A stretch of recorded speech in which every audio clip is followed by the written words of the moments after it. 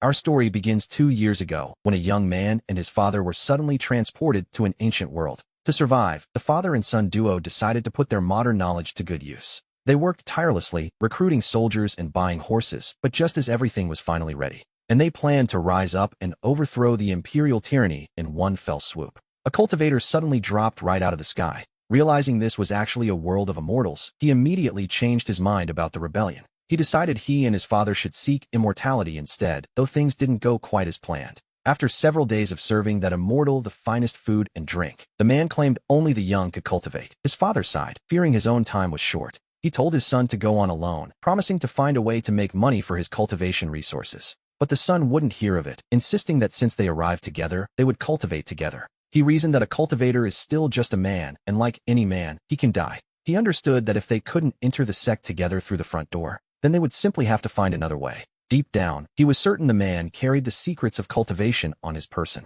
A little later, we hear the sound of mocking laughter echoing through the air. The village head reported that every villager had already been tested. Only Wang Ergu possessed a low-grade human root, which was a bit of a disappointment, really. The father stepped forward, pleading with the immortal to test his son as well. The immortal agreed, telling the boy to place his hand on the stone and focus his spirit. The stone lit up, and the village head eagerly asked if his son was finally destined for immortality. The immortal simply shook his head. The spiritual root was broken and utterly unqualified. The villagers whispered that even the chief's son had failed, suggesting they should all just give up. No one expected that Chuan would fare even worse than old Wang's son, Ergu. After all, Ergu at least had a chance to go off and become a deity, unlike poor Chuan. Seeing this, the father whispered to his son that it was time for their secret weapon, taking him down. But Chuan told his father to wait and stay calm, as he wasn't finished quite yet. He turned to the immortal and asked if his father could also be tested for a spiritual root. The village head scoffed, wondering why they would bother testing the old man now. He told them to forget it, noting that the father was far too old for such things.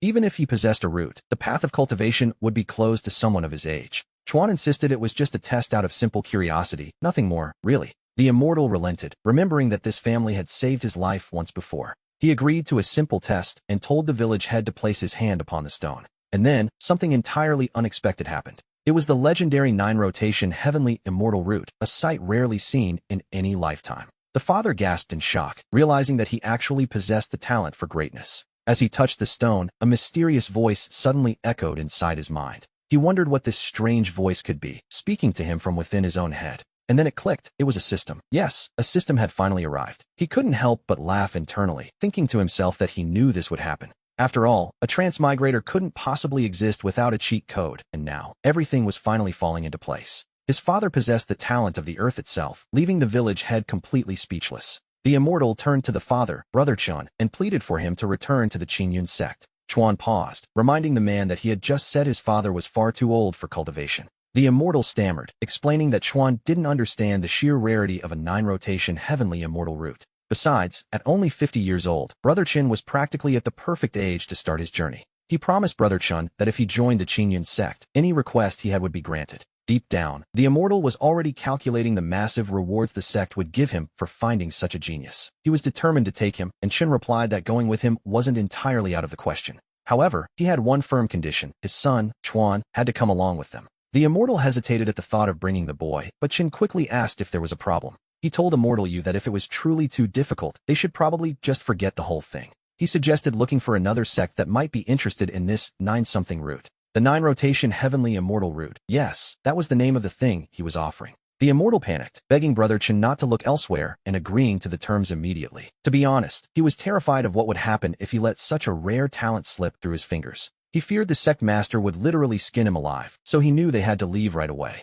He assured them it was no trouble at all, urging the father and son to start their journey together. And so, without wasting another moment, our protagonists prepared to set off for a brand new life. As they arrived, Chuan couldn't help but marvel, wondering if this beautiful place was truly the immortal's sect. A voice suddenly challenged him, asking who he was and what his purpose was for being there. Chuan was momentarily confused, pointing out the obvious fact that the immortal himself had brought him here. Immortal Yu quickly stepped in, identifying Chuan as the boy from the village with the lowly earth spirit root. The immortal offered a brief, somewhat dismissive apology as he finally remembered who the boy was. Chuan thought to himself that it was a good thing his father was so impressive, or he'd likely be forgotten entirely. Immortal Yu suggested they wait for a moment, explaining that he had already sent word to the sect master. Expecting the leader to arrive shortly, he asked Brother Chun to step aside with him for a private word. Chen grew concerned, asking if there was some sort of problem regarding his son's situation. The immortal shook his head, gently reminding Chun that the path to immortality is long and spans many ages.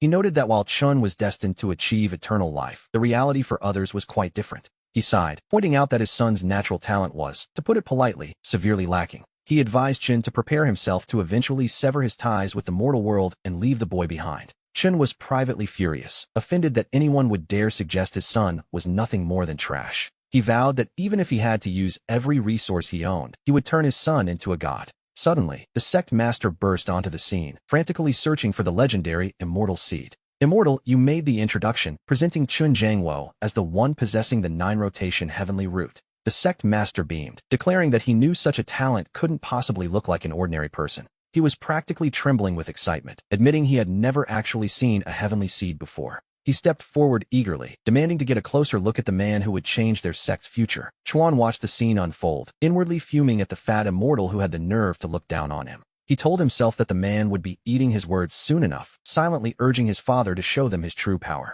Chen Jangwo gave his son a reassuring look, fully prepared to lead these people right into a trap of their own making. The sect master peered closer, practically beaming as he noted that since they shared the surname Chun, they must be related. He went so far as to claim they were long-lost brothers, suggesting he could be like both a father and a mother to him. Deciding that there was no time like the present, he suggested they make things official right then and there. He eagerly began ushering them along, insisting that they head straight to the ancestral hall together. But then, Chuan spoke up, stopping the sect master in his tracks to ask a rather pointed question. The sect master paused, looking at the two children and wondering if they were also legendary immortal seeds. Immortal, you quickly clarified that they were not, explaining that one of them possessed only a lowly earth spirit root. He pointed out that the other boy, whom the sect master had just pushed aside, had nothing but a useless mixed spirit root. The sect master's mood shifted instantly, snapping that he felt insulted by the very idea of wasting his time on such people. He demanded to know why a piece of trash with a mixed root was even brought here, as such people weren't worthy of their gates. Immortal, you tried to intervene, quietly begging the sect master to stop his insults before things got worse. The sect master scoffed, asking if his high status didn't give him the right to say exactly what he thought. He looked at the boy with the mixed root again, still convinced that as a sect master, he was above such commoners. He wondered aloud if he wasn't allowed to be a bit elitist when dealing with someone so clearly untalented. But then, catching Chun Jangwo's cold gaze, he pivoted instantly, suddenly praising Chuan's handsome and refined appearance. He declared that the boy looked like a literal immortal descended to Earth, a true hero among the younger generation. He concluded with a flourish, swearing that the boy was, without a doubt, a divine being in the making. The sect master's sudden change of heart was truly something to behold. He was acting just like the gossiping Auntie Zhao from the village entrance. It was a display of pure opportunism. He quickly turned to Qin Jangwo, insisting that his previous insults had all been a simple joke. He begged the man not to take it to heart, repeating once more that he was only kidding around. With a forced smile, he told Qin Jangwo not to mind him and beckoned for the boy to come closer.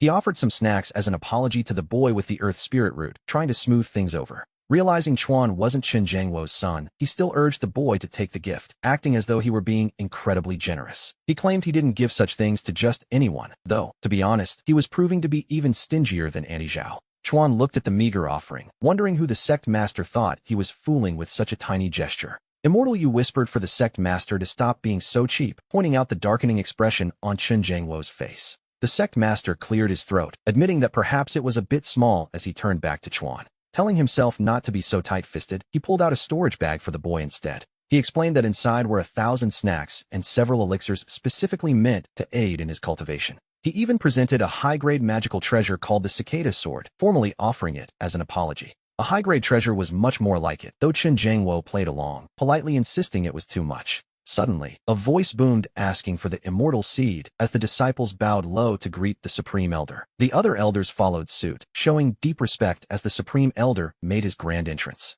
The top brass of the sect had arrived, and the elder immediately demanded to know which one possessed the heavenly immortal root. Chuan whispered to his father to stay quiet, reminding him that they were the precious prize in this situation. He told his father it was time to introduce himself properly, and Qin Jangwo was more than happy to oblige. The sect master addressed the Supreme Elder, introducing Qin Jangwo as the legendary possessor of the 9-turn heavenly immortal root. The Supreme Elder marveled at the sight, exclaiming that this was indeed the legendary immortal seed. He noted that the boy was more than just impressive, he was truly something special to behold. In his eyes, the boy clearly possessed the potential of the Great Earth, but then he turned his attention to the two younger ones. The sect master introduced the handsome and elegant young man as Qin Chuan. He added that Chuan was the son of brother Zhangwo, though he couldn't help but slip in the nickname Ergu, which was a bit much, really. Chuan felt the introduction was incredibly half-hearted, wondering if his father really had to be so dismissive. The elder realized why the immortal seed and his son looked so displeased, immediately blaming that fool Chun Sheng for the tension.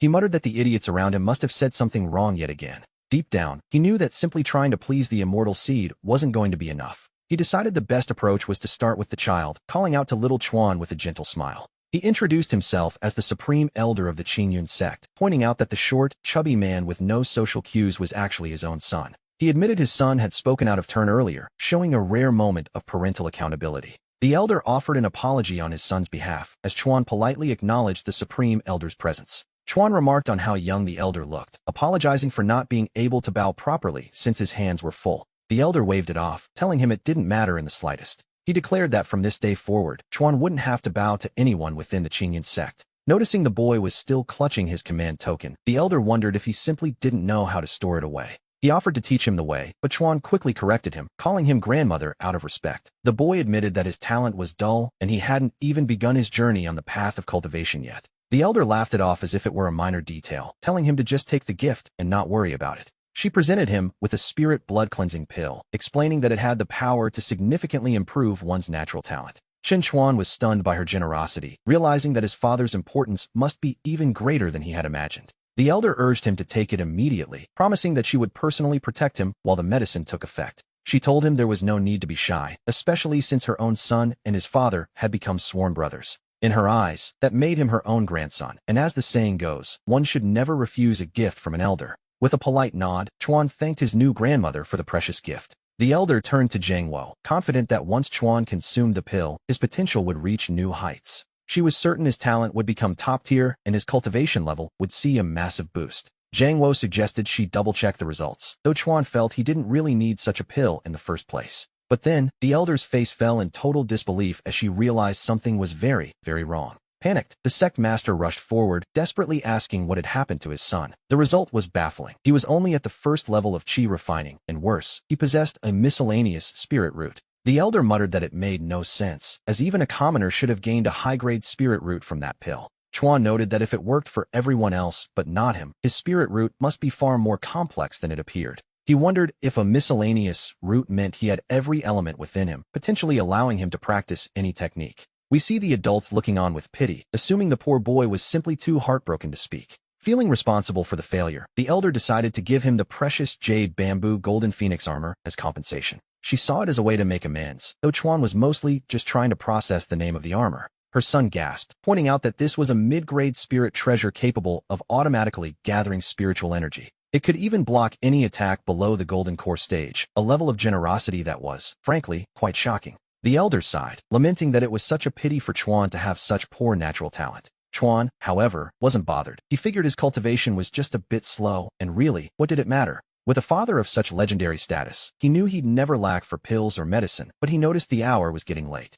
The elder quickly instructed her son to arrange a residence for the father and son, and the sect master happily obliged. As he was told to follow along, Chuan realized that living with his father would mean being placed on a pedestal. He worried that such a high status would ruin his plans. After all, every great protagonist starts from the bottom. He quickly spoke up, telling his grandmother that since he had already received such a grand gift, he had a request. He didn't want to keep breaking the rules, and insisted on starting his journey as a mere miscellaneous disciple. The idea of him being a low-level servant shocked them, but Chuan insisted it was perfectly fine. He wanted everything to be handled strictly according to the sect's regulations, and eventually, the elder gave in. She agreed to his wishes and called over a disciple named Xiaoyu to handle the arrangements. Xiaoyu nodded, understanding the task, and signaled for Chuan and his companion to follow him. He gestured for the other guy to come along too, while Chuan grumbled to himself that no one in this sect seemed normal. Suddenly, the sect master called out for them to wait, announcing that he would be going along as well. Wu Guoqiao looked at Zhangwo with concern, pleading with him not to say he wanted to be a servant too.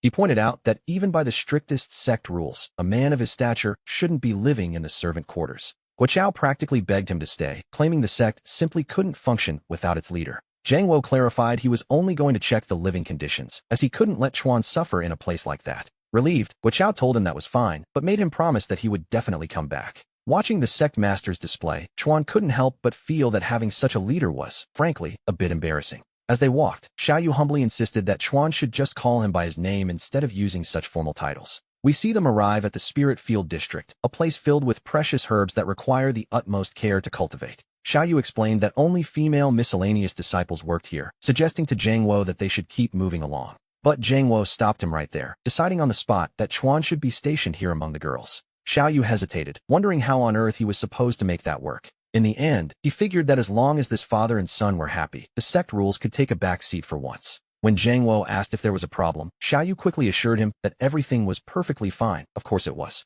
He promised to go and contact the manager of the area immediately to set things in motion. Chuan, however, felt his father was being a bit too hasty in deciding his entire future on a whim. Zhang Wo just laughed, pointing out how vibrant and beautiful the female disciples of the Qingyan sect were. He told his son that if he could find a daughter-in-law among these talented women, his work would be done. It was all part of his grand plan to expand the Qin family tree, and suddenly, the idea of being surrounded by female disciples didn't sound so bad. Chuan took a good look around and realized his father actually had a very impressive eye for talent. A manager named Donghua soon appeared, looking every bit the elegant, immortal cultivator they expected. Xiaoyu introduced Chuan, explaining that he would be staying in the Spirit Field District from now on. Donghua frowned, suggesting to Xiaoyu that placing a male disciple here might not be the most appropriate choice. She worried that having a man in the Spirit Field District would lead to all sorts of inconveniences for the women. Xiaoyu leaned in, explaining that Chuan wasn't a typical servant, but rather a new kind of manager for the area. He clarified that Chuan wouldn't be involved in the daily chores, which seemed to ease the tension slightly.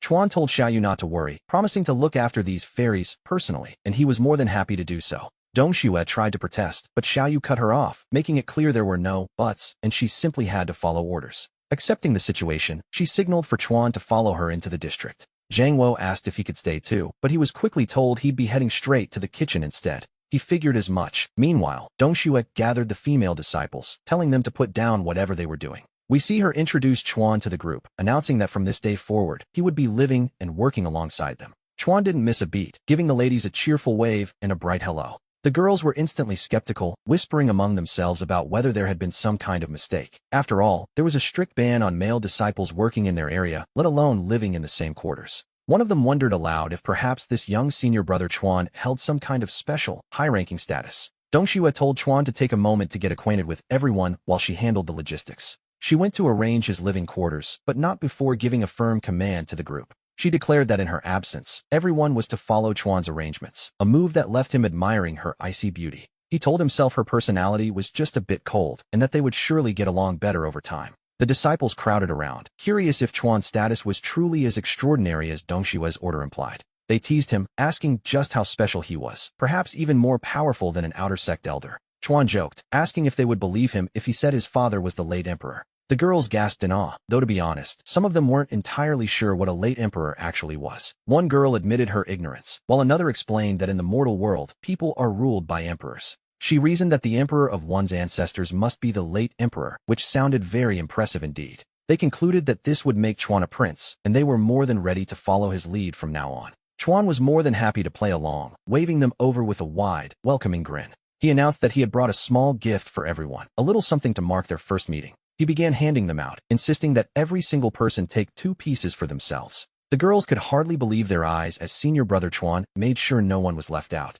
They whispered in shock, noting that an outer sect disciple usually only receives 3 spirit stones for an entire month. One of them wondered if they could actually use these stones for their own cultivation as well. Chuan assured them there was no catch and told them to accept the gifts with a clear conscience. Deep down, he knew his father was a bit of a gold sink, but this was a small price to pay to win their hearts. It was a brilliant trade-off, really, and the girls were already swooning over how generous he was. They realized Chuan must be truly influential to give so much to all 30 sisters in the group. With everyone holding their 2 stones, they decided then and there that Chuan was the best brother they could ask for. Some even shouted their love for him, which, to be honest, was a bit much, even for Chuan. He told himself that if he'd known cultivation was this much fun, he never would have bothered with a rebellion. Suddenly, Donghua returned and demanded to know what was happening, but Chuan stepped in to shield the girls. He explained that he was simply in a good mood and wanted to share some resources with everyone. And then, with a smooth gesture, he offered a share to Donghua as well, telling her these were for her. We see him notice just how much authority Donghua commands here. He found that icy discipline rather attractive. He figured that since he was staying here anyway, it was only a matter of time before she accepted him. Donghua ignored the charm, sharply asking the disciples why they were still standing around instead of working. Chuan told her to wait a moment. If she didn't want her gift, that was fine, but she shouldn't stop the others from taking theirs. The girls whispered that since Chuan had even pressured senior brother Yu, his status must be incredibly noble. They decided it was better to accept the gift than to cause trouble, so they finally took the stones. Chuan beamed, telling them that was the spirit and encouraging everyone to take their share. Donghua cut through the chatter, telling Chuan it was time to go since his living quarters were finally ready. He followed her lead happily, and soon they arrived at a modest building that was to be his new home. She informed him that she lived right next door and told him to call her if he needed anything at all. Chuan wondered why she always looked so cold. After all, it wasn't as if he owed her any money. One of the disciples told him not to mind it, explaining that senior sister Donghua was always like this. She added that Donghua was actually very kind and often protected the servant disciples when they were being bullied. Chuan realized she was the type who was cold on the outside but warm within, which, to be honest, only made her more interesting. He thanked them for the information, finding the situation far more intriguing than he had first expected. He then pulled out another gift, offering a bottle of chi-gathering pills for everyone to share among themselves. Deep down, he couldn't help but marvel at how incredibly generous the sect master had been with these resources. He laughed to himself that she called this a mere bottle, then began handing out 3 pills to every person. The girls showered him with gratitude, telling him over and over just how wonderful he was for doing this. One girl even asked if he had a partner yet, wondering aloud if she might have a chance with him. Chuan told them not to be so formal with the titles and insisted they all just call him Brother Chuan. He promised the sisters that from now on, they could come to him every month to collect their snacks. The air was filled with their cheers as they thanked Brother Chuan for his overwhelming kindness. One even joked about wanting to start a family with him, but he decided that was a conversation for another day. He laughed and told them they would talk another day, urging everyone to return to their cultivation until they met again tomorrow. The disciples couldn't help but marvel at how senior brother Chuan was truly a man of justice and incredible generosity. A little later, we see Donghua returning, prompting Chuan to ask what she needed now that senior brother Yu had already given his orders. She explained that since he had just started his cultivation and reached the bone-strengthening stage, he should come to her place to eat. He realized once again that Donghua was a classic ice beauty, cold on the outside, but clearly warm-hearted underneath. However, when he saw the meal, he had to ask if something was wrong, wondering if they actually had some secret grudge. He looked at her skeptically, asking Donghua directly if there was some hidden enmity between them that he didn't know about. She seemed genuinely confused, pointing out that they had only just met today, so how could there possibly be any resentment? He joked that if there was no grudge, she must be trying to poison him, gesturing wildly at the dish she had prepared. It was supposed to be braised pork with potatoes, but looking at the plate, he found that description to be a bit of a stretch. When he asked why she wasn't eating any herself, she simply replied that she had already reached the earthbone stage. She reminded him that she was already at that level and had gone through the trouble of making this specifically for him. He told himself to let it go. After all, this was the first time a girl had ever cooked for him, so he should show some respect. But after one taste, he decided to make a quick exit, muttering that he would just go back and eat his own food instead.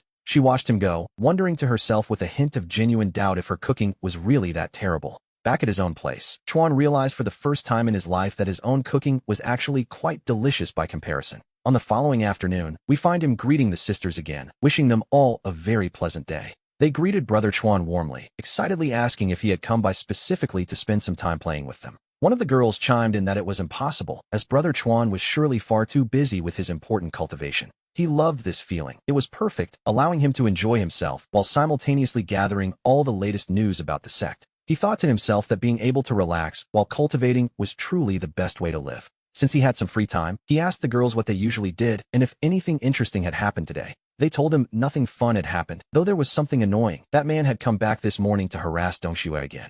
Chuan's expression darkened as he realized some blind fool was actually trying to lay a hand on one of his people. He muttered that if he caught the guy, there would be hell to pay, making the girls marvel at how domineering he sounded. One girl swooned, telling him he was so handsome she wanted to give him everything, but he quickly told her that wouldn't be necessary. Then, another girl remembered hearing a rumor early this morning about someone who had just joined the sect. Apparently, this newcomer had refined their essence into chi and reached the first level of chi refining overnight, which left Chuan stunned. Everyone was calling this person a heaven-sent genius, claiming the sect had never seen such a talent before. He wondered for a moment if they were talking about his father, but then the girls added another detail. They mentioned that this person was exceptionally dignified, possessed an extraordinary aura, and was incredibly beautiful to look at. Well, if the person was handsome, then it definitely wasn't his father, but this sudden arrival was still a problem. He worried this newcomer might steal his father's spotlight, which would eventually mean fewer cultivation resources for the family. If that happened, his own easy life would be over, so he decided he needed to find someone to ask about this tomorrow. Suddenly, Donghua appeared, sharply asking the girls why they were all crowding around Chuan instead of finishing their work. The girls scattered as she turned her gaze to Chuan, asking why he wasn't inside his room focusing on his cultivation. She warned him that by distracting them, he was delaying their duties, and if the work wasn't done, neither of them could afford the consequences. He simply replied that he was hungry and was just looking for something to eat, which, to be fair, was a perfectly valid excuse. He offered a quick apology, admitting that this was indeed his fault for interrupting their schedule. To his absolute surprise, he noticed that this supposedly cold woman was actually blushing at his words. Chuan quickly changed the subject, telling Donghua that since she was there, he wanted to ask about the spiritual herbs in the field. He wondered if their growth was due to the nature of the herbs themselves, or if the soil here possessed some special quality. She explained that the field and the herbs complement each other, and while the plants are special, there is more to it. The soil itself contains a trace of spiritual energy, which even causes ordinary weeds to sprout within the spiritual field. Unlike common wild grass, these weeds absorb a bit of spiritual essence the moment they break through the earth. A look of realization dawned on Chuan's face, and he told himself that if that was the case, he had a new plan. He figured he could start planting other things in the field, finally putting his grand plan to get rich into motion. He felt the excitement building, but Donghua interrupted his thoughts, asking if he had any other actual questions. She mentioned she was busy, but he had one more vital concern. What exactly were they going to eat tomorrow? She simply replied that there would naturally be food for him, leaving the matter settled for the time being. Meanwhile, we turned to Donghua, who seemed to be going through something, though it wasn't quite what we expected. He approached the sect master with a humble request, but the master insisted there was no need for such formalities. After all, Donghua was the only person in the history of their sect to achieve something so remarkable overnight. Having jumped from a mortal to the chi refining stage so quickly, the master promised to grant him absolutely anything. Somewhere else, Chuan felt a sudden chill, wondering which little brat was talking about him behind his back. Back at the main hall, Donghua admitted he was worried about Chuan, as it was the first time father and son had been apart so long. He expressed a deep desire to go see him, a request the sect master found incredibly simple to fulfill. The master called out for Xiaoyu, who appeared immediately to attend to his command. Donghua watched her curiously, wondering what was wrong with the girl, though the master assured him everything was fine. He then instructed Xiaoyu to take his junior brother to see Chuan and to make sure he was well looked after. Donghua quickly declined, joking that with Chuan's personality, he'd likely end up serving the boy instead of the other way around. As Donghua hurried off, the other disciple asked if he should still go, only to be met with a very blunt refusal. The master warned him that if he ever tried to act like Donghua's equal again, the next beating would be far worse. He muttered about their difference in status, though the disciple weakly protested that it wasn't his fault. He insisted that Donghua was the one who had addressed him so familiarly first, not that it mattered much now. A little later, Chuan was surprised to see his father, who noted with a grin that his son seemed to be living quite well. Donghua teased him about finding a partner so quickly, commenting on how remarkably pretty the young lady was. He even complimented her cooking skills, though to be honest, it was just a simple meal on the table. Chuan tried to steer the conversation away from his love life, asking his father what had actually brought him there. Xiaoyu politely excused herself to let the father and son talk, deciding it was the best time to make her exit. Donghua called out for her to visit often, prompting an embarrassed Chuan to tell his father that he'd had quite enough. He urged his father to get to the point, and Donghua leaned in, confessing he had discovered something very interesting. It turned out the cultivation technique provided by the system seemed far superior to anything the sect master had given him. Chuan wasn't surprised at all, reminding him that a golden finger is meant to be a bit of a cheat code, after all. He then asked where the master's technique was, thinking they shouldn't let it go to waste and should give it to him. Donghua admitted he thought it was useless now, so he had simply given it back to the sect master. Chuan could hardly believe his ears, staring at his father in complete and utter shock. He lamented his father's lack of business sense, realizing he could have sold that technique for a fortune. Donghua explained his reasoning. He simply assumed Chuan would be using the superior system techniques anyway. Chuan sighed and told him to hand it over then, waiting a moment for the system to respond. Donghua explained that since Chuan wasn't the sect master, the technique simply wasn't meant for him to use. Chuan could only plead with his father to use a bit more common sense, feeling utterly exhausted by the man's logic. Donghua told him not to worry, promising to have Xiaoyu bring it over later so Chuan could focus on his romantic pursuits. Chuan insisted he was focused on cultivation, asking his father to stay a moment longer because there was something they needed to discuss. He mentioned hearing rumors about some arrogant newcomer in the sect who had somehow broken through from a mortal to the chi refining stage. He asked his father if he knew who this idiot was, worried that such a person might eventually threaten his own position. He suggested they find a way to deal with the guy, but Donghua just stared at him, asking what he had just said. Chuan wondered if his father's hearing was failing along with his brain, repeating that they needed to find that fool. He asked again if his father understood the plan to get rid of him, which, in hindsight, was a very poor choice of words. Zhang Wo finally snapped, shouting that he was the idiot in question before lunging at his son. Chuan scrambled back, wondering why his father was suddenly so angry and desperately begging him not to hit his face. Watching from a distance, one might think the bond between this father and son was truly something special. The old man certainly didn't hold back, though Chuan took comfort in the fact that at least no one was threatening his status. After his father finally left, Xiaoyu returned, shocked to see the state Chuan had been left in. He joked that his father was just jealous of his good looks, then asked her what she was doing back so soon. She explained she was there to collect the dishes and mentioned they would be having strawberry mapo tofu for dinner. Chuan stared at her, asking if she realized how absurd that sounded, before deciding that as long as she was happy, it didn't matter. She simply smiled and told him she would be back again in the evening. Not long after, we see senior brother Yu arriving at the scene, looking just as surprised as everyone else. He announced he was looking for Chuan, only to realize with a shock that he wasn't the only one there. The old man called out to Chuan, his voice carrying a rare sense of gravity. He explained that these jade slips contained techniques of various attributes, and Chuan was to choose just one to practice. However, he gave a stern warning. He must never attempt to practice them simultaneously. Doing so would cause the techniques to clash violently, and with that final word, Zhang Wo took his leave. Chuan watched him go, thinking that if he didn't train them all at once, his unique, miscellaneous, spiritual veins would be utterly wasted. In his mind, only children make choices. As an adult, he naturally intended to have everything. As he debated which to start with, a voice cut through his thoughts, asking if he really hated her cooking that much. It was Xiaoyu, urgently calling out for Chuan to wake up from his stupor. He groaned, asking her how he was doing and pleading with her to stop shaking him so violently. If she kept it up, he feared he might actually die, so he quickly asked how long he had been unconscious. She told him it had been 3 days, noting that since he hadn't eaten a bite of her cooking, he had narrowly escaped a disaster. He hadn't expected that practicing multiple water attribute techniques at once would knock him out cold. And yet, we see that he had reached the 3rd level of chi refining, a true case of finding a blessing within a misfortune. He couldn't help but wonder what realm he might reach once all 5 elemental techniques were fully mastered. Xiaoyu interrupted his musing, asking if he was even listening to a word she said. She repeated her question, wondering if he truly hated her food so much that he'd rather starve himself into a coma. He assured her it was a misunderstanding, claiming he had simply been so absorbed in his cultivation that he forgot to eat. She offered to reheat the food, leaving Chuan to wonder how she could be so cold-faced while doing something so ridiculous. Deciding to put the culinary danger out of his mind, he settled back down to continue his training. He soon reached the peak of the 3rd level, confirming that his miscellaneous roots were indeed far from ordinary. Chuan sighed, noticing that Donghua had finally given up on serving him her rather questionable culinary creations. He wondered why it was getting so late, and she still hadn't arrived with the usual delivery of vegetables. Stepping outside, he greeted a group of disciples, noting it had been quite a while since they last spoke. He asked if they had seen Donghua, but they quickly looked away, claiming they hadn't seen her at all. Something felt off. Their expressions were far too strange, and he sensed that something had gone wrong. He wondered if they were simply being cold because he hadn't handed out any snacks over the last few days. He apologized to the sisters, explaining he had been far too busy with his cultivation to visit them properly. To make amends, he began handing out treats, making sure there was enough for everyone to have a share. However, to his surprise, they told him they didn't want the snacks anymore, a rare occurrence, to be sure. They insisted they had no use for them, even claiming they didn't need him to go hunting for them anymore. One of them addressed him formally as senior brother Chuan, telling him not to waste his resources on them.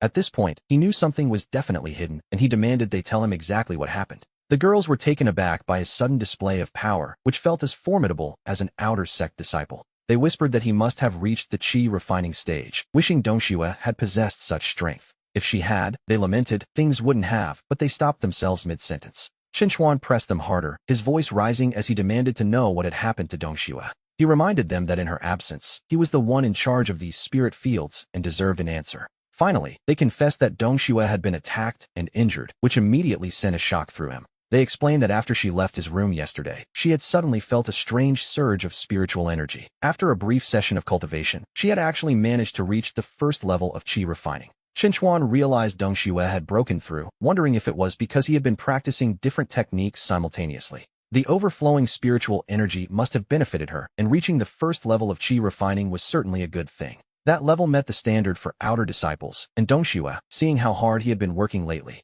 wanted to prepare something special for him, so she headed straight to the outer sect dining department. He cut them off, already guessing the rest. The classic story of arrogant people looking down on others, no doubt. It was no wonder the other disciples had suddenly become so distant and cold toward him. They explained that as mere servants, going to the dining department without permission was technically breaking the rules. He dismissed that nonsense immediately. He wasn't about to let anyone get away with laying a hand on his people. He told them to follow him to the dining department to show those outer sect bastards exactly what the real rules were. To be honest, they were about to receive a very rude awakening. At the department, a bully wondered what kind of day it was, having just taught a lesson to one arrogant servant. Now another group had arrived, making him question if the Qingyun sect had any discipline left at all. He mocked them as nobodies, though he couldn't help but notice these servants were getting prettier by the day. Chinchuan's voice cut through the air, demanding to know exactly who had laid a hand on Donghua. The bullies laughed, asking if anyone recognized him, wondering if he meant the charming girl from this morning. One of them remembered her well, specifically noting her impressive figure with a leering grin. He claimed it was a pity, but a lowly servant simply didn't deserve to eat alongside the likes of them. Another added that senior brother Zhou had been kind enough to invite her to eat with them, but she had refused, claiming she had to deliver food to some important person. An important person, indeed. They mocked the very idea that a mere servant could possibly know anyone of actual importance. Chinchuan looked at him coldly, asking if he was the one who had laid a hand on Donghua. The bully sneered, asking what if it was him, since Chinchuan was nothing more than a lowly servant leader. He taunted him further, asking if a mere servant actually had the courage to strike back. He dared Chinchuan a try, but Chinchuan simply replied that he didn't want to get his hands dirty. The bully laughed, telling him to stop pretending and go ahead and call for help if he could. He joked that if Chinchuan were truly someone important, then he himself must be a true disciple. Suddenly, a sharp voice rang out, calling his behavior insolent and demanding respect for true disciples. The newcomer asked how he dared to insult such a rank, leaving the bullies completely stunned. We see the crowd recognize him immediately. It was senior brother Yu, an actual true disciple. The bullies panicked, wondering if this legendary figure had really been summoned by a mere boy. One of them realized the truth, noting that Chinchuan had just crushed a jade talisman moments ago. Since senior brother Yu appeared right after that, there was no doubt who had called him here. They began to wonder about Chinchuan's true identity, shocked that he could summon such a person with such effortless ease. To be honest, they were starting to regret their life choices. The bully, Zhou Sanggu, trembled as he bowed, offering his terrified greetings to senior brother Yu. Ignoring the bullies entirely, Yu turned to Chinchuan and warmly asked why he had been summoned. He wondered why Chinchuan was at the outer sect dining department when he could eat at the inner sect. At that moment, Sanggu realized he was finished. This servant was clearly a person of immense power. He stood there frozen, while Chinchuan calmly told senior brother Yu that there was no need for the inner sect. He remarked ironically that as a smelly servant, he wasn't even allowed to enter this outer sect kitchen. Senior brother Yu scoffed, asking who would dare speak such nonsense when Chinchuan could go anywhere he pleased in Qingyun. Chinchuan pointed directly at the bully, calmly identifying him as the one who had spoken those words. He added that the man had accused him of putting on an act, claiming Chinchuan wasn't even worthy of eating with him.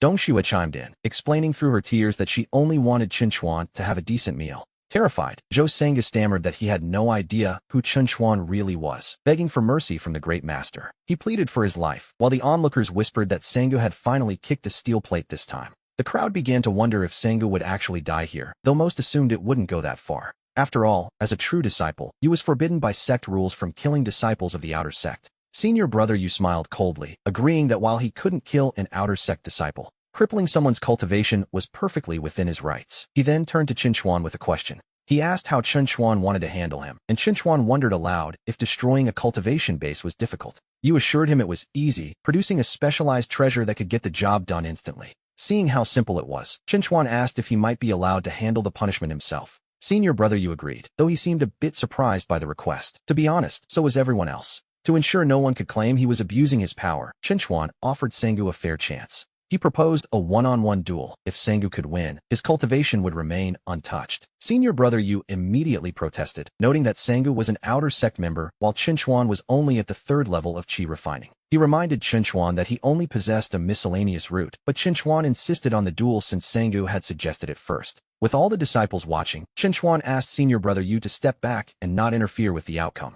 Sanggu couldn't believe his luck, thinking that facing a miscellaneous root was a gift from the heavens themselves. Chinchuan knew perfectly well that his opponent was at the third level of qi refining, making this the ideal first stop on his cultivation journey. He decided to use the man as his first target, leaving the crowd stunned that the boy actually dared to challenge Senior Sanggu to a duel. The onlookers wondered if he had lost his mind, considering Sanggu was known as a genius among the outer sect disciples. Looking at the boy's appearance, they assumed he had only just begun his training, which meant his miscellaneous route would be a massive disadvantage. Donghua pleaded with him to let it go, telling Chinchuan that they had already made their point and there was no need for more. She begged him not to get hurt over someone like Sanggu, but Chinchuan realized that even his friends didn't truly believe in him yet. To raise the stakes, he added a new condition. This would be a battle to the death, where life and limb were both on the line. He turned to senior brother Yu, noting that since he wasn't a true disciple, there should be no legal issue if he ended the man's life. Yu was internally panicking, wondering what kind of madness had suddenly possessed his young ward. He knew that if anything happened to Qinchuan, the sect master would likely skin him alive for failing to protect the boy. He urged Qinchuan to think twice, and the crowd was baffled to see a true disciple acting so nervous over a simple duel. Sengu, meanwhile, began to think the boy was all bark and no bite, feeling a sudden sense of relief that he might actually survive this. He told senior brother Yu that since the boy was brave enough to propose it, he would be a coward not to accept the challenge. Sengu challenged him to sign the life and death contract, a grim document that would seal their fates in the coming fight. We see that this is the ultimate pact of cultivation combat. Once signed, there is absolutely no room for regret or turning back. Senior brother Yu looked at Qinchuan and finally realized the boy's resolve was far firmer than he had initially imagined. Without a moment of hesitation, Qinchuan agreed to sign the contract. Yes, he was quite serious about this. Donghua cried out for him to stop, but as Qinchuan looked at her, he noticed just how badly she had been injured during the earlier scuffle. Seeing her wounds, he decided the man deserved to die even more, even as senior brother Yu warned him not to be reckless. Donghua sobbed that it wasn't worth risking his life for her sake, but Qinchuan simply asked who said he was doing this for her.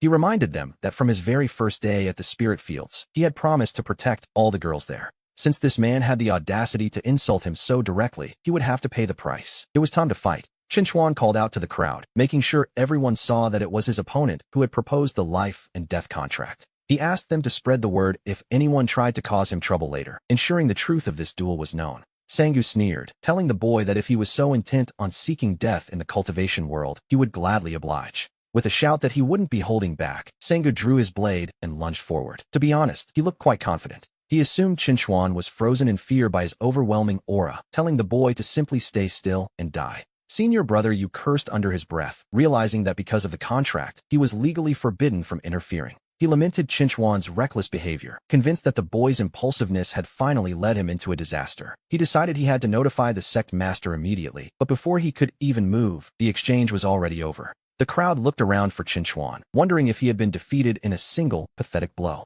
Instead, we see Qinchuan calmly telling the girls it was time to leave, remarking that the outer sect's dining hall smelled foul. When asked if the fight was over, he told them to be quiet and let him finish his dramatic exit in peace. The onlookers were left whispering, asking who had actually won this high-stakes death match. Some were certain that senior brother Qinchuan must have been the victor, despite the confusing speed of the clash. And yet, the man named Sengu was still standing there, seemingly unhurt. No one could quite figure out what had just happened. It had all happened in a single flash. One moment they clashed, and the next, the boy was simply walking away. They wondered why Sengu wasn't moving. Had he won? To the crowd, any other outcome seemed completely impossible. But deep down, Sengu felt something terrifying. His internal meridians and his very heart had been completely shattered. As the disciples called out to him, Sengu's body finally gave out, collapsing as the life left his eyes. The crowd was in shock, whispering that the boy had actually defeated senior brother Zhou. This father and son duo were proving to be more dangerous than anyone imagined. Senior brother, you realized the gravity of the situation. He knew he had to take this matter directly to the sect master immediately.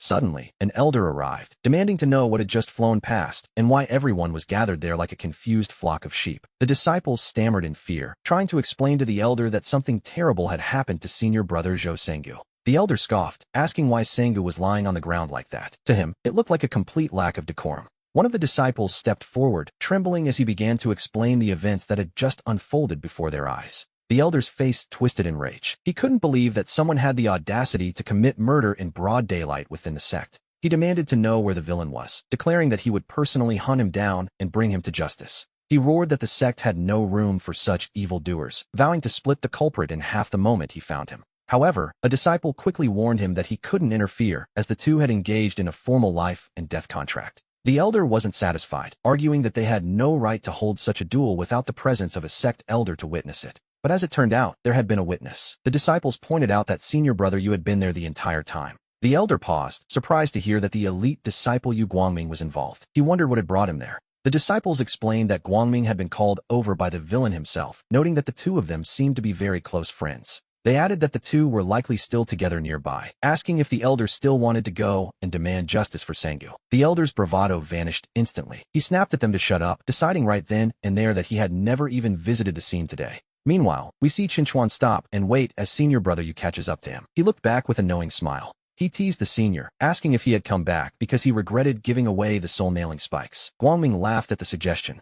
Guangming assured him that since he had given him the magical tools, how they were used was entirely up to Qinchuan. He insisted he would never dream of taking them back, even offering to give him 20 or 30 more if he truly needed them. Qinchuan laughed and told him to hand them over, noting that everyone in this sect seemed to have more money than sense. Guangming brushed it off as a small matter, then curiously asked where his junior brother was planning to head next. He replied that since no one likes the servants, they were simply heading back to their quarters to eat their humble rations. Guangming told him he was being far too modest, explaining that the real reason he had chased after them was quite different. He was actually there on the sect master's orders to bring Qinchuan and all the junior sisters along with him. They were invited to dine at the sect master's great hall, a prospect that left the girls absolutely stunned. They realized with excitement that this meant they would finally get to meet the sect master in person at the great hall. One of them whispered that she never imagined she would ever visit such a prestigious place in her entire lifetime. They knew that it was only thanks to Qinchuan's incredible performance that they were being granted such a rare honor. They thanked Qinchuan profusely, while Guangming noted that bringing a few extra guests along wouldn't be a problem at all.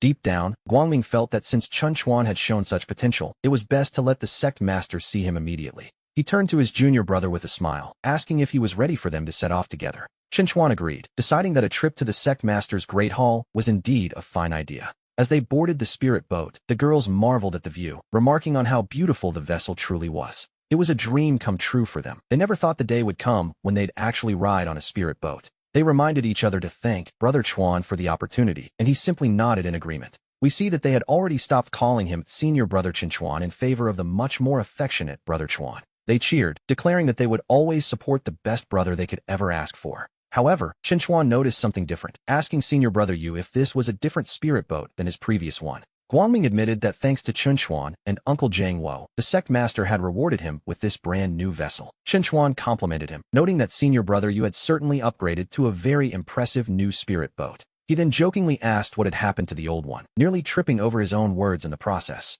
Guangming replied that if Qinchuan liked spirit boats so much, he would be more than happy to simply give him the old one.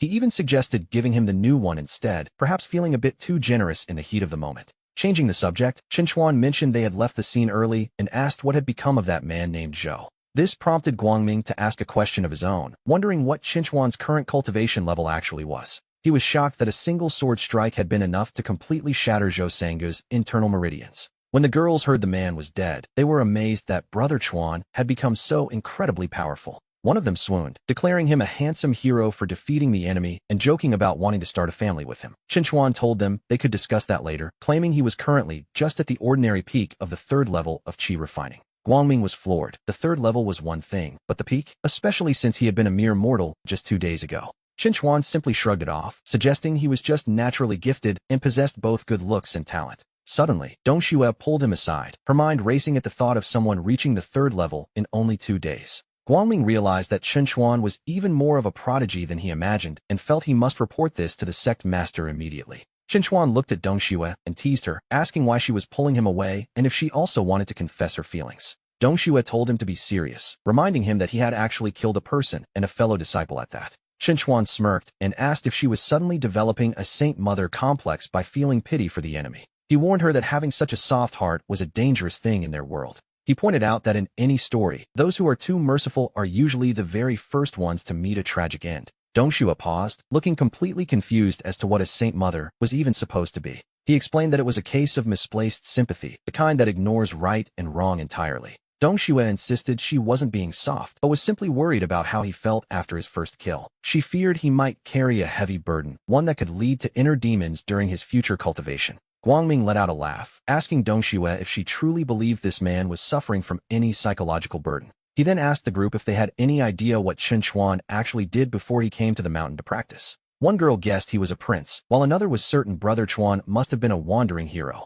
They imagined him as a man of great wealth and wisdom, begging Senior Brother Yu to stop keeping them in suspense. They assumed he was the young master of a great clan, but as it turned out, they were all very wrong. Guangming revealed that before coming here, Qinchuan was essentially a bandit, a total bandit. The girls were skeptical, noting that a common bandit surely wouldn't possess Qinchuan's refined temperament. Qinchuan took that as a compliment, though he noted that calling him a bandit was merely a colorful metaphor. Guangming clarified that Qinchuan was no ordinary man, even back when he lived in the secular world. On the surface, he seemed to be leading his village in farming, but in secret, he was actually planning a rebellion. A rebellion? The girls were impressed, thinking that such a bold move was exactly what they expected from him. They marveled at the scale of his ambition, which, to be honest, was quite large for a simple villager. One of them swooned again, declaring him a real man and finding herself liking him more with every passing second. Chinchuan wondered how Guangming knew about the rebellion, suspecting his own father might have let the secret slip. Donghua still couldn't believe it, arguing that even a rebel should feel something after taking a life, but she was mistaken.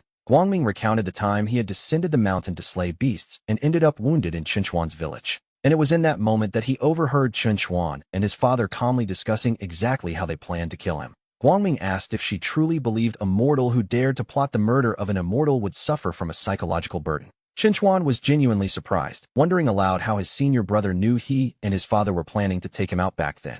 Guangming chuckled, noting that as a cultivator, reading the intentions and expressions of a mere mortal was quite simple. It was, in his professional opinion, an incredibly easy task to see through such a transparent scheme. Chinchuan felt a wave of awkwardness wash over him and decided it was best to drop the subject immediately. Guangming agreed, reminding him that they were brothers now and that the past was best left where it belonged. We see the ship arrive at the sect master's great hall, and Guangming signaled for everyone to disembark. As they approached, they spotted a figure in a rather undignified position, and Chinchuan doubted it could actually be the sect master. The figure looked up, greeting Chinchuan with a warm smile, as if he hadn't just been caught in a compromising pose. Chinchuan didn't hold back, asking the sect master why on earth he was sticking his backside up in the air like that. He suggested the man show a bit more decorum, but the sect master simply brushed it off as if it were nothing at all. The sect master then changed the subject, asking why Chinchuan had brought a group of labor disciples to see him today. Chinchuan persisted, demanding to know what he was doing in that position, which, to be honest, was starting to irritate the old man. The sect master took a deep breath, telling himself to be patient and urging Chinchuan to ignore the minor details. He encouraged the boy to focus on his cultivation, noting that it had been a few days since they last met. Suddenly, his eyes widened in shock. Chinchuan had already reached the peak of the 3rd level of qi refining, a total monster. Even Zhengwo was only at the 2nd level, yet here was Chinchuan, already on the verge of hitting the 4th. Chinchuan told him to calm down, suggesting the sect master stop acting like someone who had never seen the world before. The sect master regained his composure and asked again what business had brought them there. Guangming stepped forward to explain that Chinchuan and the labor disciples had been cornered and harassed at the outer sect dining hall. Guangming explained that he brought them here for a meal, which caused the sect master to explode in fury, wondering who would dare to be so bold. He demanded to know who was making life difficult for his nephew, asking if they had a death wish, while the others watched the sect master's outburst. Guangming calmly noted that the offender had already been cut down by Chinchuan, prompting the sect master to praise the boy's decisive action. He handed Chinchuan a token, telling him that if anyone else lacked the vision to respect him, he should simply show them this. The sect master declared that everyone would have to kneel before him, then ordered Xiaoyu to go and find some workers immediately. He commanded that a new dining hall be built in the spirit field area, insisting that the standards match those of the elite true disciples. Furthermore, he ordered that Chinchuan's residence be upgraded, though Chinchuan felt a bit awkward about the sudden special treatment. Despite Chinchuan's polite hesitation, the sect master insisted it be upgraded to the very best level available, no exceptions. He told himself that the nephew of Chun Sheng deserved nothing less, looking at the boy with immense pride. The sect master then asked how the meal had been, and Chinchuan enthusiastically replied that it was absolutely wonderful. He told his uncle that he had no idea what he had been eating over the last few days, which, to be honest, sounded like a bit of a complaint. He described the dishes as being quite unique, a word that immediately piqued the sect master's curiosity. When asked just how unique they were, Chinchuan promised to let him try some another day, which the old man found quite touching. After promising to make it happen, the sect master asked if there was anything else he could provide for his favorite nephew. Chinchuan mentioned that while his sword was excellent, it was sorely lacking a high-quality scabbard to match its power. He noted that his previous one was far too ordinary, and the sect master immediately gestured for him to come closer. He handed over a new one for Chinchuan to use, and the boy thanked the sect master for the generous gift. The sect master waved off the thanks, noting they were family, but then pointed out that since he'd accepted the gift, it was time for some answers. He asked Chinchuan to explain exactly what was going on with his cultivation, but the boy simply claimed he didn't know himself. The sect master was left in disbelief, realizing the little rascal was happy to take his gifts while keeping all his secrets to himself. The boy was playing dumb at the most critical moment, making the sect master realize that perhaps his own vision had been a bit too limited. The onlookers were stunned, never imagining that Chinchuan's background was quite this powerful. They noted how incredibly close he seemed to be with the sect master, though something about the dynamic felt slightly off. In fact, it almost looked as if the sect master was the one trying to win favor with Chinchuan.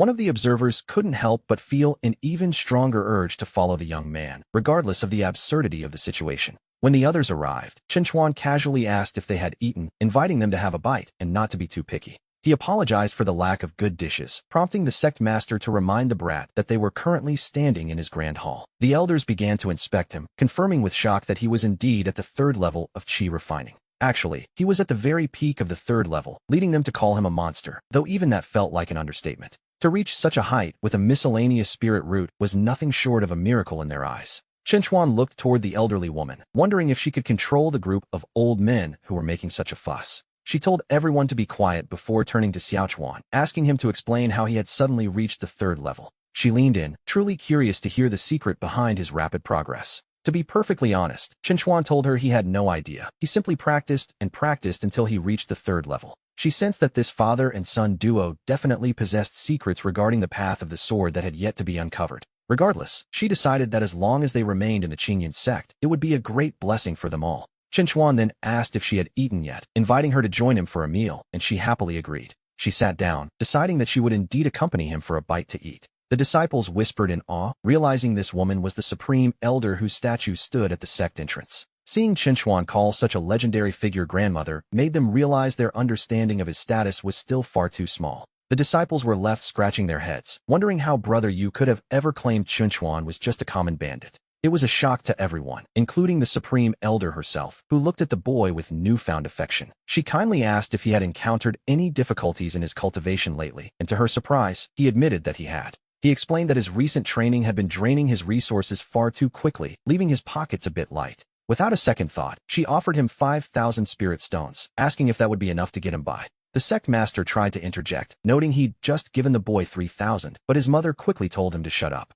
She turned back to Chinchuan, asking what else he might need, while he played the part of the humble grandson living in the servant quarters. He sighed, mentioning how much he missed her, but lamented that his low cultivation made the journey to the back mountain far too long. To solve this, she immediately offered him her personal spirit boat, the fastest vessel in the entire sect. Chinchuan beamed, thanking his grandmother, and telling her she was the absolute best, which she clearly enjoyed hearing. The old woman was in high spirits now, delighted by her grandson's praise. She urged him to speak up if there was anything else on his mind, and after a brief pause, he admitted there was one more thing. There was indeed a small matter he wanted to bring to her attention. He hesitated for a moment, acting as though he were far too embarrassed to even mention it. She encouraged him to speak boldly, and so, feeling emboldened, he finally decided to share his request. He explained that a close friend of his had recently been injured by an outer sect disciple, and he wondered if she could help. He asked if she might be willing to provide some medical treatment for this sister of his. When the elder asked who it was, he called out for Donghua to come forward and present herself. Donghua paid her respects to the Supreme Elder, who noted that the girl was quite striking and elegant.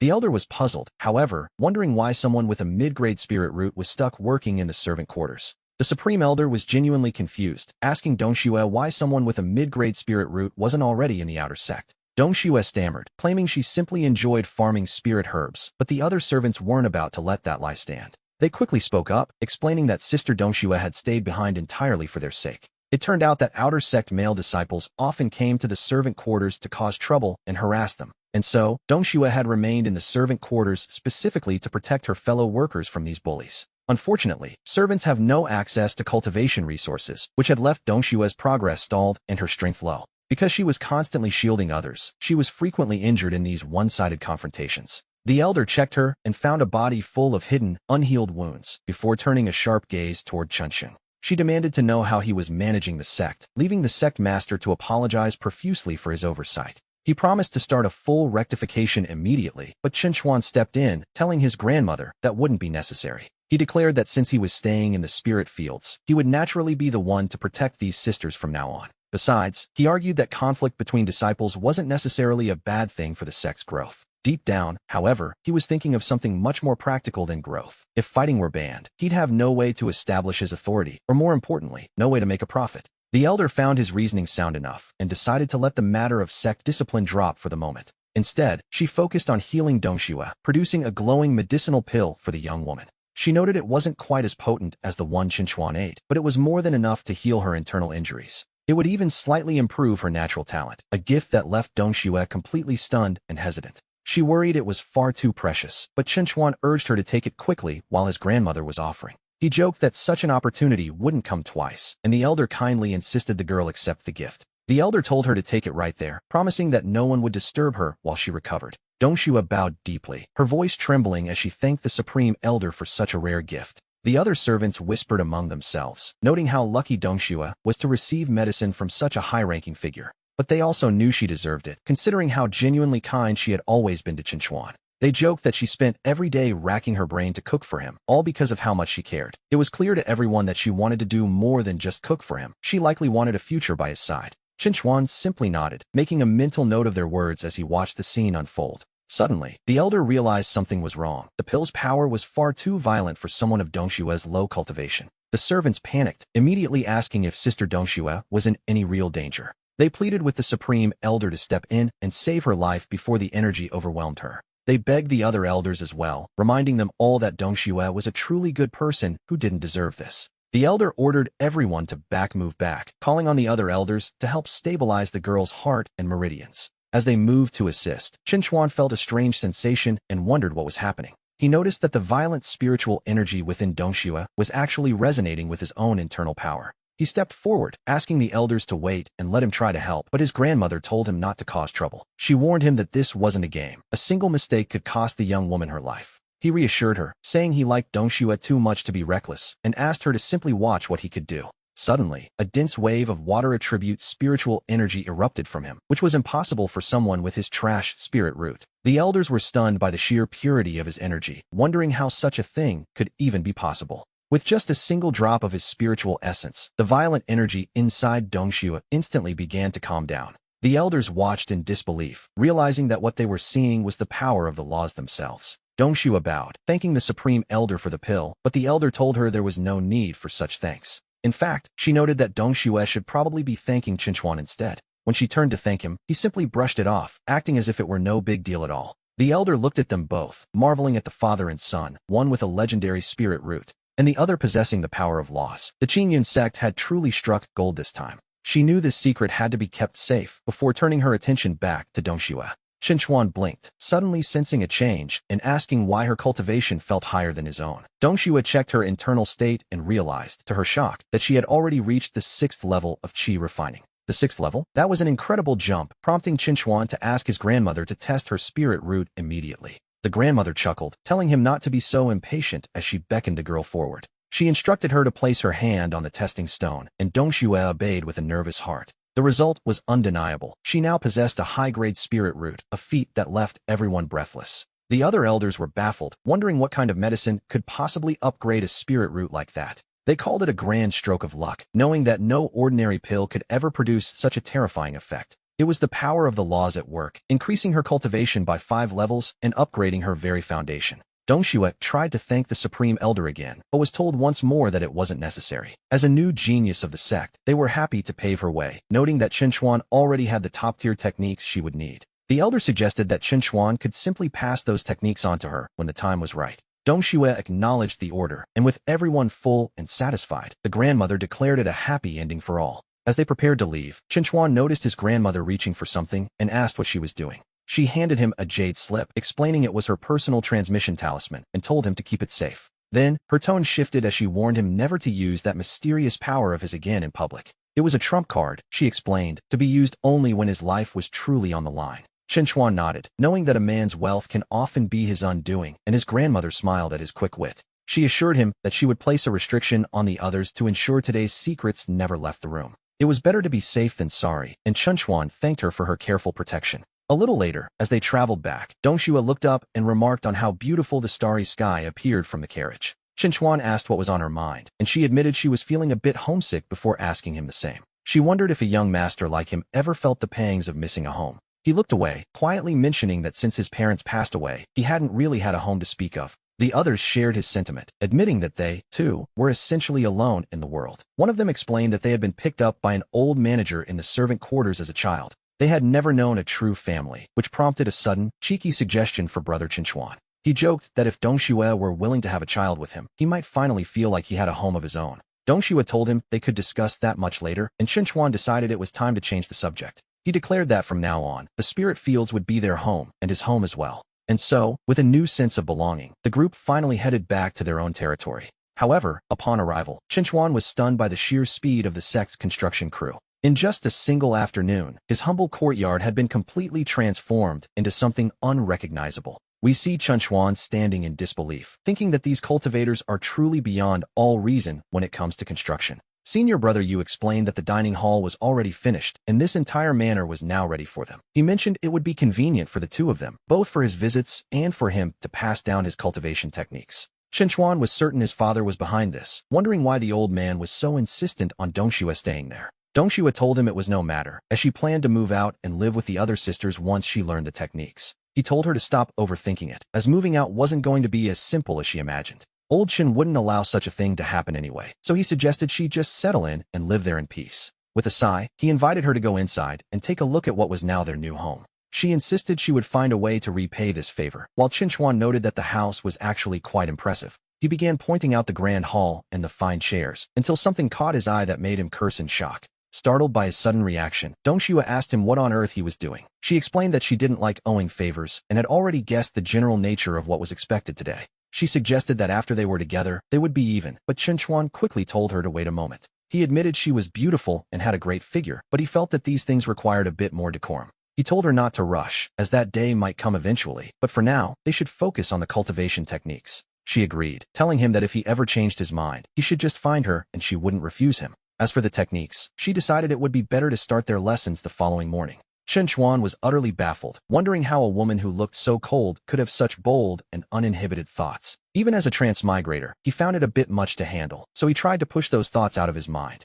Instead, he decided it was best to hurry up and study the remaining 2 cultivation techniques he had yet to master. He felt a wave of comfort wash over him, having never expected that after practicing all 5 techniques, they would actually begin to merge together, and just like that, he had reached the 6th level of qi refining. Donghua remarked that his cultivation speed was truly remarkable, though he simply brushed it off as average. We see him notice a crowd gathering and wonder what they are up to, learning that since returning from the Sectmaster's Hall, the others felt their breakthroughs coming and had all reached the 1st level of qi refining. He noted that was quite good, as reaching the 1st level meant they could finally enter the outer sect. Donghua confirmed that was indeed their plan, which, to be honest, was only human nature. After all, staying here meant remaining a mere servant, while the outer sect offered the status of a formal disciple. She asked if he was angry about their departure, but he simply wondered why on earth he would be. She pointed out that their breakthroughs were entirely thanks to him, and that without his help, they might never have set foot on the path of true cultivation in their entire lives. He dismissed the concern, noting that their legs belonged to them, and they were free to walk where they pleased. In his eyes, everyone has the fundamental right to choose their own destiny. However, he privately hoped that they wouldn't end up regretting the decision later on.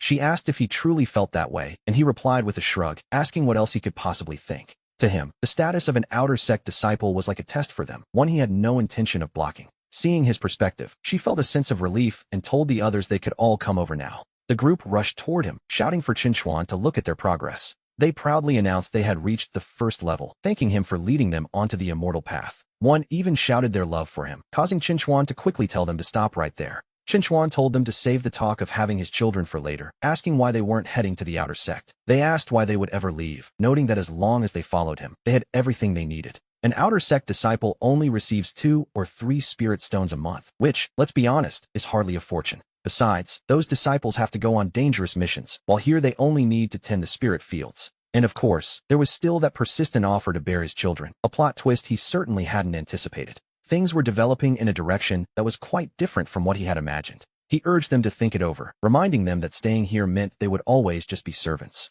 They didn't seem to mind, arguing that with Chinchuan backing them, no one would dare look down on them anyway.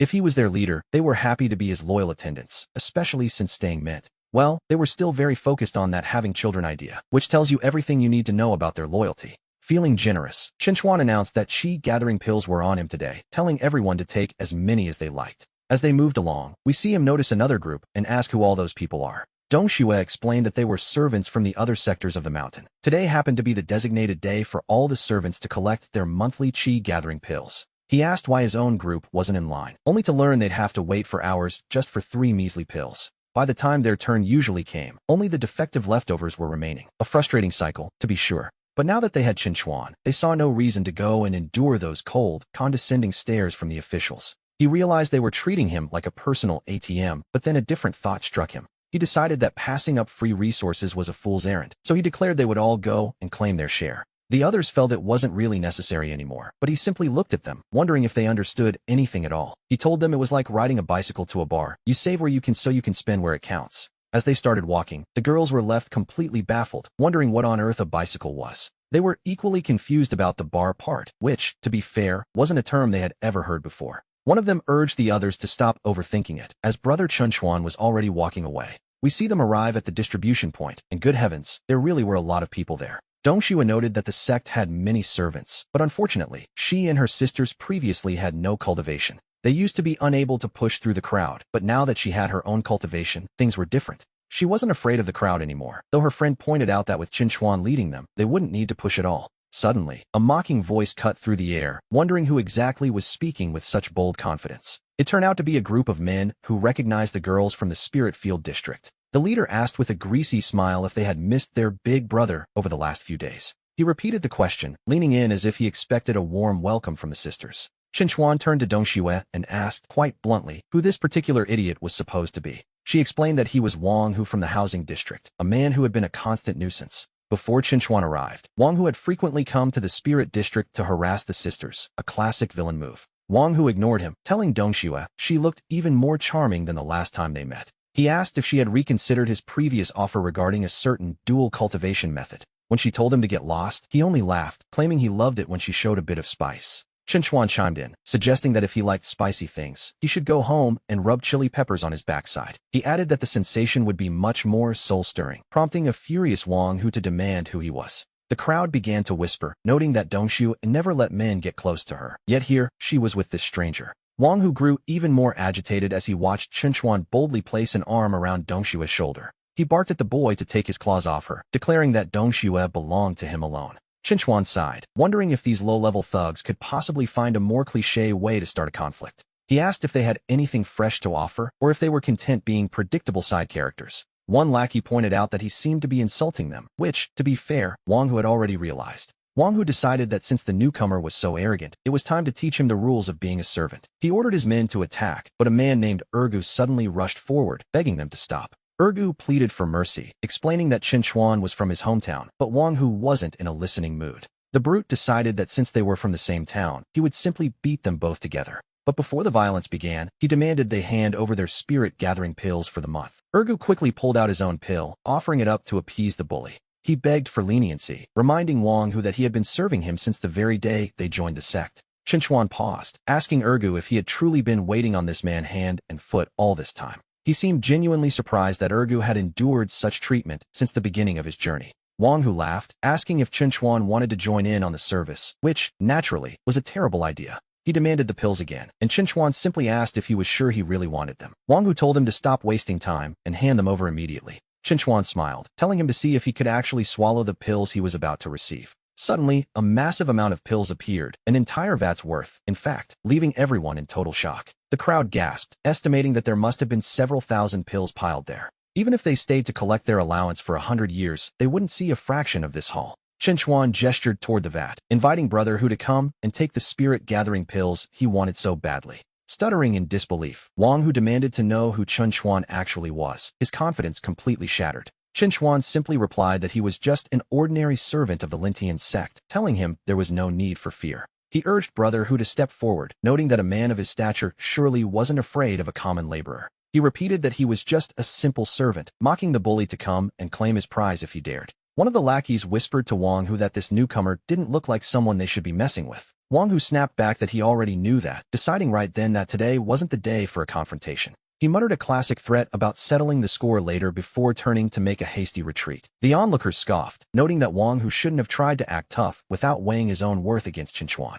They agreed it was pure folly to try and steal resources from someone as formidable as their brother Chinchuan. Ergu offered his sincere thanks, though he couldn't help but ask where on earth all those pills had come from. Chinchuan brushed it off as a trifle, turning the conversation back to Ergu's obvious mistreatment. Ergu tried to claim it was nothing, but Chinchuan noticed the distance that had grown between them in just a few days. He asked if Ergu had forgotten how he used to protect him back in their village, demanding the full story. Ergu finally sighed, explaining that after being assigned to the kitchens, things had started small. At first, the others only asked him to help out with a few extra chores and minor errands. But as time went on, they saw his gentle nature as a weakness and their demands became increasingly cruel. Chinchuan shook his head, disappointed that his friend had forgotten his lessons, and decided they would find an opportunity tonight. Chinchuan promised to help him get his revenge, but Urga hesitated, reminding him they were both just lowly servant disciples. He warned that Wang, who had a cousin who was an outer sect disciple, a much higher rank than their own. Chinchuan scoffed at the idea, asking if being an outer sect disciple was really supposed to be that impressive.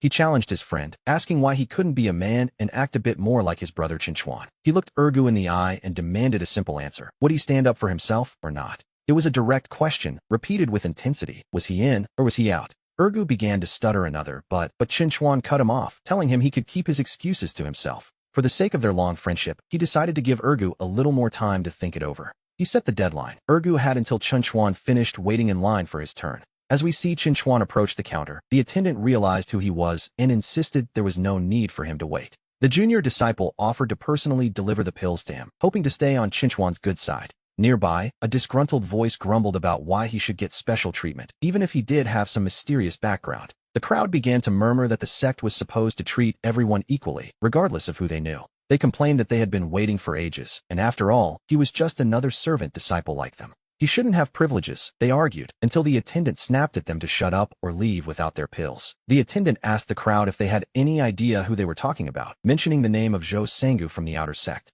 The name caused a stir, but some were confused, noting that Zhou Sengu was a formidable senior brother. Then the news broke. Zhou Sengu had been killed yesterday, taken down by a single arrow from a powerful master. Some mocked that perhaps Chinchuan was just an acquaintance of the late Zhou, which meant very little now that the man was dead. The attendant looked at them like they were fools, revealing the truth. It was Chinchuan himself who had ended Zhou Sengu with that single arrow. Chinchuan looked around, wondering why everyone was suddenly bringing all of this up. He joked that they were making him sound like some kind of terrifying monster. Since the crowd seemed so concerned with fairness, he offered to simply wait in line like everyone else. But the disciples quickly changed their tune, insisting that Chinchuan go first and that they weren't in any rush. The attendant chimed in, telling Chinchuan that a man of his status shouldn't have to worry about such formalities. He dismissed the wait as a trivial matter and beckoned Chinchuan forward to receive his due. He then handed over the pills intended for Chinchuan and the fairies of the spirit fields. Chinchuan noted the large amount, but the attendant explained that someone of his unique standing required a different supply. It was only right, the attendant argued, as he presented the extra rations with a respectful bow. Chinchuan smiled at the gesture and turned to Urgu, asking him if he was paying attention. He remarked that if one has power and doesn't use it, they are simply a fool, a harsh truth in this world. He promised that as long as Urgu stayed by his side, Brother Chinchuan would look after him. With the pills in hand, he asked his friend one last time if he still had any doubts. Urgu finally found his resolve, declaring that he wouldn't return to the fire prevention unit after all. He decided that revenge was necessary, as he didn't want to bring shame to Chinchuan or the village chief of Wonyu village. Chinchuan laughed, telling him it was about time he remembered he had come here with his father. He told Urgu there was no reason to be a coward, especially considering his current connections. It seemed Urgu had been bullied for so long that he had forgotten the influence of the village chief. With a shake of his head at his friend's behavior, Chinchuan told him to follow him back. And so, Chinchuan decided that his first order of business would be finding Urgu a proper new job. As they walked, Donghua spoke up, feeling there was something she needed to discuss with Chinchuan. She explained that the spirit fields had never actually seen a precedent for what he was suggesting. Specifically, the idea of a man staying there was unheard of, and if he planned to settle his friend Urgu nearby. She feared the other sisters would find the arrangement quite inconvenient. Chinchuan pointed out that he was a man himself, but she quickly stammered that he was somehow different. He couldn't help but notice her blushing lately. It seemed her icy persona was finally starting to melt. He told her not to worry, as he had no intention of keeping Urgu there, before calling his friend over. When Urgu asked what was happening, Chinchuan told him he was heading to the neighboring spirit beast zone. He had already sent word ahead, ensuring that Urgu wouldn't be arriving as a mere lowly servant. Instead, he was to be the deputy supervisor of servants, a promotion that left Urgu nearly speechless with gratitude. But Chinchuan told him to save the thanks for later and prepare himself, for tonight was the night for revenge. He insisted that Donghua come along too, though she initially refused with a firm shake of her head. He playfully threatened to stop teaching her martial arts, earning himself a sharp look and a quiet insult. And so, under the cover of a dark and windy night, the time for settling scores had finally arrived. Urgu recognized the tools Chinchuan brought out, remembering them from the days they caught spies back in the village. Chinchuan grinned, noting how familiar they looked, and suggested that since Urgu knew them so well, he should pick one to give that bully Wang who the full interrogation experience. Urgu hesitated, his old fears resurfacing as he stammered that he might not be up to the task. Chinchuan sighed, telling him to stop being useless and to think of his father's expectations. He reminded him of the folks back in Wonyu village and how hard he had worked to finally make it out. He asked Ergu if he had worked this hard for a chance at immortality just to be treated like this. Ergu realized he didn't want to be bullied anymore. He wanted to live freely and be his own man. He wanted respect, but he wasn't quite sure how to go about getting it. Finally, he made up his mind. He was going to do it. After all, wasn't it time for revenge? We see that instead of weapons, Chinchuan had brought out two rather unassuming small bottles. Erga hadn't expected him to use such a method, thinking to himself that it was a bit dirty. Donghua was confused by the term, wondering what could possibly be inside those two bottles. Chinchuan explained that one contained a special knockout drug, while the other was a bit more unique. When she asked what the second one was, he simply told her she would find out soon enough. In reality, it was a potent breeding stimulant meant for livestock, a truly mysterious choice, to say the least. A little later, Ergu returned and confirmed to Chinchuan that everything had been prepared as planned. He couldn't help but ask how Chinchuan had come up with such a creative, if slightly bizarre, way to get even. He admitted he learned it all from his father. Years ago, when the neighboring village tried to steal their land, his father had taken him out in the middle of the night. They had sneaked into the rival's camp and used this exact same trick. He asked his father if he had forgotten how it all ended. It was a hilarious memory. The next day, when those tough guys showed up to seize the land, every single one of them had shaky legs. They were all clutching their backsides as they were easily chased away. Yes, clutching their backsides, a rather undignified sight, to be honest. The realization began to dawn on the captives. They suddenly realized they didn't actually want to know the details of what was coming next. Terrified, they demanded to know what was happening, shouting for the men to get away and pull their pants back up. They begged for mercy, calling the act shameless. But as our protagonist knew, when you're dealing with shameless people, you have to use equally shameless methods. He then signaled to Ergu that it was time to begin. Ergu looked at him and asked if, once things were finished inside, Chinchuan would really be able to go through with it. Chinchuan confirmed that he could. He then told Donghua to stay behind while he and Ergu prepared for the next step. He told Ergu to follow him inside. It was finally time for their long-awaited revenge. We see them approach their captive as Chinchuan mockingly asked if this wasn't the great brother who, wondering what had happened to his daytime bravado. He noted how withered and defeated Hu looked now. Hu, recognizing them, could only gasp out Ergu's name in shock. Hu accused them of plotting against him, but Chinchuan simply pointed out that since they were standing right there, it hardly counted as a secret plot. Hu cursed them, swearing that he would never let them get away with this, and promising to kill them both. The scene that followed was, to put it mildly, quite a spectacle of chaos and undignified suffering. It was a moment where all of Hu's former pride seemed to have completely faded away. Hu continued to scream insults, calling Ergu a bastard and a coward as the situation grew more desperate. He threatened that if he didn't kill Ergu, he would give up his own family name. A bold claim, considering his current position. Ergu mocked him, repeating the threat. He remembered how every single time Hu bullied him, he had made that same empty promise. Hu, still trying to cling to his authority, demanded to know why Ergu thought he could suddenly rebel against him. Panic finally set in. Hu begged Ergu to stay back and stop approaching, his voice trembling with genuine fear. He pleaded for mercy, admitting he was wrong and desperately begging Ergu to spare him. Ergu coldly reminded him that back when he was the one begging for mercy, Hu hadn't shown even a hint of compassion. He noted that Hu should have thought about this day much sooner. In a final act of desperation, Hu even tried calling him Brother Ergu. Hu sobbed out a final apology, but as we can imagine, it was far too little and far too late. Chinchuan considered going in to check on them, but decided against it. The sounds of deep-seated resentment were quite enough. He wondered if it wouldn't be kinder to end it quickly, but he knew that sometimes, a quick end isn't enough to satisfy a lifetime of hatred. Chinchuan noted that if Ergu didn't understand yet, he soon would, because some people in this world can only truly die when the exact right moment arrives. Just then, Ergu emerged, calling out to him. He told Chinchuan he was finished and offered his thanks, though Chinchuan dismissed the gratitude as unnecessary between brothers. He asked if the man inside was actually dead, but Ergu admitted that he wasn't. Deep down, Ergu confessed he didn't have the heart to finish it, earning a small, amused sigh from Chinchuan. He told Ergu to head back with Donghua, prompting the boy to ask what Chinchuan intended to do alone. He repeated his earlier thought, some people can only meet their end when the time is truly right. And since he had been looking for a place to practice his skills, this seemed like a perfect opportunity. He decided to test a newly developed technique on the captive, a bit of experimental justice, one might say. He presented his wood palm fire persimmon technique, expressing a cold hope that Hu would enjoy the experience. With a final, mocking goodbye, he left Hu behind, whose subordinates soon rushed in to check on him. Hu jolted awake in a panic, desperately asking if those two devils had finally departed. His men confirmed they were gone, mentioning that Chinchuan had taken one last look inside before leaving. Hu immediately began cursing his own men, furious that they had stood by while Ergu beat him. They offered a weak apology, claiming that their legs had gone soft with fear during the confrontation. They insisted they wanted to help but were simply paralyzed, which only served to make Hu even more livid.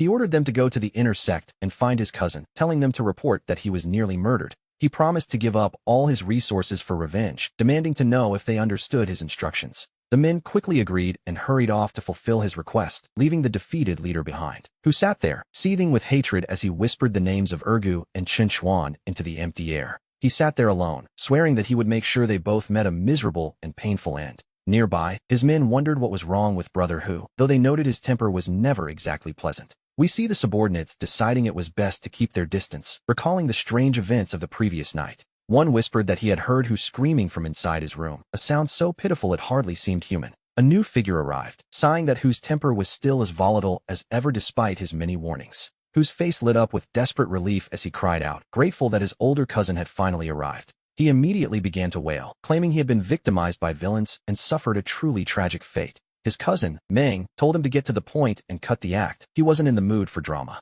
To be honest, Meng only bothered with him because of the steady supply of pills and snacks Hu provided. He found it quite annoying that Hu spent every day using his name to bully others and cause trouble. Hu quickly explained the situation, laying out his version of the events that had led to his humiliation. He begged for revenge, but Meng noted that if the attacker wasn't a simple servant, things would be complicated. Hu realized that justice, or his version of it, wouldn't come cheap, and he looked at Brother Meng nervously. He offered up his entire life savings, promising everything he owned if Meng would only help him get even. Seeing the payment, Meng's attitude shifted instantly. He declared that anyone bullying his brother must have a death wish. Meanwhile, we returned to Ergu, who was busy thanking Chinchuan for helping him settle the score and finding him work. Ergu insisted he couldn't possibly accept the pills and snacks Chinchuan offered, but Chinchuan told him to take them. He reminded Ergu that years ago, he and his father had been looked after by Ergu's family in much the same way. Donghua chimed in, telling Ergu to accept the gift, as Chinchuan would be genuinely unhappy if he refused. She noted that Chinchuan was always good to his friends, and with these resources, their lives would finally improve.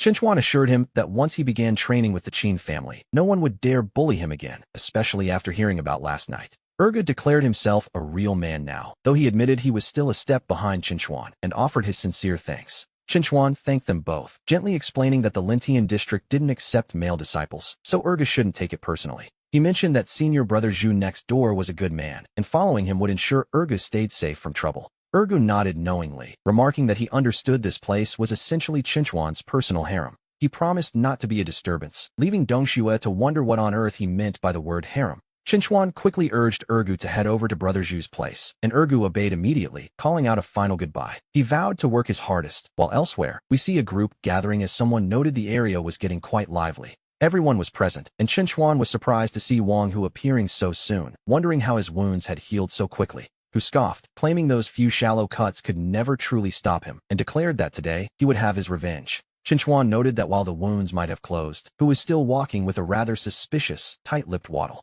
Hu snapped at his sharp tongue and turned to Meng, pointing out that these were the people who had humiliated him. He begged Meng to teach them a lesson, but Meng seemed lost in thought, staring at the scene with growing hesitation. As Hu urged him to attack, Meng realized this idiot had led him to a residence far too grand for a simple target. Deep down, Meng was terrified, wondering what kind of powerful status someone living in such a mansion must actually hold. Hu cried out in confusion when Meng suddenly struck him instead, demanding to know why he wasn't hitting the others. Meng told him to shut up, denying any brotherly connection, before turning to Chinchuan to beg for forgiveness for his intrusion. He pleaded with the young man to act as if he had never even come, while Hu remained utterly baffled by the sudden betrayal. Meng cursed the fool under his breath, certain that Hu's inability to read a situation would eventually be the death of them both. Chinchuan observed dryly that it seemed Brother Hu hadn't come to apologize today, to which Hu could only sputter in helpless rage. Hu spat out the word thug, cursing the fact that Meng had taken his resources but refused to do the job. He told them all to wait and see, swearing a bitter oath that he would eventually find a way to kill them all. Chinchuan sighed, wondering aloud why some people find it so hard to just stay alive, and why Hu was in such a hurry to meet his end. Hu stammered in fear, telling him not to come any closer, but Chinchuan simply told him to remain calm. He promised not to lay a finger on him, noting that by his calculations, the fire at the ranch should be starting just about now. Suddenly, a strange and powerful heat began to radiate from within Hu's own body. As Hu screamed for Meng to save him, the older man could only watch in horror at such a terrifying display of power. Meng realized with a shudder that he hadn't even seen how it was done, concluding that this was a man one must never provoke. He addressed Chinchuan as junior brother, pointing out that since Hu was already dead, it would be best to pretend he was never there. He suggested they simply let the matter drop, but Chinchuan found the idea of dropping it rather amusing. After all, one doesn't simply bring a crowd to someone's doorstep to cause trouble and then expect to walk away when things go south. Qinchuan asked if he looked like someone who could be easily trifled with, prompting a nervous Meng to ask what he wanted instead. The answer was simple. Meng was to hand over his artifacts and every single thing of value he had on his person. Only then could he leave, but Meng bristled, offering an apology while warning the young man not to push his luck too far. He advised Qinchuan to show some mercy, claiming he wasn't actually afraid of him, which, to be honest, was likely a lie. Qinchuan found this quite interesting, asking with a dry smile if Meng actually intended to trade blows with him. As the tension rose, Donghua stepped forward and softly suggested to Qinchuan that perhaps they should just let it go. She had heard that Meng was one of the top talents in the outer sect, far more dangerous than the Zhou Sangu he had faced before. Meng insisted he had no desire to become Qinchuan's enemy, but warned that if he were forced into a corner, he would fight back. He prepared himself for battle, standing firm as a supposed top talent of the outer sect, though we can see the situation was far from over. The onlookers could only marvel at how much stronger Qinchuan had become, whispering their amazement to one another. He hadn't even drawn his sword this time, leading one to admit they knew he was strong, but not this strong. To be perfectly honest, the sheer scale of his power had exceeded everyone's wildest expectations. Qinchuan noticed a change in the crowd, wondering why his usual supporter, Yue, wasn't the one cheering him on. When asked if he had finally agreed to start a family with her, he quickly decided that such a step was quite unnecessary. He turned back to his opponent, asking if he still wanted to fight, while Meng realized he was completely outmatched. Deep down, Meng was shaken. He had no way to fight back and couldn't even fathom how Qinchuan had performed such techniques. Offering a hasty apology, Meng admitted he was in the wrong and presented his own treasure, the Chu Wu Dai, as a peace offering. He begged Qinchuan to accept it, proving that when one stops making threats, they might actually keep their life. Qinchuan decided the man was a talent of sorts and, with a dismissive wave, told him he was free to go. He advised Meng to be more selective with his followers in the future, a lesson the older man claimed he would take to heart. With a final respectful bow, the top talent of the outer sect made his exit as quickly as his dignity allowed. The followers cheered, noting that sticking with Qinchuan always paid off, and swore to protect him at all costs. However, curiosity soon got the better of them, as they wondered how he had suddenly become so incredibly powerful. After all, his spiritual root was supposed to be inferior, and they were dying to know his secret.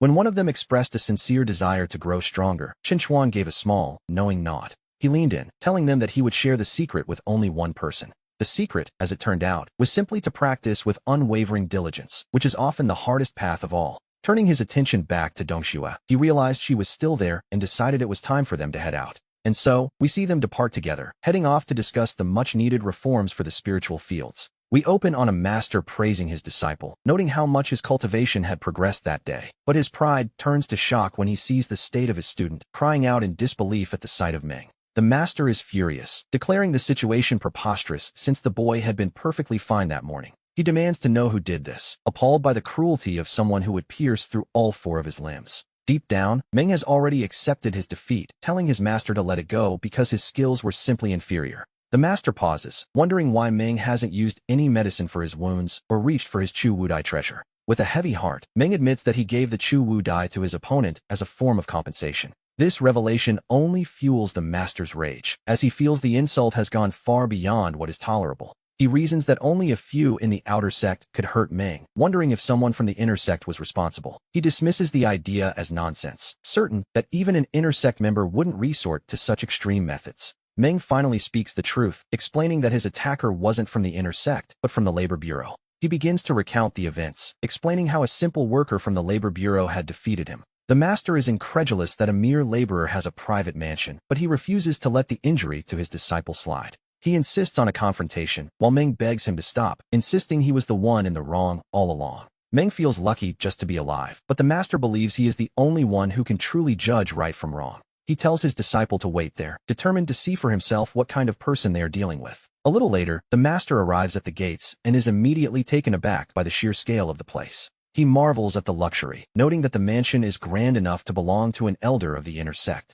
He realizes why Meng tried to stop him, feeling a touch of warmth that his disciple was actually trying to protect him. However, since he has already come this far, he decides he must go inside and demand an explanation. He tells himself that if things go south, he can handle it, though he can't help but curse the sneaky nature of the situation. Convinced that no good can come from such secrecy, he prepares himself to deliver a proper thrashing to whoever is inside. Suddenly, a voice calls out, asking his father why he's there, to which the older man casually replies he's just stretching his old bones. Noticing Ergu is also present, the young man offers a polite greeting to the village chief. The chief beams, admitting that being called village chief still feels just right, before handing something over. Ergu offers his thanks, just as Dong Shuejing appears, prompting a surprised reaction from the group. The two exchange confused glances, each asking the other why they've suddenly decided to show up at this hour. Dong Shui greets the elder with grace, and the father responds warmly, clearly charmed by the young woman's manners. He asks how she's been getting along with his son, offering her a gift with a smile that says more than words. Ergu watches the exchange with a dry look, feeling the sting of blatant favoritism just because he isn't a girl. Seeing her hesitation, the son encourages Dong Shui to take it, assuring her it's perfectly fine. He adds that his father certainly isn't lacking in treasures, so she finally accepts with a polite bow. The father calls her a good girl and notes the late hour, suggesting they should head back to their cultivation. He mentions he has a private matter to discuss with Xiaochuan, and Dong Shui obediently takes her leave. Once they are alone, Xiaochuan asks what's on his mind, only for his father to look at him with a mix of frustration and affection. He scolds his son for being so passive while living near such a beauty, worried that at this rate, nothing will ever happen. He wonders aloud if he'll ever live to hold a grandson, causing Xiaochuan to sigh in exasperation. Xiaochuan points out that they are cultivators now and should focus on higher things, but his father isn't having any of it. The father declares that even if he were building rockets instead of cultivating, he still expects a daughter-in-law in the family. Xiaochuan finally gives in to the lecture, telling his father to stop the preamble and get to the point. Xiaochuan asks his father to get to his real purpose, and the older man chuckles, impressed by his son's intuition. He admits that nothing gets past him, before dropping the news that he is preparing to head out. Xiaochuan wonders if the sect master is actually letting him go, or if perhaps there is another reason. His father confirms his suspicions, explaining that the system has assigned him a specific task. When asked if it's dangerous, he shrugs it off, telling his son there is no need to worry. He notes that he has a protector anyway, which eases Xiaochuan's mind as he asks about his father's current cultivation level. The father describes his progress as merely SOSO, despite having reached the peak of the 9th level of qi refining. Xiaochuan is genuinely shocked, realizing his father is already on the verge of foundation establishment. His father points out that since Xiaochuan is at level 6, it's only natural for an immortal seed, like himself, to be higher. And here we see him decide to share a little something special with his son. He explains that he came across this particular item by chance just a few days ago. The technique is quite unique, but he is confident that Xiaochuan will be able to master it. He suggests using it alongside some pills to achieve twice the result with half the effort. The manual is titled the 9 Heavens Jade Thunder Scripture, a name that sounds incredibly powerful. Xiaochuan asks why his father isn't practicing it himself, though we know how parents tend to be. They always insist on saving the very best things for their children, after all.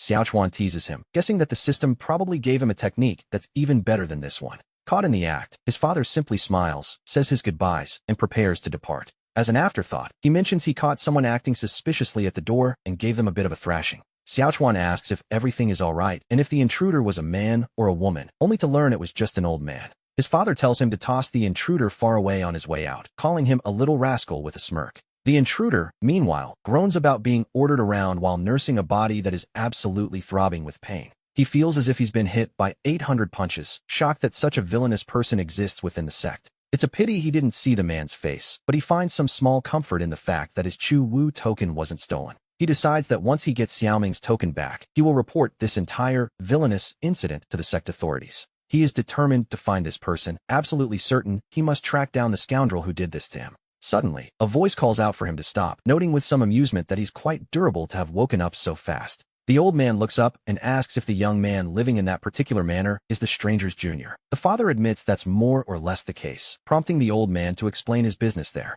After explaining, the old man asks if the father could kindly return his beloved disciple's Chu Wu token. The father plays along, acting as if he understands perfectly, and tells the old man to follow him. The old man is overjoyed, thinking to himself that there are still plenty of good people left in the world, bless his heart. The father, however, is thinking that since the man targeted his son, he's lucky he wasn't stripped of everything he owned. He remembers Xiaochuan's request to throw the trash far away and wonders exactly where the best dumping ground might be. A little later, someone else stumbles upon a body and wonders who this pighead is lying on the ground. Judging by the robes, he realizes it's an elder, which leads to a rather sudden and vulgar realization. It turns out the man beaten to a pulp is none other than Elder Zhao. The elder finally blinks his eyes open, only to be greeted by the sight of his own disciple hovering over him. The disciple frantically asks how he is, and the master insists he is fine, despite looking like a bruised fruit. He claims his head is just a bit dizzy, leaving the disciple in awe of his master's supposed resilience. The disciple is skeptical, thinking that being beaten this badly can't possibly be fine, unless, of course, these injuries were caused by that same boy.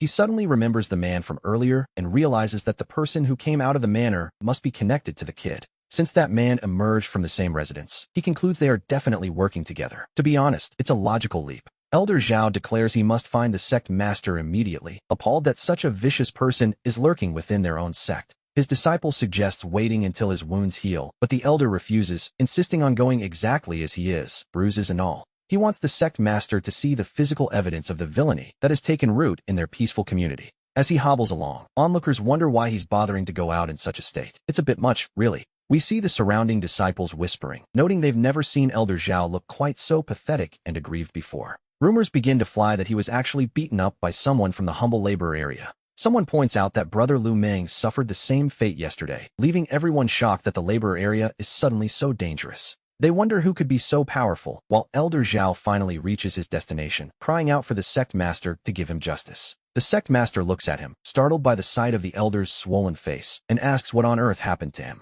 He notes that the elder's eyes are so swollen they're practically shut, which is a rather unfortunate look for a man of his standing. The sect master asks for the details of the incident, and Zhao begins to recount the events of the previous day. He insists that this is the truth and begs the sect master to severely punish the wicked person responsible for this mess. Hearing that the labor area is involved again, the sect master starts to have a very bad feeling about where this is going. He asks if Zhao saw the culprit's face clearly, and the elder confirms he saw it perfectly, offering up a visual description for the master's eyes. He points to the image of the man, but the sect master's reaction is one of pure, stunned silence. It's a face he recognizes all too well. The sect master asks with a trembling voice if he is absolutely certain it was this man, leaving Elder Zhao a bit confused by the tension. The master then asks how long Zhao has been with the sect, to which he proudly replies that he's been on the mountain since he was 6. Elder Zhao admits he can no longer remember exactly how many years he has spent within the sect. It has been a lifetime, really. He looks at the sect master, wondering if his long years of service are finally being recognized and if justice is about to be served.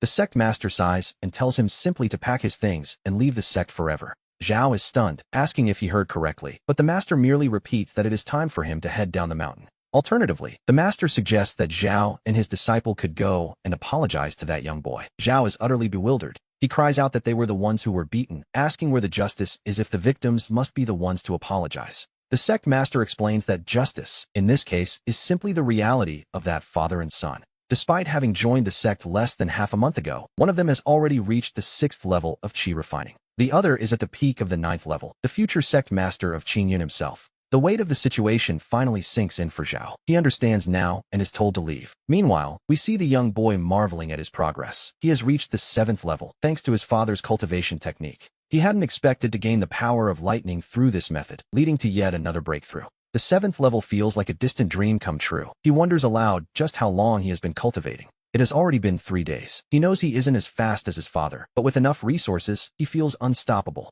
He believes he can eventually reach the Great Earth threshold. Just then, a voice calls out to junior brother Chun. The boy asks why they look so happy, only to realize it's the same people from before. To be honest, they're becoming a regular fixture. He wonders if they think his spirit field is some kind of marketplace. Donghua tells him not to be so hasty. The older man introduces himself as Zhao, an outer sect elder of their Qingyun sect. He is also Lu Meng's master. Looking at the pair now, they don't exactly look like they're here to cause any more trouble. The boy remains cautious, asking Elder Zhao what business could possibly bring him back here again. Zhao begins by explaining that, just a few days ago, his disciple had provoked the young boy for no reason at all. He explains that he has specifically brought him here today to offer a formal apology to his young friend. The disciple steps forward, addressing him as junior brother Chun, and prepares to show a bit of humility. He admits he was reckless to clash with his junior brother before and asks him not to take the offense to heart. We see the wisdom in this approach. After all, it is quite difficult to strike a man who greets you with a smile. In the world of cultivation, one must pay attention to social graces and human relationships. It makes things move much faster. The boy responds that Elder Zhao is being far too polite, noting that sometimes a fight is simply the quickest way to get to know someone. He claims he and senior brother Lu felt like old friends from the start. To be honest, he is being remarkably magnanimous. Zhao tells Lu Meng to learn from this example, mentioning that he still has a few matters left to attend to. He prepares to take his leave, though he quickly changes his mind about rushing off just yet. He decides to sit for a while, claiming that as an old Taoist, he shouldn't meddle too much in the affairs of the youth. He suggests that since the boy and Lu Meng are both young, they should have plenty of common topics to discuss. The boy wonders what old Zhao is playing at. He feels lucky enough just to not be trading blows with Lu Meng. He struggles to think of what they could possibly chat about, but then Lu Ming breaks the silence. Lu Ming asks if junior brother Chun has had the chance to walk around since coming up the mountain. He has, of course. The boy mentions he has visited the Spirit Heaven area, the outer sect, and even drops by the sect master's main hall quite often. The mention of the main hall leaves Lu Ming stunned, wondering when he might finally be allowed to visit such a place. Seeing all the apology gifts, the boy asks if he wants to go, offering to take him along next time as a gesture of goodwill. Lu Ming quickly declines, not daring to trouble his junior brother, and tries to steer the conversation elsewhere. He asks instead if junior brother Chun has ever visited the markets and fairs located at the foot of the mountain. Lu Ming explains that the Qingyun market is jointly managed by the 4 great families under the Qingyun sect. The boy is surprised the sect has such a place, but Lu Ming hints there is much more to it than simple trade. He mentions a spot where one can enjoy fine wine, and where the young ladies are particularly refreshing to look at. Chen realizes his perspective was far too narrow. He had no idea Qingyun hosted such lively commercial interests. Looking at Chen's expression, Lu Ming assumes the boy is thinking something quite scandalous, which, to be fair, he probably is. Lu Ming notes that today's autumn air is crisp and refreshing, a perfect day for an excursion. He suggests they go together to appreciate the sights, asking senior brother Lu for his thoughts on the matter. Chen looks at him with a stern face, making Lu Ming wonder if he has completely misjudged the boy's character. Is he really not that kind of person? Lu Ming immediately begins to apologize for his perceived lapse in judgment. He admits he was being reckless and had no idea his junior brother was so upright. Truly, he never expected this. Chen exclaims in mock horror that such a den of vice could exist at the foot of their very own mountain. He tells Lu Ming to lead the way immediately, claiming that as a member of the sect, he must face this place head-on. He insists it is his duty to properly criticize such a location and restore the righteous spirit of the sect. He claims he is bound by duty, though we can see quite clearly that he is exactly that kind of person. Lu Ming is stunned, realizing that his junior brother is far more enthusiastic about this criticism than expected. Suddenly, old Zhao speaks up, announcing that he will go as well, strictly to help with the criticizing, of course. Chen asks the old man why he would want to follow them into such a vulgar and degenerate environment. Zhao realizes that in his sudden excitement, he let his true intentions slip out a bit too easily. He quickly claims he is only going to keep an eye on Chun, ensuring the boy doesn't pick up any unsavory habits. He argues that he must prevent Chun from returning and tainting the pure environment of the spirit fields. Old Zhao adds that Chen's father specifically asked him to keep a close eye on the boy, which, to be honest, is a very convenient excuse. Chen wonders if the old man thinks he's already part of the family, but he sighs and tells them all to just come along. Suddenly, Ergu appears, calling out to Brother Chen and expressing his surprise that such an errand was being planned without him. He insists on joining, claiming that following Chun was truly the best decision he ever made in his life. Chen reminds Ergu that they aren't just going for fun, they are representing the Qingyun sect itself. He explains that their mission is to strictly criticize such unhealthy trends. For Ergu, however, those trends sound quite appealing. The boy eagerly agrees, noting with a grin that this will be his very first time participating in such a criticism.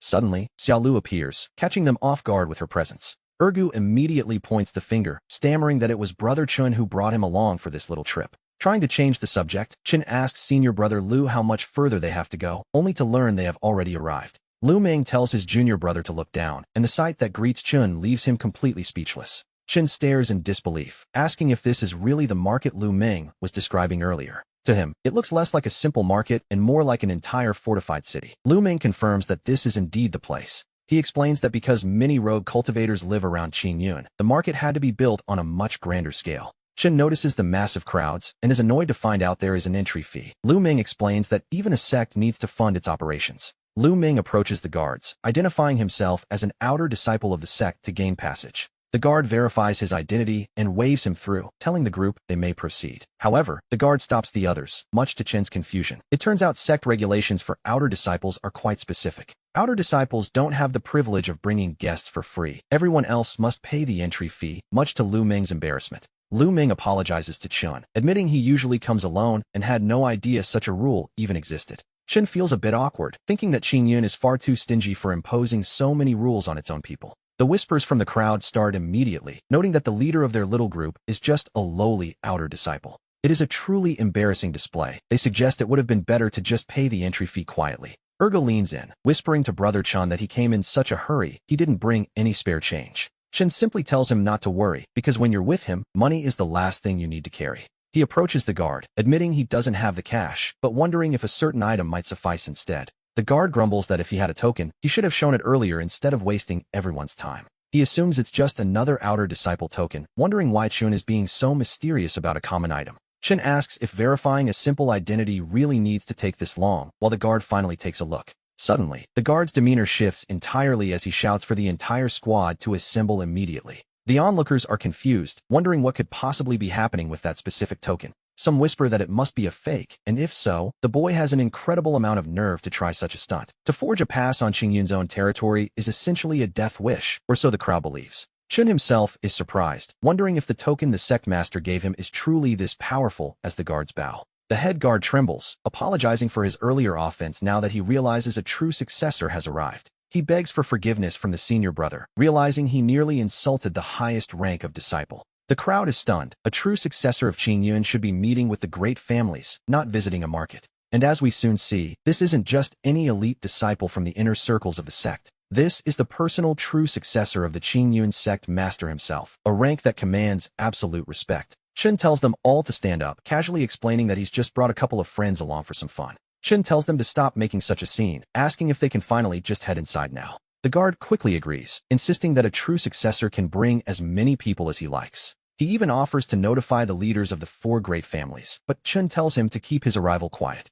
He commends them for their work and tells them to return to their duties. After all, he has no interest in formalities. If the 4 leaders showed up, he knew his chance for a fun night would be completely ruined. He quickly calls for Donghua and Ergu to follow him, while Lu remarks on how impressive Chen truly is. Lu admits he never expected such a place to exist within the sect, but Chen tells him to stop using formal titles. Lu apologizes, explaining that he had no idea Chen was the sect master's personal successor and fears he caused offense. Chen tells him to drop the act, asking if he knows the 4 bonds that make men true brothers. When Lu looks confused, Chen lists them, studying together, fighting together, and facing trouble together. And the final bond, he explains with a grin, is exactly where they are heading right now. He urges them to hurry up, suggesting that since they've shared so much, they should forget about stiff etiquette. Lu is delighted to find that his junior brother is a man of culture, and he eagerly points the way. He tells them it's just ahead and asks them to follow him, while Chen offers a playful compliment to his guide. Chen suggests they go and critique the establishment properly, a sentiment they all seem to agree on. As they arrive, the atmosphere is lively, and they are greeted with immediate enthusiasm. A woman recognizes Lu immediately, calling out to him as the immortal Master Lu with a knowing smile. She mentions it has been quite a while since his last visit, though Lu quickly tries to shush her. Chen teases him, noting that Lu seems to be a regular at the very place they were meant to be critiquing. Lu can only stammer that it is strictly for research purposes, even as the staff welcomes the immortal back. Lu quickly introduces his companion, announcing to the staff that Chen is a highly distinguished guest he has personally invited. He asks them to prepare the Xian rank private suite, but the hostess apologetically informs the immortal master that there is a slight problem. It turns out the Xian rank suites are all currently occupied, leaving them in a bit of a logistical bind. She suggests moving them to a Huang rank room instead, noting that they simply arrived at a very busy time. Lu looks troubled, explaining that his status only allows him to book suites at the Xian rank or below. Chen watches this play out, thinking to himself that the universe seems determined to give him every opportunity to show off. He steps forward and asks the Mama-san to take a very close look at his own identity and status. He asks her quite directly what level of suite a man of his standing should be assigned. The hostess is no fool. She immediately understands and declares that such a noble young master is their most distinguished guest. She grants them the prestigious Heaven Rank No. 1 suite and personally invites them to follow her. She compliments Chun on his good fortune, promising him that the ladies at their establishment are truly exceptional. They soon arrive at the suite, and even Chun has to admit that the accommodations are quite impressive. He hadn't expected to find such an elegant room in a place like this, and the hostess is quick to agree. To show her gratitude for his visit, she offers to have the establishment cover all expenses for the Heaven Rank suite tonight. Chun waves the offer away, asking her if he looks like a man who is short on pocket change. He hands over a payment, demanding that she bring out their most expensive wine and their very best ladies. He tells her to summon them all for him immediately, and she scurries to comply with his request. But he isn't finished yet. He has one more grand announcement for everyone in the building. He declares that tonight, every single person's tab will be covered by young Master Chun. The hostess is stunned by the sheer amount of wealth on display and rushes off to make the arrangements. The hostess steps forward, addressing the crowd with a polite apology for interrupting their evening festivities. She asks for a moment of their patience, as she has a very special announcement to make to the entire room. The guests are puzzled, wondering why she is using a building-wide voice transmission for a simple message. They whisper among themselves, curious about what could possibly be important enough for Hongyang to announce personally. She tells them to listen closely, explaining that the guest in the Heaven Rank suite has a message for everyone. Tonight, every single expense at the Donghua Pavilion will be covered entirely by young Master Chun. The room erupts in cheers as a man named Nyo Yudao raises his glass in a grateful toast to Chun. Another guest, Li Chuanfan, joins in the thanks, offering to show off a little performance in Chun's honor. Chun waves off their formalities with a smile, inviting everyone to join him in a collective drink. One observer grumbles to himself, annoyed that Chun is getting so much attention for what he considers a small sum. It clearly irritates him, but the celebration continues regardless as the wine begins to flow freely. The hostess instructs the ladies to provide the best possible service to their most distinguished guest. The first introduces herself as Chuntao from Shengjing, followed quickly by Xiaxiang, who greets him warmly. Then comes Qiulan from Jianghai, each woman eager to make a lasting impression on the wealthy young master. A string of introductions follows, with several more ladies proudly announcing they hail from the Jianghai region. Suddenly, a man named Wang Gang from the northwest chimes in, leaving everyone momentarily confused by his presence. The hostess quickly apologizes to Chun, explaining that the man was simply there to deliver the fruit platter. Chun tells them to skip the rest of the introductions and focus on taking excellent care of his two companions. Lu looks over in surprise, asking Chun why he is giving all the attention to them instead of himself. He asks if Chun isn't going to join in, but Chun simply tells them to go ahead and enjoy themselves. Chun tells himself that some beautiful sights are meant to be admired from a distance, without the need to get personally involved. Besides, he reasons that he already has Donghua by his side, and he certainly isn't joking about that. He looks at the crowd, thinking that these women have been with far too many others, and he has no interest in leftovers. To him, Donghua is far superior, though she reminds him firmly that she is only there to keep an eye on him. She warns him not to cross the line, but he simply brushes it off with a playful shrug. He asks her if she would prefer him to go embrace someone else and return home smelling of cheap perfume and powder.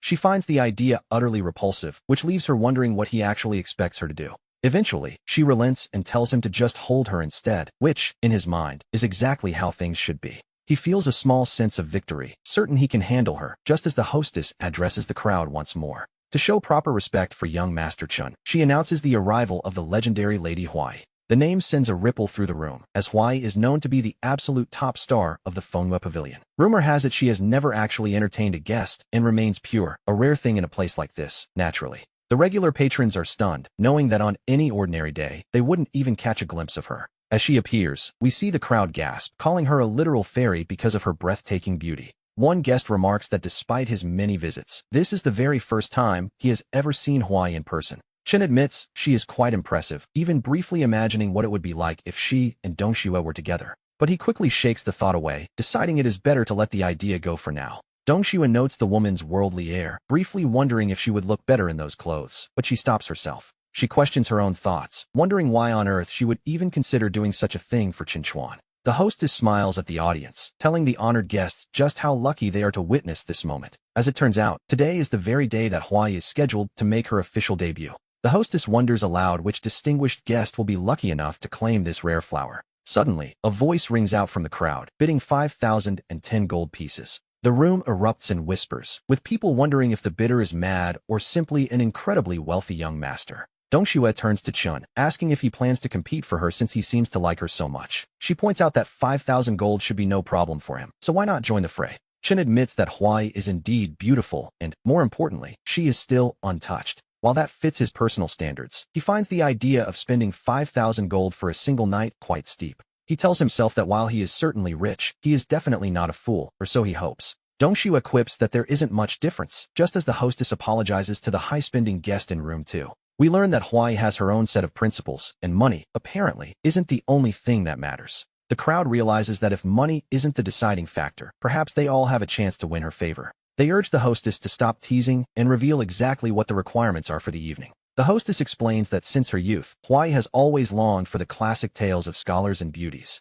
Therefore, any guest who can compose an original poem will be granted the honor of entering her private quarters. The theme she chooses is the parting of lovers, a classic choice, if a bit sentimental. The patrons groan, complaining that as rough cultivators, they have no talent for such delicate literary pursuits. Chen thinks it's absurd to ask a group of warriors to write poetry, concluding that the girl must be lacking in common sense. Several guests beg for a different condition, but the hostess remains firm in her refusal. She reminds them that Huai's principles are absolute, even if someone were bold enough to try and use force. The hostess warns that if anyone tries to take her by force, Huai would rather die to protect her honor. One guest shouts for Huai not to worry, claiming that writing a simple poem is well within his abilities. Chun watches this with a smirk, thinking to himself that as a traveler from another world, poetry is his specialty. He tells himself that if he can't handle a bit of literary plagiarism, he might as well stop showing off entirely. With a confident air, he steps forward and calls out to the hostess, Hongyang, telling her to wait a moment. The crowd turns to look at young Master Chun, wondering if he is merely seeking attention with this bold move.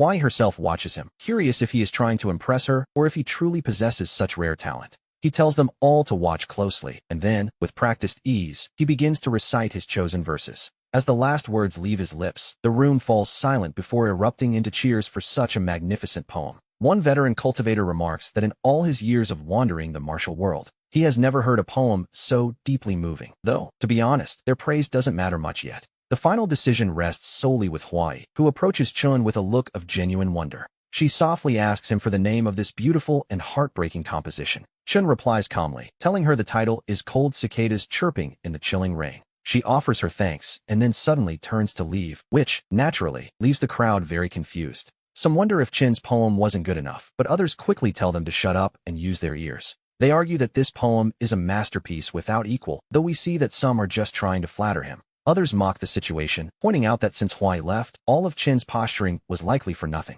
However, the hostess soon returns to announce that Huai has made her choice, and she offers Chun her congratulations. She invites him to follow her, as he has been granted the honor of a private meeting in Huai's personal quarters. The crowd erupts in disbelief, unable to contain their shock at what they just witnessed. Young Master Chun had truly won the favor of the lovely Huai, proving he was every bit as capable as rumored. One man mutters that he feels like a complete fool for ever doubting him, which, to be honest, he was. Another laments that his beloved Huai is about to give her first night away to a stranger. Chun himself is surprised, having never expected a single poem to cause such a massive stir. He realizes why the literary genius trope is so common in stories. It simply works. And he had to admit, using someone else's masterpiece felt remarkably satisfying. Suddenly, he notices his three companions and asks what on earth is wrong with them. They are all in tears, and one of them asks Chun Chuan why he is hiding his pain. He tells Chun that his heart must be absolutely breaking right now. Chun is genuinely confused, wondering why he would be in any pain at all. His friend assumes that's why Chun remained so indifferent to the other beautiful women earlier.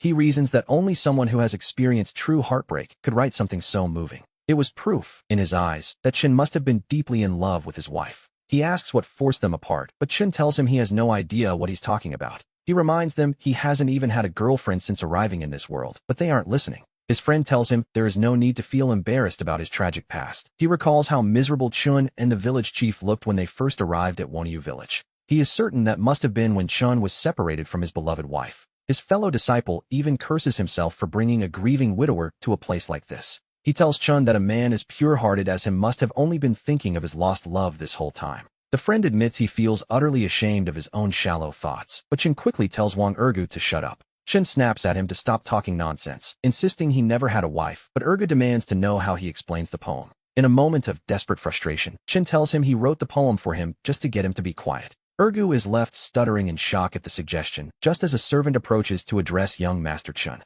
The servant presents him with a special token, the official invitation to enter Lady Huai's private quarters. He asks Chun when he would like to visit, while nearby, the other disciples are busy jumping to their own conclusions. They whisper about how junior brother Chen's feelings for sister Donghua must be incredibly deep and sincere. Another adds that it must be serious, considering the village chief even came to meet Donghua a few days ago. The rumors spread like wildfire, leaving everyone wondering if the stories are actually true. One disciple asks the obvious question, will Chen actually go through with the meeting with Lady Huai now? They reason that he surely wouldn't dare visit another woman right in front of the girl he supposedly loves. To do such a thing, they conclude, would make him a truly heartless monster. Chen realizes he spoke too quickly and that he is now in a very tight spot. To be honest, he had played his hand a bit too well. He worries that Donghua will completely misunderstand the situation, realizing he let his irritation get the better of him. The servant, oblivious to the internal crisis, asks young Master Chen once more for his decision. He presses Chun on when he plans to use the invitation, while elsewhere, a new arrival is looking for him.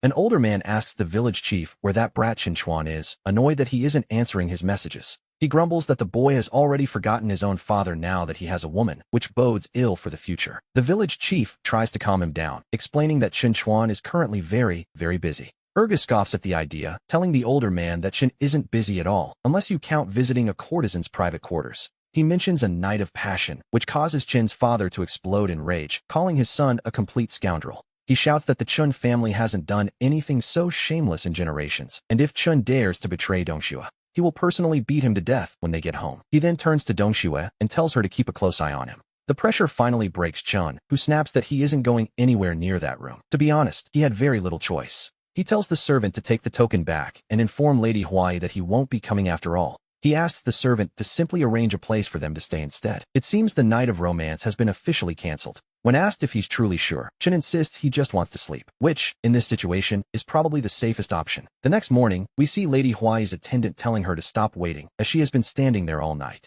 She delivers the news that young Master Chun said he wouldn't be coming, leaving the lady to wonder why. Huai is confused, reasoning that if he wrote such a beautiful poem for her, his goal must have been to win her heart. Her attendant calls her a silly girl, pointing out that it's actually a good thing he didn't show up, as she remains pure. This means her title as the top courtesan is safe, and their establishment, the Donghua house, remains the best in the city. She argues that Huai got a masterpiece of a poem for free, so there's no downside. But Huai refuses to accept this. She notes that every man in the city looks at her with nothing but lust, yet Chun is the very first to reject her. Driven by a mix of curiosity and wounded pride, she decides she must go and ask him exactly why he turned her down.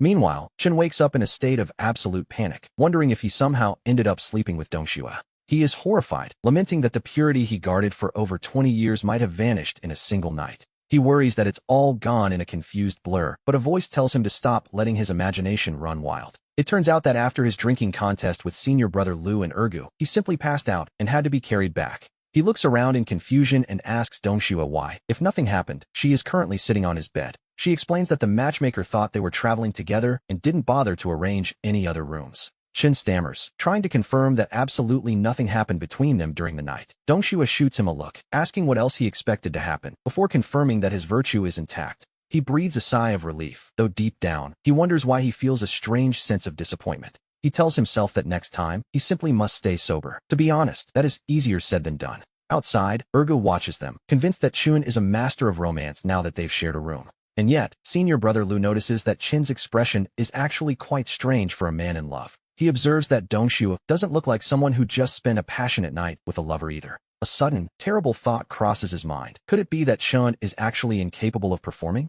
Meanwhile, Lady Huai watches from afar, realizing that with such a beauty by his side, his rejection makes sense. She tells herself it's perfectly logical that young Master Chun wouldn't visit her private quarters under the circumstances. But she refuses to give up on such a talented man, driven by a curiosity she cannot quite suppress. Suddenly, a bolt of lightning strikes toward them, and Chun shouts a warning as the world turns to chaos. Senior brother Liu is impressed that Chin's spells have improved so much, even as he demands to know who is attacking. He calls out to the hidden assailant, asking why they won't show their face and have a proper conversation. Chun scoffs, realizing the attacker is just some fool from the second-ranked Heaven Suite trying to show off. He wonders how anyone could be bold enough to strike at him, knowing he is a guest of the top-ranked suite. He reasons that no one from the four great families would be this brainless, which leaves the question of their identity. A mysterious voice replies, claiming they are only there to help and have no intention of letting him go. Chun reasons that no one from the four great families would be this brainless, which means this person must be from the Qingyun sect.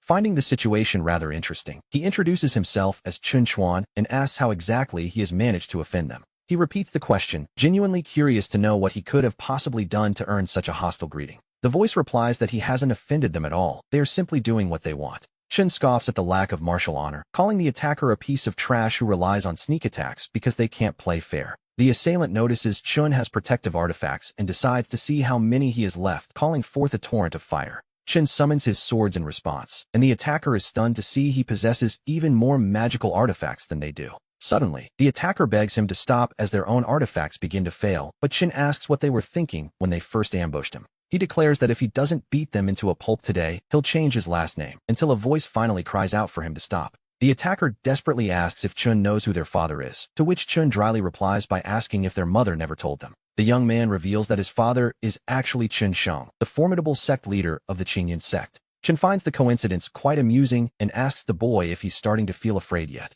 The boy suggests that if Chun begs for mercy now, he might stop, but he quickly changes his tune and screams for Chun to stop hitting him. He begs Chun not to hit his face, identifying himself as Chun Jianghe and insisting his father really is the sect leader. Feeling much better after the scuffle, Chun wonders aloud when exactly Chun Sheng managed to have such a grown son. The boy explains that he is actually using a disguise, showing off a curious little item that he finds quite fun to play with. Chun asks how it works, and we learn that the item is the Wanluo ghost mask. It has the power to completely change one's appearance and physique, which Chun realizes is a rather impressive tool to possess. He realizes that with this, he could change his identity and sneak off to enjoy himself without Donghua ever finding out. But then, a moment later, he catches himself and wonders why on earth he would feel the need to hide anything from Donghua. The boy snaps back, telling Chun to just wait and demanding to know his name if he has the guts to give it. He vows to find someone to finish Chun off once he returns home, noticing, with some annoyance, how agile Chun is. Chun, never one to back down, tells him he isn't afraid to share his name and has no intention of hiding it. He claims his name is Lu Meng, daring the boy to try and kill him if he thinks he's capable of it.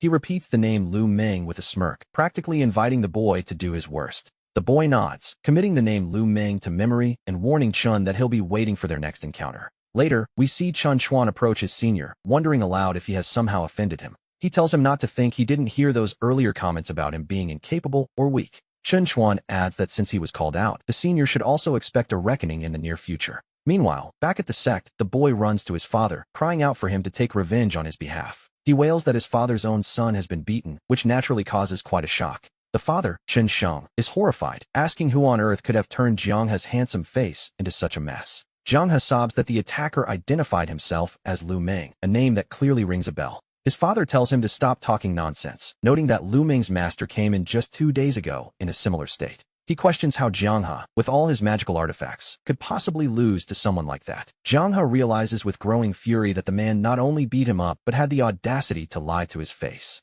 He laments how inhuman the attacker was, just as his grandmother rushes in, calling him her dear grandson. She is heartbroken to see his condition, demanding to know who could have possibly done this to her precious boy. Jianghe starts to say it was Lu Meng, but then he pauses, realizing the name was likely a complete fabrication. He admits he has no idea who the man actually was, and his grandmother tells him to stay still so he can heal. His father, Chen Sheng, tells him to describe the man's appearance so he can order a search and drag him out. Jianghe sniffs and admits that the guy was actually somewhat handsome. He adds that the stranger was almost as good-looking as himself, but his father tells him to get to the point. Jianghe begins to describe the specific details he noticed during their encounter. He explains that the boy had striking, bright eyes and was capable of using several different types of spells. He was dressed in dark blue, tight-fitting martial arts attire with a cross-collar design, and on his wrists, he wore distinctive black leather bracers. Chun Sheng mutters that this description sounds incredibly familiar, and his mother silently agrees. Jianghe remembers another detail. There was a particularly beautiful female disciple by the man's side.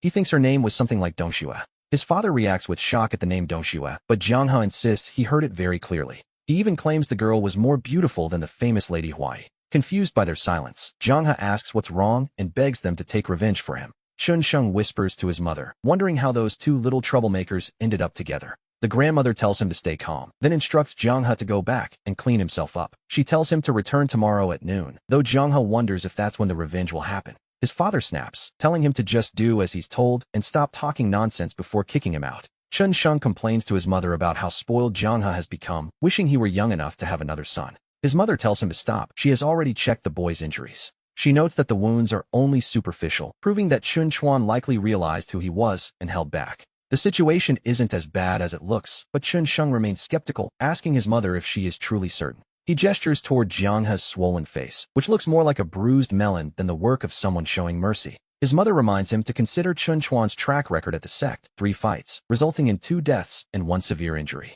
Compared to that, Jianghe got off easy, and Chun Sheng has to admit the logic is hard to argue with. When he asks for their next move, she instructs him to invite Chun Chuan over tomorrow at noon. They will call it a family banquet, a simple chance to reconcile and let the whole messy affair blow over. Chun Sheng agrees to handle it immediately, though the idea of a family banquet carries a weight of its own. We return to Chun Chuan, who realizes that this invitation is nothing more than an attempt at forced mediation. When asked if he actually plans to go, he doesn't hesitate. After all, why would he miss such an opportunity? In his eyes, they are merely fat sheep offering themselves up, and it would be a waste not to take advantage of them. He knows that ordinary spiritual medicines no longer have any effect on his current level of cultivation. This banquet is the perfect chance to squeeze some high-quality resources out of his so-called relatives. He even mentions getting some resources for Donghua, leaving her surprised that he is actually looking out for her. She begins to wonder if the things he said to her yesterday were actually sincere rather than just talk. Seeing her linger, Chun Chuan bluntly asks why she hasn't left yet, as he is ready to get some sleep.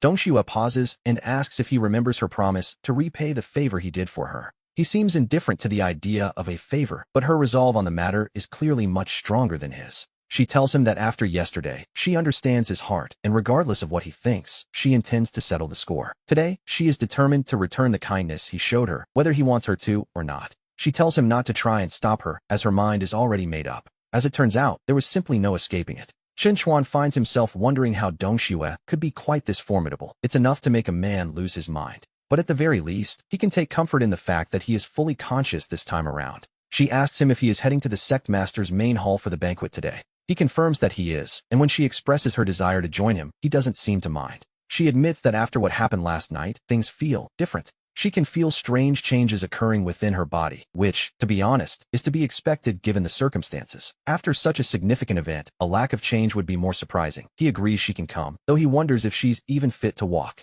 She calls him a weirdo and tells him to mind his own business, her icy exterior finally showing a few cracks. There is a certain satisfaction, he realizes, in seeing a literal ice beauty transformed in such a way. It is a feeling that, quite frankly, isn't bad at all. We see them arrive at the hall, where the sect master greets him warmly, and Chen Chuan offers a respectful bow. He apologizes for being late, claiming last night was rather exhausting, and the sect master, surprisingly, doesn't seem to mind one bit. They are ushered inside to eat, and the sect master notes with a smile that young Donghua has joined them as well. The mood is light until Donghua spots him and immediately begins complaining to his father. He insists that Chen Chuan beat him mercilessly yesterday, claiming the boy only hit harder once he heard the sect master's name. The sect master tells his son to shut up and sit down, directing Chen Chuan and Donghua to their seats instead. Chen Chuan offers his thanks, while Donghua fumes, convinced his father has lost his mind by acting so friendly. He tells himself that once his grandmother arrives, these two will finally get what's coming to them. But as soon as the elderly woman appears, Donghua's bravado vanishes into a flurry of desperate, clingy greetings.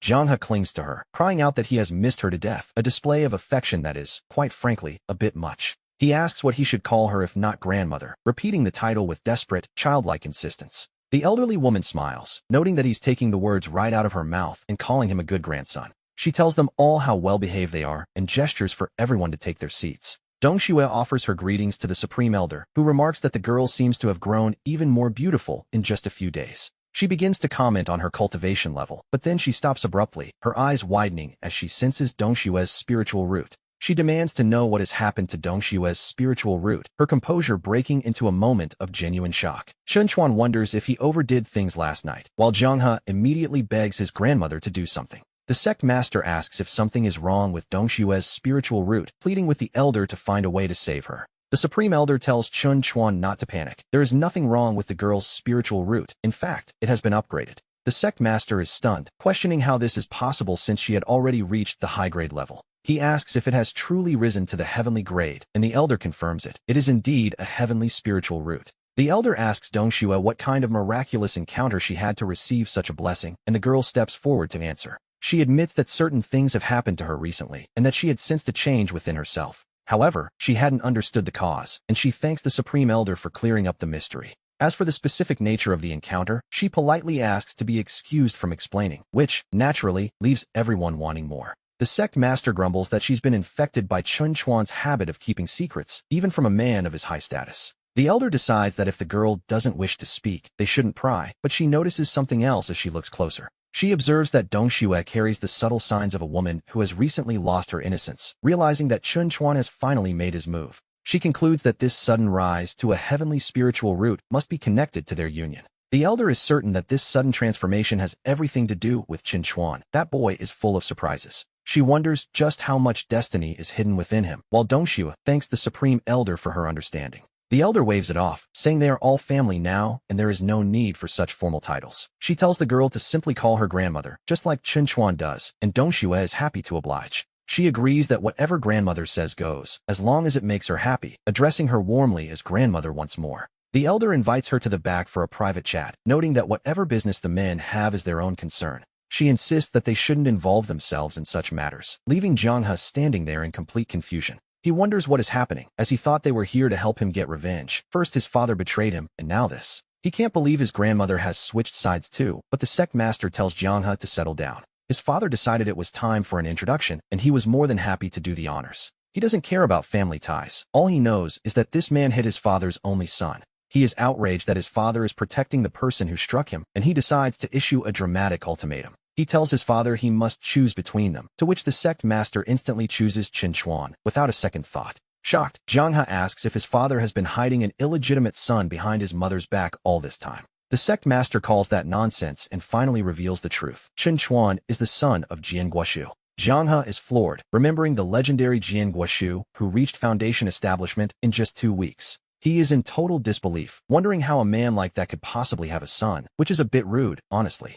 He keeps repeating his shock at Guoshu having an heir, while his father assures him he has no reason to lie. The sect master asks if he still wants his revenge, but Donghua realizes that revenge is now the furthest thing from his mind. He immediately calls Qin Chuan brother, claiming to be the biological brother of Qin Chuan's own foster parents. We see that the apple doesn't fall far from the tree, as both father and son have the exact same talent for clinging to a powerful ally. Qin Chuan points out the obvious awkwardness, reminding the young man that he had just given him a beating the day before. Donghua dismisses the concern immediately, acting as if the violence was merely a misunderstanding between friends. He insists that the beating was actually a form of earnest guidance and a profound lesson from his brother Chuan. He claims it was a case of tough love, and that from the moment he saw Qin Chuan 2 nights ago, he felt a deep connection. He goes on to describe how Qin Chuan's impressive and imposing figure, which was mostly just him fighting, became an inspiration. The image was deeply engraved in his mind, and he tells himself he could never possibly forget such a majestic sight. He points out that even their names, Donghua and Chuan, both refer to rivers, a sign from the heavens, surely. He declares they were destined to be brothers, though Qin Chuan is more concerned with the physical reality of the situation. Qin Chuan asks him to keep talking if he must, but to please stop wiping his nose on his leg, which is a fair request, honestly. Donghua looks up with wounded pride, asking if his new idol is already starting to feel disgusted by him. Qin Chuan admits it hasn't reached that point yet, so Donghua immediately suggests they become sworn brothers right then and there. He begins the formal oath to heaven and earth, declaring that he, Qin Shanha, and Qin Chuan are now bound together. He corrects himself, noting they even share the same surname, and swears that while they weren't born on the same day, they should at least hope to leave this world on the same day. A bit dramatic, but he's committed to the bit. Qin Chuan is left staring in disbelief, wondering how a lifelong commitment could possibly be decided this haphazardly. Even the sect master is struck by the resemblance, noting that his son's dramatic flair for swearing brotherhood is exactly like his father's. He encourages Qin Chuan to just go along with it, seeing how incredibly sincere, or perhaps just persistent, Donghua is being. Qin Chuan sighs and finally gives in, figuring there isn't much harm in accepting the offer for now. He notes to himself that he didn't actually recite the oath, but Donghua is already overjoyed to finally have a big brother. From that moment on, Donghua officially recognizes Qin Chuan as his big brother, while he happily takes the role of the second brother. Excited by their new bond, Donghua offers to lead the way, promising to take his brother to a place that is truly fun. He claims it is even better than the Fengyue Pavilion, a bold statement, certainly, and perfectly suited for the two of them. Qin Chuan, however, is feeling a bit skeptical, reminding the younger man that he had promised a place that was particularly exciting. He had even snuck out behind Dongshue's back for this, only to find that Donghua had brought him to a local auction house. Donghua quickly defends his choice, reminding Qin Chuan that he once said the actual level of excitement didn't matter. All that mattered was having a stage to show off his status, and this, apparently, was the perfect venue for it. Qin Chuan remains unconvinced, noting that with his nearly empty pockets, there isn't much showing off he can actually do. But here we learn that Donghua has a bit of an inside track regarding how this specific auction house operates. He explains that the establishment is actually an asset of their own Qinyun sect, where the best treasures are usually reserved. Whatever the sect doesn't keep ends up on these stages, and he tells Qin Chuan to bid on whatever catches his eye. He insists they can take home anything they want, which, in his mind, is the ultimate way to flex one's power. Qin Chuan realizes he is just here for the ride, deciding that he might as well enjoy the spectacle for what it is. He figures it is like opening a blind box, just as the auctioneer steps up to present the first item to the crowd. We see a mysterious jade box, though the auction house admits they aren't entirely sure what is hidden inside. However, they aren't selling it completely blindly, as their experts have provided a rather prestigious appraisal for the item. They claim the jade box is at least several thousand years old, a classic sales pitch, if we ever heard one. With the promise of a great master's legacy inside, the bidding starts at a steep 1,010 stones. The crowd is immediately skeptical, wondering who would waste that much money on a broken box, which is a fair point. That amount could buy a high-grade technique, and for a moment, it seems there won't be a single bidder in the room. The auctioneer sighs, noting that if no one steps up, this particular treasure is destined to go unsold. Suddenly, a voice rings out, 10,010. The crowd is stunned. 10,000 for a mystery box? People begin to whisper, wondering if this jade box actually contains something legendary, or if it's all just nonsense. Some are convinced it's a scam, arguing that only a plant would jump from 1,000 to 10,000 immediately. They realize the bid came from the young master's private box, leaving everyone confused as to why Donghua would overpay tenfold. Moving right along, we see the next item presented, a Juyin pill, a common medicinal supplement. The starting price is set at a modest 310 stones, a much more reasonable figure. Once again, the room falls silent, and the auctioneer prepares to declare that there are no interested bidders. Just as he is about to announce the item has failed to sell, a voice shouts, "I'll give you 100,000. Not to be outdone, another voice immediately counters with 100,010. The atmosphere in the room shifts instantly to one of pure, unadulterated disbelief. The onlookers wonder which wealthy young master has lost his mind and started throwing money around like water. To be perfectly honest, paying over 100,000 for a useless pill is beyond any logical explanation. The crowd is convinced they are watching a performance by paid actors, as the situation has become utterly absurd. After all, this specific pill has been sitting on the shelf for 6 months without a single person wanting it. Donghua looks at Qin Chuan with newfound respect, admitting that his big brother truly knows how to make an entrance. He is genuinely impressed by the sheer audacity of dropping 100,000 stones just to show off. Even Donghua, who loves a good spectacle, confesses that he would never have dared to bid that high. Qin Chuan simply tells him to watch and learn, claiming that when it comes to flexing, he is second to none. Donghua can only offer his total admiration, fully convinced now that his new brother is in a league of his own. Qin Chuan remains perfectly calm, knowing full well that since he isn't the one paying, he can afford to be bold. The auctioneer offers his congratulations to the winner of the Juyin pill before quickly moving on to the next item. This time, it is a low-grade defensive magical treasure, the kind of rare artifact that truly speaks for itself. The bidding for this defensive piece starts at a relatively modest 810 stones. Finally seeing something of actual value, one bidder immediately jumps in with an offer of 1,010. Another voice scoffs at such a low price for a magical treasure, raising the stakes to 2,000. The competition heats up as a third bidder warns the others not to interfere, pushing the price to 3,000. The auctioneer breathes a sigh of relief, thinking that the proceedings have finally returned to a normal, logical rhythm. He encourages the room, asking if there are any further bids as he begins the first countdown at 1,000. But just as he reaches the second count, a voice suddenly shatters the peace by bidding over 1,000,000. The crowd is absolutely livid, convinced that this blatant plant has finally lost his mind by bidding 1,010. It seems as though the entire auction house has descended into a state of collective madness. Qin Chuan realizes that since the money isn't real to him, he can shout out any number he likes. He turns to Donghua, asking with a smirk if his display of dominance was impressive enough for the occasion. To be honest, it was a performance that left everyone in the room questioning their own sanity. Qin Chuan pauses, asking for final confirmation that this auction house truly belongs to Donghua's family.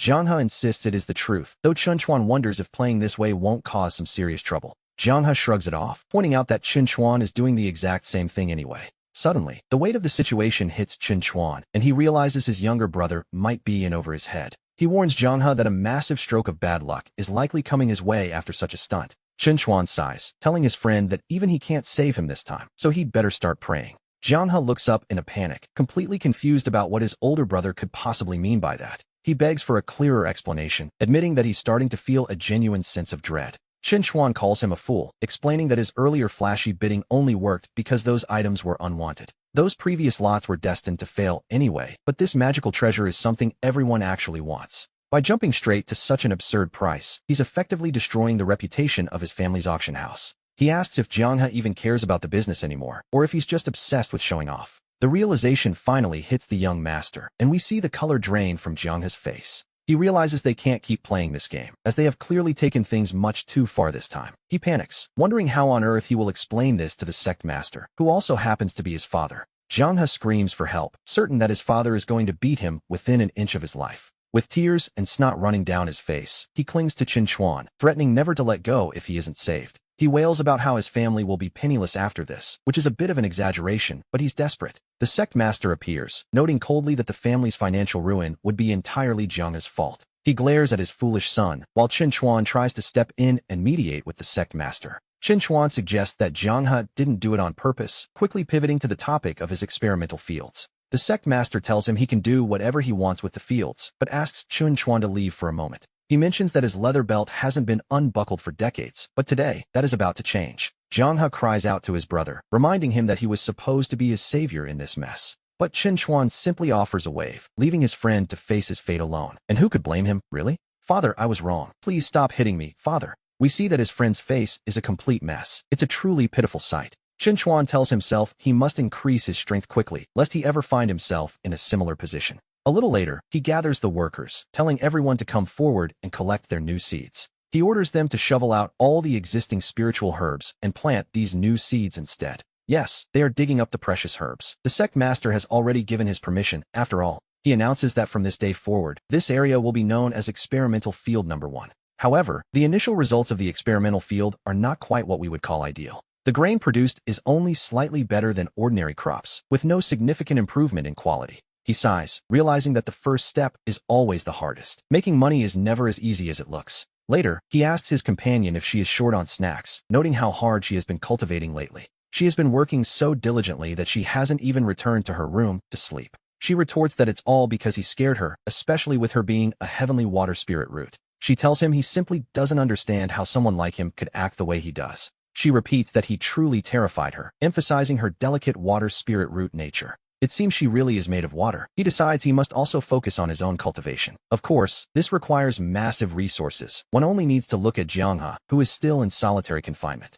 He wonders when the experimental field will finally succeed. Since he can't solve it now, he'll take his time. He asks if he can return to the room to sleep tonight, having noticed a curious pattern. He has discovered that after every session together, his spirit root shows signs of improvement. She accuses him of using her as a cultivation vessel, but he reminds her that he possesses the power of rules. If he can nourish Donghua herself, then those ancient plants in the spiritual field should be no trouble at all. She calls him a scoundrel, muttering that men never cherish what they've already won, which is a bit dramatic, really. Since the spiritual field belongs to the wood element, he decides to apply his wood-based rule power to the crops. Suddenly, a strange phenomenon occurs, leaving them both wondering exactly what is happening to the field. It worked. He excitedly tells Donghua that he succeeded in revitalizing these ancient botanical specimens. Not only have they grown significantly in size, but they have already reached the professional standard for harvest. With these results, their grand plan to make a fortune is finally back on track. There's no time to waste. He tells her not to rush the harvest, asking if she still wants to improve her spiritual root first.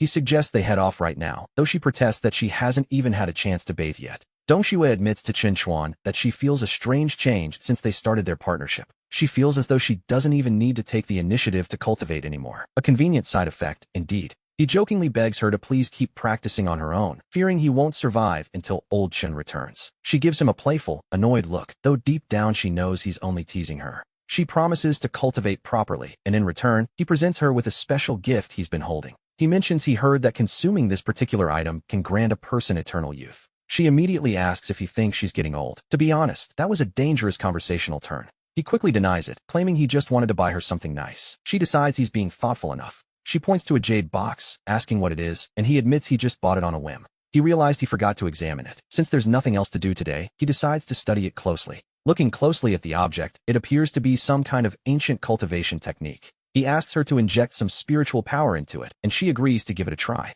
He can hardly believe his eyes, realizing that the legends of finding treasures in web novels are actually true. It seems the auction house really is the perfect place to find hidden gems, especially rare techniques like this one. She asks if it's truly that powerful, and he realizes they've just made an incredible profit. He turns to Donghua and explains that what's inside isn't just a simple technique. It is actually the life's work of a grand master, the true explanation of the array path. This means he could master thousands of years of secret array knowledge, which is frankly quite ridiculous. To be honest, the sheer scale of this discovery is beyond absurd. He begins to wonder if he is actually the chosen child of destiny after all. He jokes that his father might just be a side character, leaving Donghua confused about this child of destiny talk. She asks what his father has to do with any of this, but he admits it's too complicated to explain right now. He urges her to hurry back to the spiritual field, as their grand plan to get rich is about to reach a new level. It's time to expand the scale, though the onlookers are already wondering how on earth these things were grown. The crowd suspects these are genuine ancient artifacts, though some find it hard to believe. One observer notes that no ordinary tobacco plant should be larger than an 800-year-old tree. And so, he arrives and tells everyone to clear a path and give them some space. He asks why they are all surrounding his spiritual field, while the crowd looks at Brother Chuan in awe. They ask if he really grew these ancient specimens himself, as the results are simply defying the laws of nature. Most of them have lived long lives without ever seeing ancient plants this massive, and this is only the beginning. And yet, as we are about to see, there is something even more defiant of heaven's laws. He decides it's time to show them all what it truly means to surpass the limits of nature. The ancient plants begin to grow even larger before their eyes, leaving the crowd wondering if this is some divine array. Even an array elder couldn't achieve such a feat, and they look at Brother Chuan in pure disbelief. They wonder if there is anything he can't do, though he reminds them not to get ahead of themselves. He jokes that he can hear their thoughts, even the ones they think are hidden. He tells one of them that instead of being a department manager, they might just end up working like a beast of burden. The term department manager leaves them utterly confused, as they have no idea what such a thing could be. He assures them they will understand soon enough, before making a grand announcement to the group.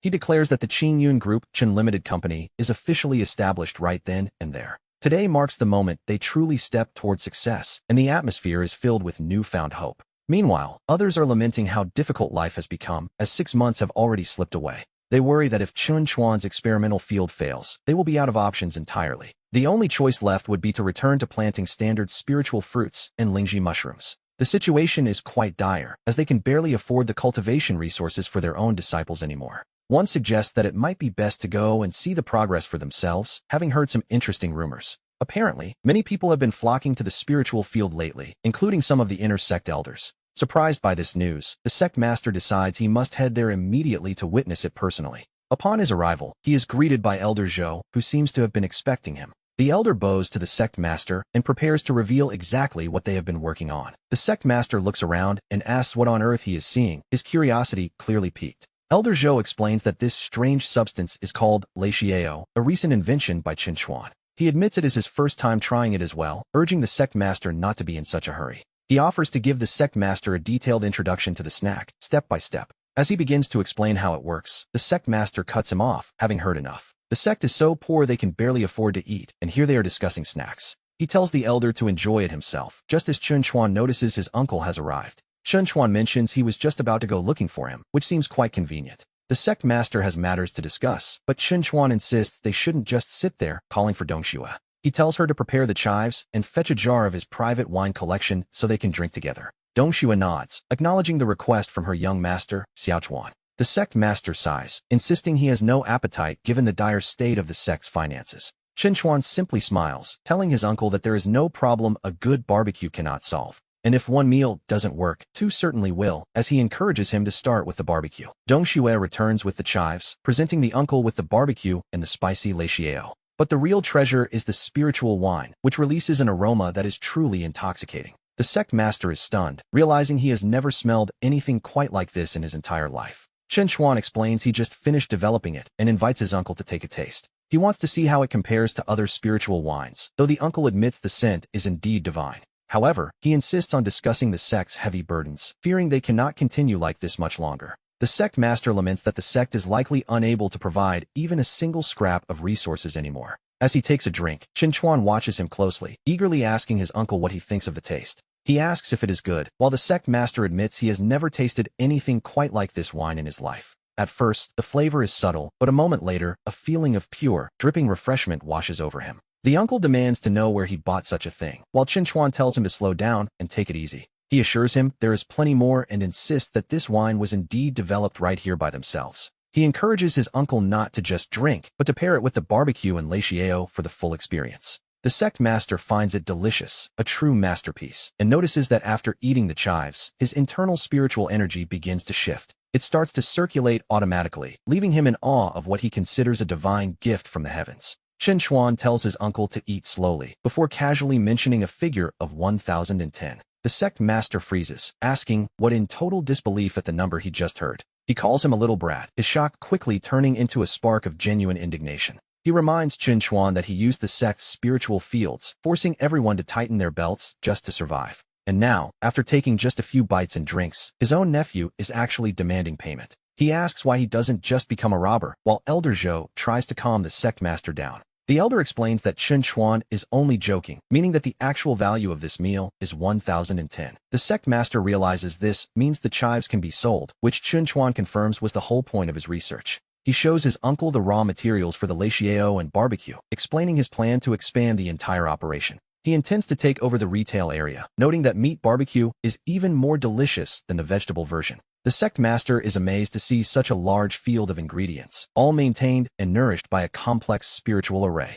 Chun Chuan tells the sect master not to rush, promising to go and fetch a few more things for him to see. The sect master can only nod in agreement, his curiosity clearly piqued by everything he has witnessed so far. He eventually asks how Chun Chuan managed to learn all of this, wondering where such knowledge could have come from. Chun Chuan dismisses it as a minor trick, though the sect master suspects he is boasting about such a massive operation. He asks if it requires staff, but Chun Chuan explains he has already set up an automated harvesting array for when the crops ripen. The materials are automatically sent to the factory, and Chun Chuan invites his uncle to follow him further into the facility. They are greeted by Lu Meng, prompting the sect master to ask what the young man is doing standing there. Lu Meng proudly reports that he is now the captain of security for the Qin Yun Group's Chun Limited Company. He officially welcomes the sect master home, leaving the older man to repeat the strange name, Qin Yun Group. He mumbles the words limited company and security captain as if trying to make sense of a foreign language. Looking around at the strange machinery, the sect master asks what all of these things are supposed to be. He repeats the question, his bewilderment growing as he stares at the complex setup before him.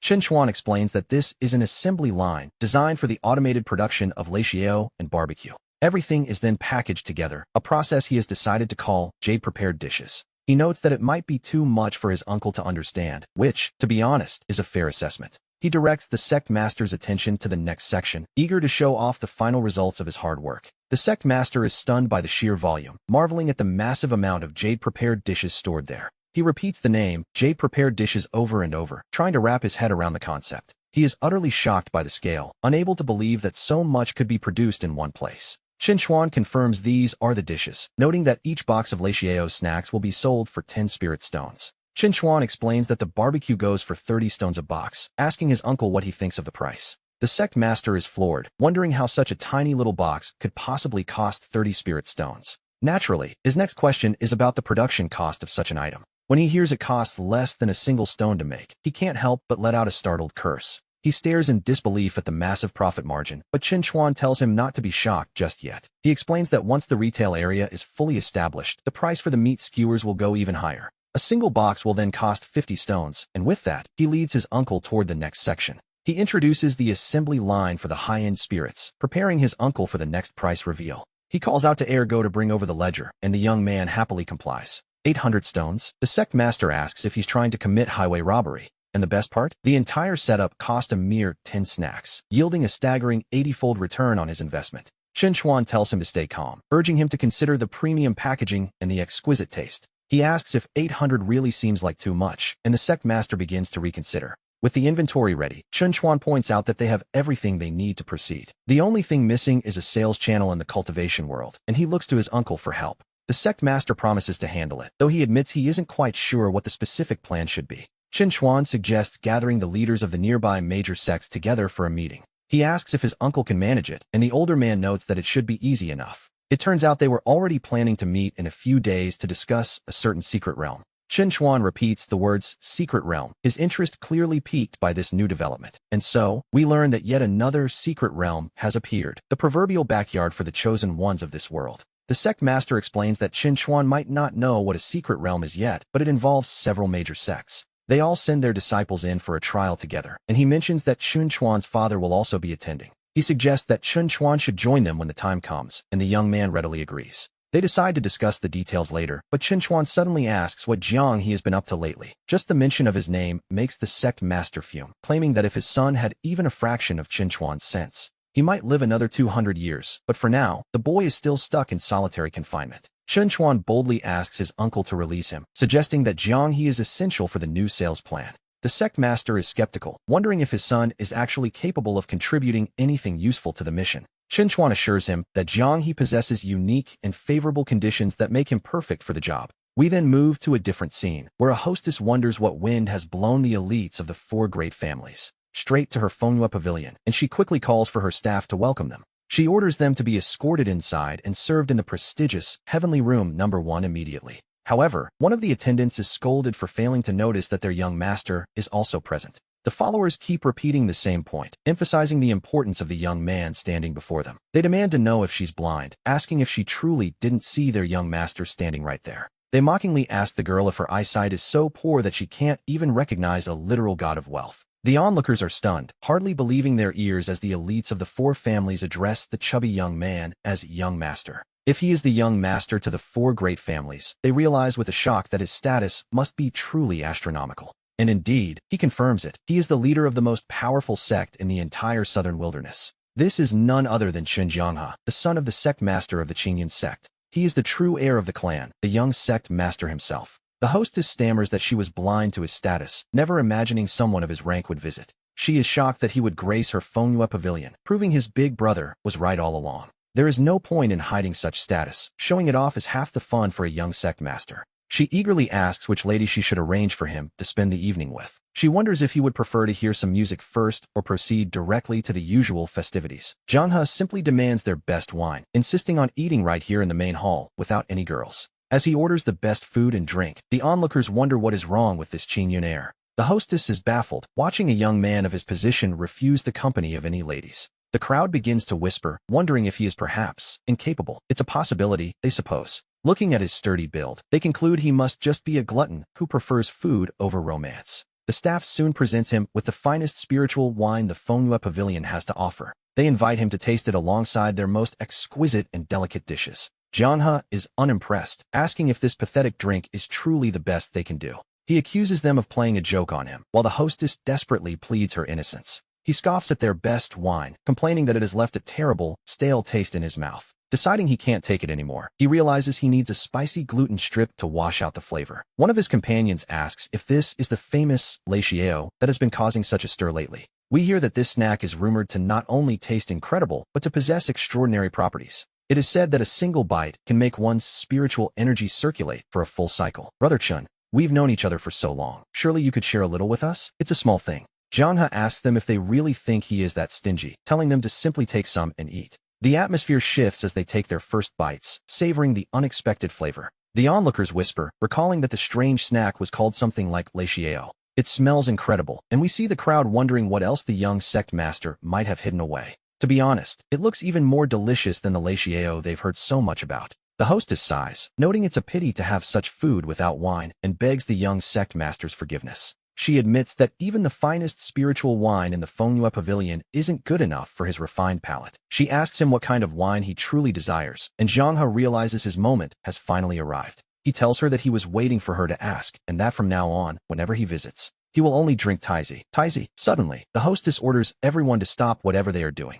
This includes all the ladies. The entire staff of the Donghua Pavilion is being mobilized for a single task. She demands they find this Taizi immediately, and the girls begin approaching every guest in the building. They politely ask the patrons if they have ever heard of something called Taizi. The ladies beg the men to tell them where this Taizi can be bought, hoping for any lead at all. They explain to the confused guests that Taizi is a wine, a very specific kind of wine. The rest of the city is left wondering why the entire Donghua Pavilion has suddenly emptied into the streets, searching for Taizi. People ask what on earth that could be, shocked that such a massive commotion is being made over a name. They begin to wonder if this Taizi is perhaps some legendary new treasure that has just appeared in the world. One man speaks up, claiming he knows the secret, and the crowd urges him to speak about this Taizi. He explains that it is a new spiritual wine crafted by the Qingyun sect, and when it was finished, the entire sect was bathed in a sudden burst of light, and the aroma filled the very peaks of Qingyun. It lingered there for 7 days and nights without fading. Naturally, the listeners are shocked by such a tale. They wonder if such a miracle is possible, questioning if Old Sun is simply making it all up. After all, it seems impossible for a single bottle of wine to trigger a phenomenon of heaven and earth. One veteran drinker admits that in all his years, he has never heard of a brew so potent. Old Sun tells them not to doubt him, revealing he used every connection he had to secure 2 bottles. He claims that just a single sniff made him feel as though he were floating among the immortals. It felt like being in a divine paradise, he says, though the others still worry he might be tricking them. They tell Old Sun to stop teasing them and to finally bring it out for a tasting. They offer to pay, and to be honest, they are all becoming quite desperate for a sip. Old Sun sets his price at 1,010, offering to sell them a single bottle. The price leaves them gasping, wondering if he is trying to rob them in broad daylight. He defends himself, noting he paid 800 per bottle and that they are incredibly hard to find. Deciding that the price is fair for such a rarity, they agree to pool their money together. They tell him to bring it out immediately, and he tells them to wait just a moment. We see their awe as he reveals it. Even the packaging looks far more extraordinary than ordinary wine. The glass is so pure it looks like crystal, convincing them it truly must be an item from the heavens. And so, the 4 of them prepare to share the legendary drink together. Old Sun generously offers to take just 610, and the others can hardly wait for him to pour. Immortal wine, they cry out, as if they have finally found the nectar of the gods. One old man, a veteran of the wine world for decades, admits he has never tasted anything quite like this. To have the honor of tasting such a brew, he tells himself, means he can die without any regrets. Another feels as though he has stepped into a divine realm, wondering how such a masterpiece could even exist. He laments that he is only tasting it now, and immediately begs old son to sell him the remaining bottle. He offers the original price, but another quickly jumps in, offering 2,000 without a second thought. The price hits 3,000 as they plead with old son, hoping their long friendship might earn them a favor. But old son is unmoved. Even for 5,000, he refuses to part with such a legendary treasure. He intends to keep it as a family heirloom, a wise choice, perhaps, given the frenzy he just created. We see that the plan was a success. The word has spread across the entire Qingyan market. Their brand of Taizi wine, spicy snacks, and barbecue are now the talk of the town. It won't be long before the news reaches the rest of the cultivation world, and his companions are rightfully impressed. Junior brother Chun is asked how he managed such a feat, as people have been inquiring about the wine all afternoon. The bidding has already reached 3,010, leaving the senior disciples in awe of young Xiaochuan. They truly believe that having a talent like him in the Qingyun sect is a blessing from the heavens themselves. But for Xiaochuan, this is only the beginning, as he already has plans to expand their business much further. He envisions opening branches everywhere, knowing that wine and food are merely the first steps of his grand design. He begins to speak of banking and loans, concepts quite foreign to this world, to be perfectly honest. He even considers how to involve the local entertainment houses, leaving his companions to wonder what he will think of next. He even plans to organize the local ladies into a unified system, giving it a rather grand title. He calls it the Unemployed Fairy Reemployment Plan and turns to ask his uncle for his thoughts. Xiaochuan wonders if the older man finds his vision as brilliant as he does. His uncle agrees completely, though he admits there is no real need to consult him on such matters. To be perfectly honest, he doesn't understand half of it, and lately, he has had no time for his own cultivation. The uncle sighs, noting that his personal progress has stalled while managing these business affairs. Xiaochuan urges him to stay focused, but the uncle points out that the disciples have already started calling him the second sect master. It seems his constant presence in the marketplace has earned him a new title among the ranks. Some of the newer disciples, we learn, don't even recognize the actual sect master anymore. He complains that while Xiaochuan might not need to cultivate, he certainly still does. The sect master wonders aloud how he is supposed to find the time, leaving Xiaochuan a bit surprised. Suddenly, a new idea strikes the uncle, and he looks at Xiaochuan with a mischievous glint in his eye. He suggests that when they next recruit disciples, he will make a formal announcement. He intends to officially appoint young Xiaochuan as the new sect master of the Qingyan sect. This would allow him to take an early retirement, a very tempting prospect, indeed. He envisions a life as a hands-off manager, finally free to focus on his spiritual path. Xiaochuan points out the absurdity of the idea, asking who has ever seen a sect master at only the 7th level of qi refining. The uncle realizes he had forgotten that minor detail, so he settles on the title of vice sect master instead. In this role, Xiaochuan would have full authority to handle all affairs whenever the uncle is away. He tells Xiaochuan to take Jiang He under his wing and use the opportunity to truly sharpen his skills. He exclaims that he can finally be a hands-off manager and focus properly on his cultivation. Xiaochuan smiles, thinking that he should definitely let the old man enjoy that lifestyle. When the uncle asks about the cultivation again, Xiaochuan simply tells him it's all the same thing. As it happens, the sect masters from several other prominent sects have just arrived. They are here to discuss the secret realm, so the uncle leaves Xiaochuan to his work. He decides to head off and do a bit of advertising for their own sect in the meantime. He greets Sect Master Chen, telling him there is no need for such formalities between old friends. Following the old rules, they decide to talk over a meal, and he calls out to a disciple named Xiaoyu. The disciple responds immediately, and the uncle tells him not to bring wine, as he has his own private stash. The guests are eager to start the discussion, asking what the plan is for this year's trials. The uncle suggests that things remain as they were, and that those details can wait until a bit later. Sect Master Chun is distracted, however, noting that he has never seen dishes quite like these before. The others agree, finding each plate more novel than the last, which clearly amuses the uncle.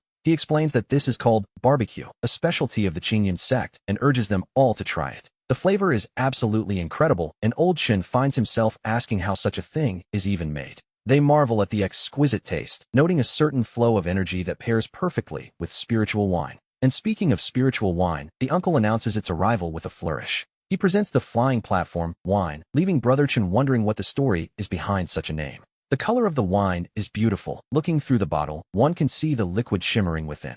The light seems to dance inside the glass, and already, a faint, enticing aroma begins to fill the air. Sect Master Chen notes that the aroma is even more intoxicating than his own sect's famous 100-flower brew, urging the uncle to open it. The uncle agrees, deciding it is time to show them what true wine looks like as he prepares to pour a glass for everyone. He tells them to prepare to have their horizons broadened, and as the wine pours, the guests find themselves staring in utter disbelief. They wonder how such a celestial nectar could even exist in this world, describing it as nothing short of perfection. One guest admits that even the legendary 1,000-year collection doesn't come close to what Chun is serving here. The uncle is feeling quite proud of his flying platform wine, thinking to himself that it is simply top tier, to put it elegantly. He finds their shocked expressions quite amusing, noting that they look like people who have never seen the world before. He points out old Lu, admiring how the man manages to keep his emotions hidden, or so he thinks. In reality, old Lu is reeling, thinking about how he has been stuck at the 5th level of the Golden Core stage for 30 long years. He never imagined that a single cup of wine would allow him to break through his bottleneck, and he calls out to old Chun in shock.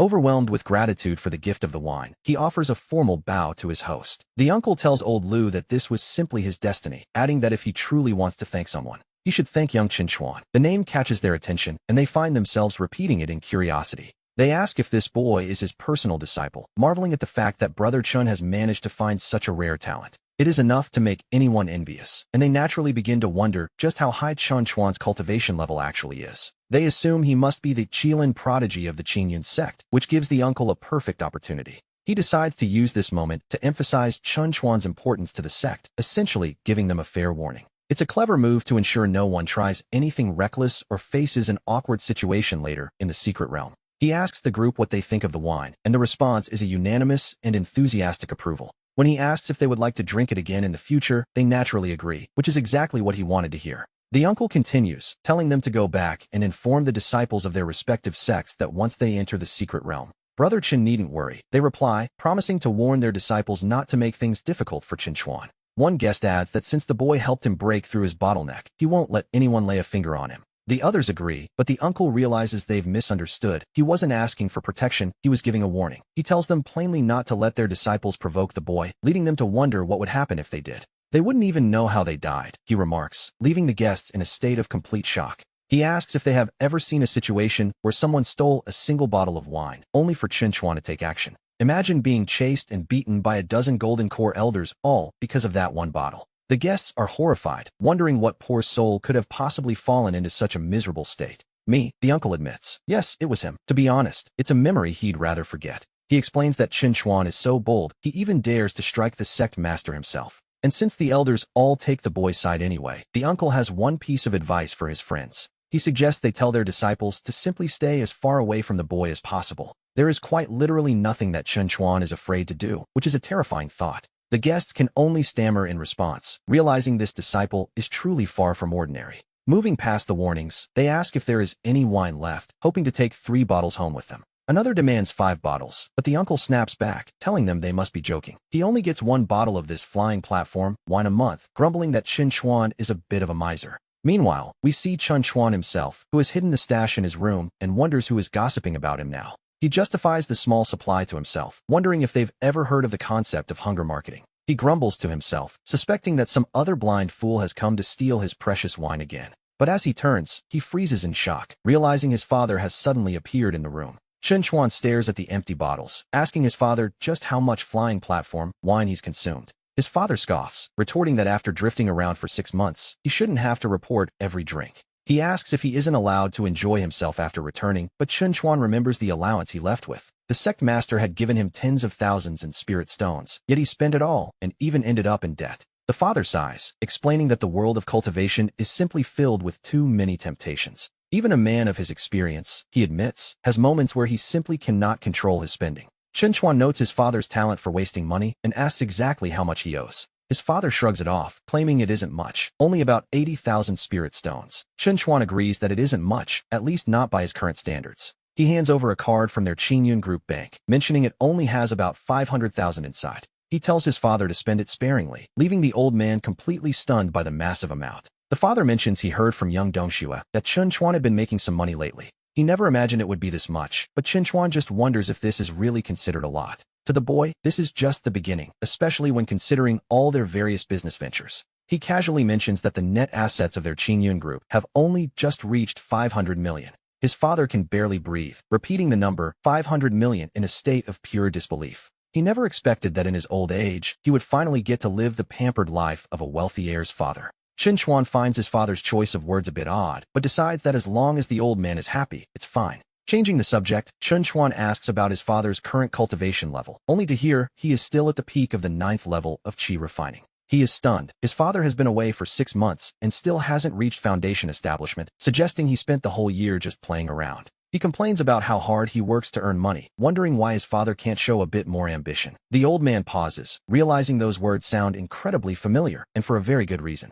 He points out that these are the exact same scoldings he gave Chun Chuan as a child, though the boy insists he isn't wrong. His father retorts that he knows nothing, explaining that a secret realm opening soon contains exactly what he needs for his breakthrough. The system had warned Chun Chuan that using a pill for foundation establishment wasn't ideal, and speaking of the secret realm, Chun Chuan suddenly decides he wants to go too, eagerly telling his father that he wants to enter the secret realm as well. His father immediately dismisses the idea, asking what he could possibly do there when it is so dangerous. He suggests that if the boy wants to see his father's heroic and dashing figure, he can simply watch from the outside. Apparently, there is a great heavenly eye array that can broadcast the events inside the realm in real time. Chun Chuan realizes this is essentially a live stream, which makes him even more determined to go and show off his skills. He knows opportunities like this don't come twice, and eventually, his father gives in and agrees. The secret realm is restricted to those with cultivation levels below the foundation establishment stage. His father boasts that he will be able to walk tall and won't suffer any losses, earning a quick thanks from his son. Then, the old man tells him to hurry up so that he can hold a grandson sooner rather than later. He adds that Chun Chuan shouldn't think he's oblivious to the fact that the young girl, Donghua, has already been won over by him, causing Chun Chuan to call out to his father in exasperation. He asks if they can't be a bit more serious, but his father just tells him not to worry and promises to help him out. Chun Chuan sighs, wondering if his father could manage to stay serious for even just a few minutes. As Chun Chuan prepares to enter the secret realm, his grandmother pulls him aside to offer a few words of caution regarding his rule power. He reassures her, promising that unless it becomes an absolute matter of life and death, he won't use that particular strength. She nods, noting that Jiang He will also be going with him, and expects the two brothers to look out for one another. Her only wish, quite naturally, is for both of them to return home safe and sound. Chun Chuan jokes that he won't just bring his brother back safely, but perhaps even a little well-fed and plump. The secret realm finally comes into view, and the order is given for all disciples to prepare to disembark from the ship. Their destination is the gathering point for the Qingyun sect, where the other participants are already waiting. The onlookers notice the Qingyun arrival, whispering amongst themselves and wondering if the young man leading them is indeed Chun Chuan. Some mention that their own sect master has spoken of him, though at first glance, he doesn't seem particularly impressive. They've heard he's the one who invented those popular snacks, leading them to assume his heart isn't truly set on cultivation. Meanwhile, Jiang He notices his friend scanning the crowd and asks what exactly he is looking for. Chun Chuan explains he's looking for his father. Old Chun promised he would be here, yet there is no sign of him. A small doubt crosses his mind. Perhaps his father decided not to come after all. Before the realm is opened, an elder steps forward to introduce the history of this mysterious place to the gathered disciples. We learn that this realm dates back 100,000 years, born from a time of great upheaval. It was created after the invasion of demons from beyond the heavens, serving as a final stand. This was the place where the ancient immortals finally sealed the darkness away for good. Only those below the foundation establishment stage may enter, and there is a secondary restriction as well. The strength of the monsters inside is similarly capped, ensuring nothing exceeds the limits of the disciples.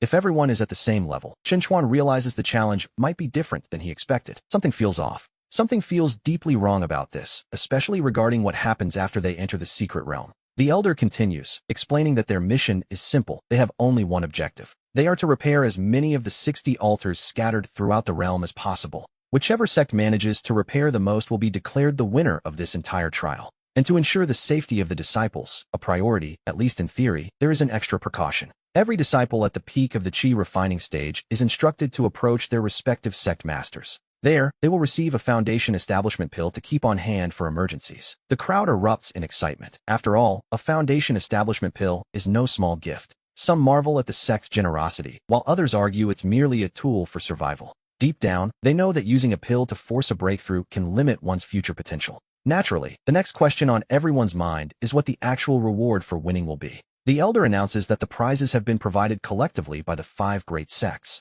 He gestures for them to look, revealing the treasures they are all fighting for. We see 5 high-grade spiritual treasures and 10 bottles of 4th-tier spirit pills presented to the crowd. But most importantly, the Qingyun group has stepped in with some very exclusive sponsorships. They have provided 100 boxes of their famous, specially made spicy strips. And to top it off, 100 bottles of flying heaven Taizi, which leaves the disciples in awe. The mere mention of 100 bottles of Taizi is enough to make anyone's head spin. The leaders of the Wind and Thunder sect immediately bark orders, demanding their disciples bring home the win. They are told not to bother returning if they fail, while the Donghua sect, less fond of violence, watches on. Even so, they cannot afford to show any weakness in front of the others. The Donghua leader suggests that his girls could help Chen Chuan and the Qingyun group. In exchange, he proposes a 40% share of the rewards, a fair deal, perhaps. Chen Chuan agrees easily, noting that it's a perfectly reasonable arrangement. Vice President Yu wonders if the rewards for this secret realm have always been this generous. Something about the scale of it all feels slightly off to him. He turns to Chen Chuan, seeking clarity on why things feel so unusual.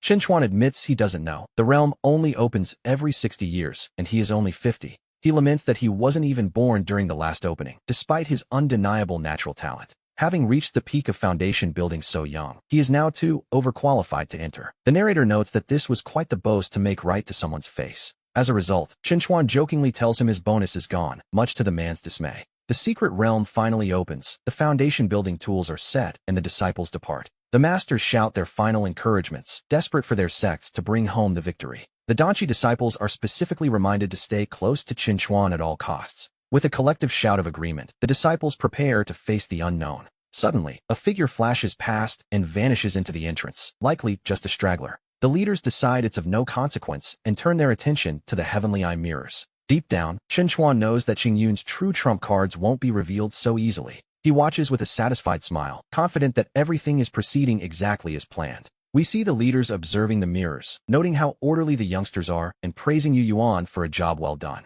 Another leader boasts that his own sect's Li Jin is the truly organized one, already beginning to arrange their battle formations. Turning to his companion, he asks why the Qingyun group is still standing perfectly still, not making a single move. He wonders aloud if Chen Chuan perhaps forgot to brief them on the situation inside the secret realm, which would be quite the oversight. Inside the realm, the disciples are getting restless, asking what they should do now that the other sects have already started their missions. They ask if they should hurry to repair the altars as well, but the response is a calm question. What exactly is the rush? As the saying goes, the early worm gets eaten by the bird, so they decide to let the others stay busy while calling for Jianghe. He is told to bring out the items that were prepared beforehand, and he happily complies with the request. Meanwhile, Brother Lu is asked by a worried disciple if Qingyun's lack of movement is actually part of some deep, hidden conspiracy. Brother Li Jian agrees that the alliance between Qingyun and Donghua is not something they can afford to take lightly. They decide it would be best to scout out Qingyun's true intentions first, and they set off together to investigate. But when they finally get a good look at the group, they are left utterly speechless by what they find. They can hardly believe their eyes. The disciples are simply sitting there, eating and drinking as if they were at a festival.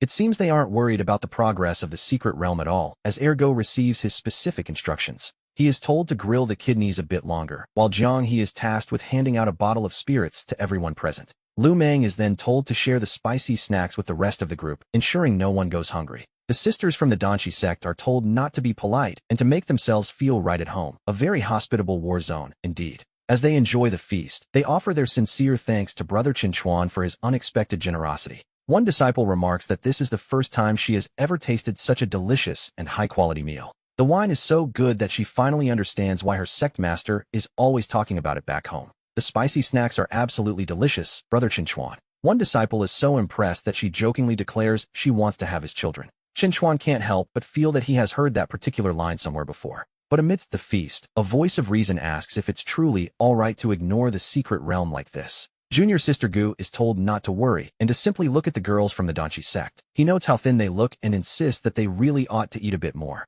After all, one can't fight without energy, though she still harbors some lingering doubts. She points out that everyone on the outside is watching their every move. And indeed, the observers are appalled, feeling that treating the secret realm like a game is utterly scandalous. One leader sighs with relief that his own disciples haven't been lured in by such temptations. He warns that if this continues, they are bound to lose the competition, but Chen Chuan seems occupied. A caption appears on screen, winning hand. Chen Chuan asks what Junior Sister Gu said, but another disciple tells her not to bother with him. He clearly has a plan, so they might as well relax and play a few rounds of mahjong. It is quite comfortable, after all. We see that the entire atmosphere of the Qingyun group has shifted into something unrecognizable. The aroma is so tempting that even Brother Lu's followers ask if they should try some secret realm barbecue. Lu snaps back, telling them to forget it and swallow their spit, reminding them they are here for a trial. He insists they must take the top spot, noting that the Qingyun people have clearly lost their ambition. They are only thinking of food and play, and he is certain they will be crying when the time comes.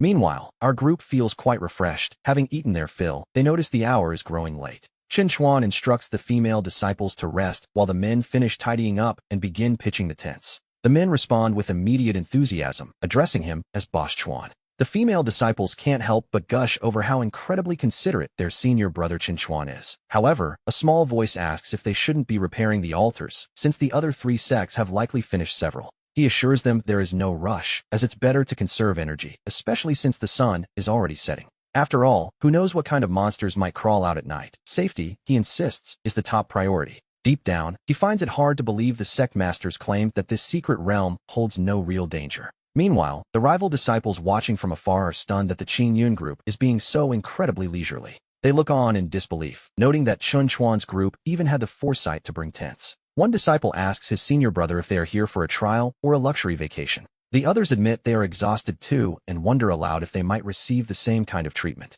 Having repaired 3 altars in a row, they truly have no strength left to continue the mission. Their leader finally relents, telling them to notify everyone of the change in plans. He orders them to rest where they are, deciding they will follow the Qin Yun group's lead for once. But when the disciples ask where the tents and barbecue are, they are met with a cold, disappointing silence. Instead, the leader demands they stay alert and arrange for guards to keep watch throughout the night. He notes how lax the other group is, failing to even set a watch, which, in his mind, is an invitation for disaster. He tells his followers that if danger strikes, they shouldn't feel obligated to lend a helping hand. Back at the camp, a disciple asks Boss Chuan if they should set up a night watch of their own. Chen Chuan scoffs at the idea, wondering why on earth they would need a watch while he is there. He tells them all to get lost and head into the tents to get some rest. As for himself, he figures his role as the head of security is effectively useless for the night. Deep in the brush, we see the disciples sharing snacks and enjoying the quiet atmosphere. They laugh as they pass the food around, noting that senior brother Chen Chuan has truly made the night comfortable. Watching from a distance, the rivals wonder if Chen Chuan is truly safe without setting a single guard.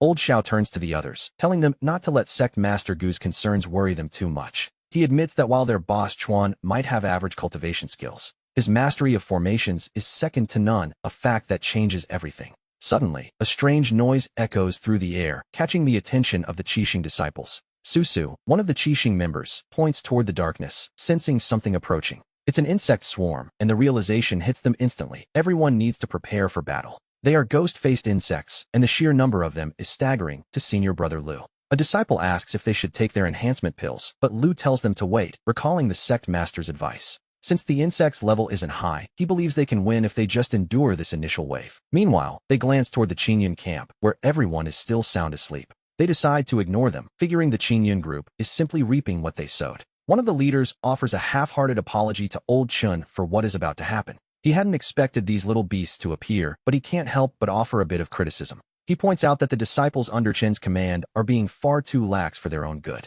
He warns that this won't end well, even if the ghost-faced insects are only at the second stage of strength. But the sheer numbers are overwhelming, and Chen Chuan and his group remain blissfully unaware of the danger. The leader tells himself there is no rush, deciding to wait and see how things unfold a bit longer. Desperate cries ring out as a disciple begs his senior brother to finally take the Zhuji pill. They are reaching their limit, and we see that quite a few of their comrades have already fallen. The disciple warns that if the senior brother doesn't act now, their entire force will be wiped out. He urges them to endure just one more wave, claiming the ghost-faced insects are starting to lose heart. As the struggle continues, the others begin to wonder why senior brother Lu still refuses to take the pill. They question if his own future prospects are truly more important than the lives of his fellow disciples. It seems senior brother Lu isn't the man they thought he was, appearing indifferent to their survival. Meanwhile, the Qingyun group is still asleep, and Susu blames Chun Chuan for this reckless lack of caution. Ignoring the warnings, she decides to find Chun Chuan herself, terrified for the safety of her sisters.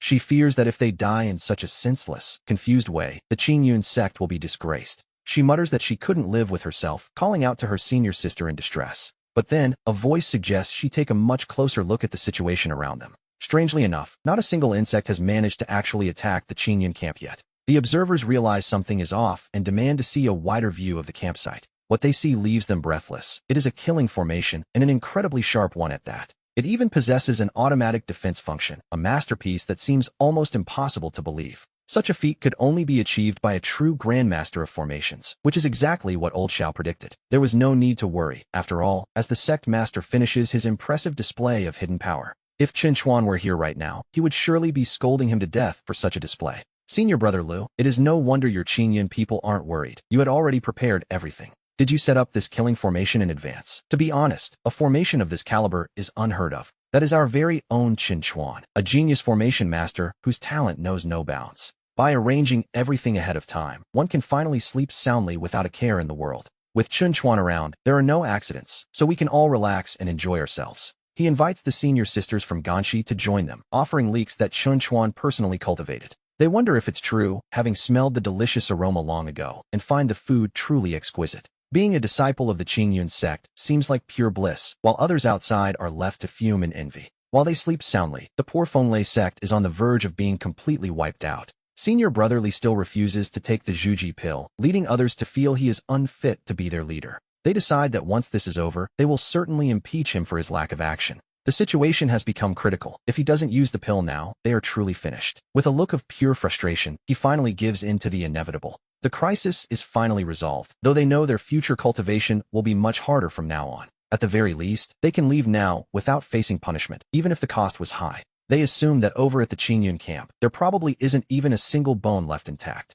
They decide to go and see for themselves, only to find a sight that seems utterly impossible. They wonder where the bodies are, questioning if the swarm devoured every last trace of them. Under an insect attack of such massive scale, they believe it's impossible for anyone to remain unharmed. They are all still alive, which is no small feat, and they are shocked to see he is completely unharmed. He wonders why he should be in trouble, though even he is taken aback by the massive pile of ghost-faced insects. The creatures are stacked with such neat precision that one can't help but wonder if they encountered any real danger at all. He realizes he didn't feel a thing during the night, and it finally clicks why Qin Chuan didn't need him on patrol. It turns out that a powerful formation had been prepared long ago, keeping them all safe while they slept. While some marvel at Qin Chuan's incredible skill, others are consumed by a sudden, bitter resentment. They demand to know why he didn't warn them, blaming Qin Chuan for the heavy casualties their three sects suffered. They insist he take responsibility, but the others quickly fire back that their own lack of strength is the real issue. They defend their senior brother, questioning why any of this should be considered Qin Chuan's fault. After all, we have to wonder, is he expected to complete the entire trial for them as well? The others stammer, asking why he didn't at least mention that the night would be so incredibly dangerous. They argue that since he set up a formation, he must have known something, and they feel entitled to his protection. Qin Chuan simply scoffs, wondering by what logic he was ever obligated to share his secrets with them. He asks why on earth he should have saved them, a question that leaves them sputtering for a valid reason. He reminds them that they only remember him now, though not a single one of them thought to warn his group last night. He points out that if it weren't for his own specialized methods and foresight, everyone from the Qingyun sect and Ganshi Valley would likely be dead right now. Their camp would be nothing but a field of withered bones, so he coldly asks why their deaths should matter to him. The observers note that this young man certainly has a knack for drawing intense hatred toward himself. They wonder if he has given any thought at all to the difficult position he's putting the rest of them in. One of the elders tries to smooth things over, noting that Qin Chuan doesn't exactly have a way with words. He looks at the others, asking if they are truly angry, but the response he gets is one of pure shock. They aren't angry at all. They are mesmerized, asking old Qin if he saw what just happened. It turns out the boy used the Mystery 7-kill formation, a legendary technique long thought to be lost to time. The observers are stunned, wondering how the Qingyun sect could possibly possess such a deep and ancient heritage. They question if it's wise to trust a rank 7 disciple with such power, but old Qin has a correction to make. He admits, rather awkwardly, that he wasn't the one who gave Qin Chuan that formation at all. To be honest, it's a bit embarrassing, but Qin Chuan refuses to let anyone manage his cultivation. Somehow, the boy found a 1,000-year-old inheritance on his own and mastered it without any help. He's become a formation master through sheer self-study, which is enough to make any teacher feel a bit redundant. One elder jokingly admits he wants to hit the boy, while nearby, junior brother Yu watches with concern. He wonders if it's truly safe for Qin Chuan to be quite this arrogant in front of the other sects. We see Li Jin and Lu Yuan leaving with dark expressions, clearly unhappy with how they were treated. The disciples worry they might strike at Qin Chuan in secret, putting the Qingyun and Ganshi groups in grave danger. However, the senior disciples aren't so sure that Qin Chuan is the one who needs protecting. In fact, they believe that if those three sects actually try to attack him, they are the ones who will suffer. When asked why, the answer is simple. Qin Chuan is far more dangerous than he looks. Whether inside the secret realm or out, the Qingyun sect has powerful figures watching over their own. Suddenly, our attention is drawn to a mysterious figure moving with incredible speed through the woods. The observers wonder why this disciple is acting alone, but for now, they decide it's best to simply ignore him. We return to the others, deciding it is best to see how the little ones are progressing with the altar's restoration. Elsewhere, another piece is found, and a voice calls out to confirm the next step of the plan. He asks if placing these items into the altar exactly as instructed is the key to everything. He wants to be certain that this is how Chen Chuan will finally obtain that specific treasure. The mysterious voice confirms that a certain seal exists within the ruins of this ancient battlefield. And once that seal is broken, the energy released will be exactly what his son, Chen Chuan, requires. The man agrees, though the voice offers one final, chilling reminder about the cost of this action. Once the seal is undone, many people will die, a fact that would give any normal person pause. But he simply shrugs it off, noting that as long as he and his son survive, it doesn't really matter. He asks if his own opportunity will only appear after the others have finished reinforcing all the seals. The voice tells him he must be patient and avoid any reckless moves, but he has heard enough. He snaps at the voice to stop its endless chatter, even threatening to quit this whole endeavor entirely. To be honest, he's tired of the nonsense and is already looking for a chance to replace his unseen partner. Meanwhile, back with our main group, a disciple asks why on earth they are still traveling on foot. The others point out they have no choice, since none of them have reached the golden core stage yet. They believe that without that rank, flight is impossible, but Chen Chuan seems to have other ideas. Suddenly, a spirit boat appears, leaving the others to wonder if the Qingyun sect is truly this wealthy. It's rare for even disciples to have such a vessel. They are rich, certainly, but this is on another level. The disciples are in awe, noting that this boat is even larger and more impressive than the sect master's own ship. Chen Chuan just tells them to get on board, remarking that only a fool would choose walking over this. The sight of the vessel immediately triggers a wave of indignation, with others crying out that this must be cheating. The disciples of the Fenglei sect complain that they are forced to walk everywhere, questioning why he gets such a luxury. They begin to shout in protest, demanding that something be done about this perceived unfairness. As the shouting grows, one of the leaders tries to smooth things over, asking Chen Chuan not to take offense. He tries to explain that the disciples are simply, well, he isn't quite sure how to finish that sentence. Chen Chuan calmly asks if there is actually a rule against using a spirit boat, knowing full well there isn't. Since no such rule exists, he concludes that using the boat is perfectly acceptable. He even suggests that the other disciples could use their own boats, assuming, of course, that they actually own any. It is a bit of a low blow, but he maintains that his use of the vessel is entirely within the regulations. The others can only seethe, wondering which sect could possibly be wealthy enough to give its disciples such expensive treasures. Deep down, they know he is technically right, which only makes them want to punch him even more. Chen Chuan dismisses the complaints of the paupers as they finally locate an altar that hasn't been repaired yet. His companion asks how they should proceed, and Chen Chuan tells them to handle it however they like. He instructs Jiang He to fix the altar while he takes a moment to scout the surrounding area. The rules state they must repair the altar and plant their sect's flag, but they don't forbid a little extra preparation. And since the rules are silent on the matter, he decides to take full advantage of the loophole. Once the altar is fixed and the flag is flying, the disciples ask if they should leave someone behind to guard it. Chen Chuan shakes his head, deciding instead that it's time to try something far more interesting. He begins setting up a killing formation, prompting a worried Jiang He to ask if this might be crossing a line. Chen Chuan simply smiles, arguing that he is merely taking reasonable steps to protect their hard work. He reasons that if they leave the flag alone, all will be well, but if anyone approaches with ill intent, well, they've been warned. With that bit of business concluded, we follow them as they head off toward the next location. Meanwhile, the disciples of the other sects watch them leave, calling the Qingyun group fools for not leaving anyone behind to guard the site. One of them immediately orders a subordinate to go and pull up the flag, and the disciple moves to obey without a second thought. A disciple turns to senior brother Li, remarking that it seems this trial will only truly be a contest between their three sects. Li agrees, noting that it goes without saying, they've never liked the Qingyun group anyway. Their plan is simple, they will follow from a distance, watching and waiting for the perfect moment to strike. For every flag Chen Chuan's team plants, they intend to tear it down, and they plan to do much more once the opportunity arises. They are mid-scheme, plotting their next move, when something entirely unexpected happens. A panicked cry rings out as a disciple reports that Zhang Sen has been killed instantly, leaving the others in a state of shock. They wonder if a monster attacked, but the truth is far more clinical. It was a killing formation. The moment Zhang Sen touched the flag, the formation cut him down, a rather harsh lesson in curiosity, to be honest. They are stunned that anyone would be ruthless enough to use such a lethal formation in a place like this. Junior brother Lu tries to calm the group, suggesting that Chen Chuan couldn't possibly have many of these formations left. He urges them to stick to the plan, promising that once they catch up, they will surely avenge their fallen comrade.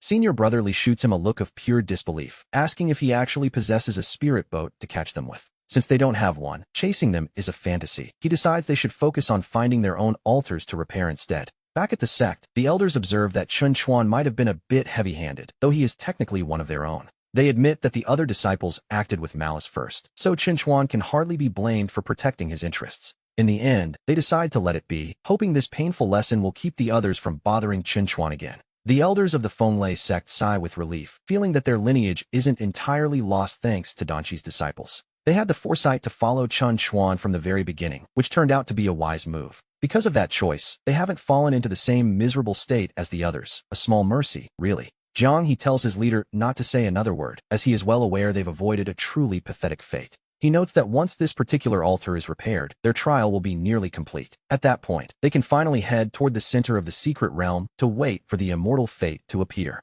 Chen Chuan pauses, asking for more details about what this immortal fate actually entails. Jiang He explains that the immortal fate is, quite literally, a wisp of immortal energy. Specifically, it is known as the purple qi of the heavenly Tao, a rare and powerful force. When used by a cultivator, it provides a massive boost to their progression toward the immortal path. It is a far superior method of advancement compared to standard pills or even a natural breakthrough. Chen Chuan nods as the pieces fall into place. He finally understands the true value of what they are chasing. He realizes this must be his father's true goal for this journey, and if that's the case, he knows what he must do. With a newfound sense of purpose, he decides to lend a hand and tells the group it's time to move out. He tells Jiang He they are heading straight for the center, as he has something major planned, a grand gesture of sorts. A little later, they arrive at the central altar, but the sight that greets them is not what they expected. Chen Chuan spots a strange, eerie pattern on the altar that his father never mentioned in his instructions. He suspects this was prepared by old Chen, which would mean the man is likely somewhere nearby.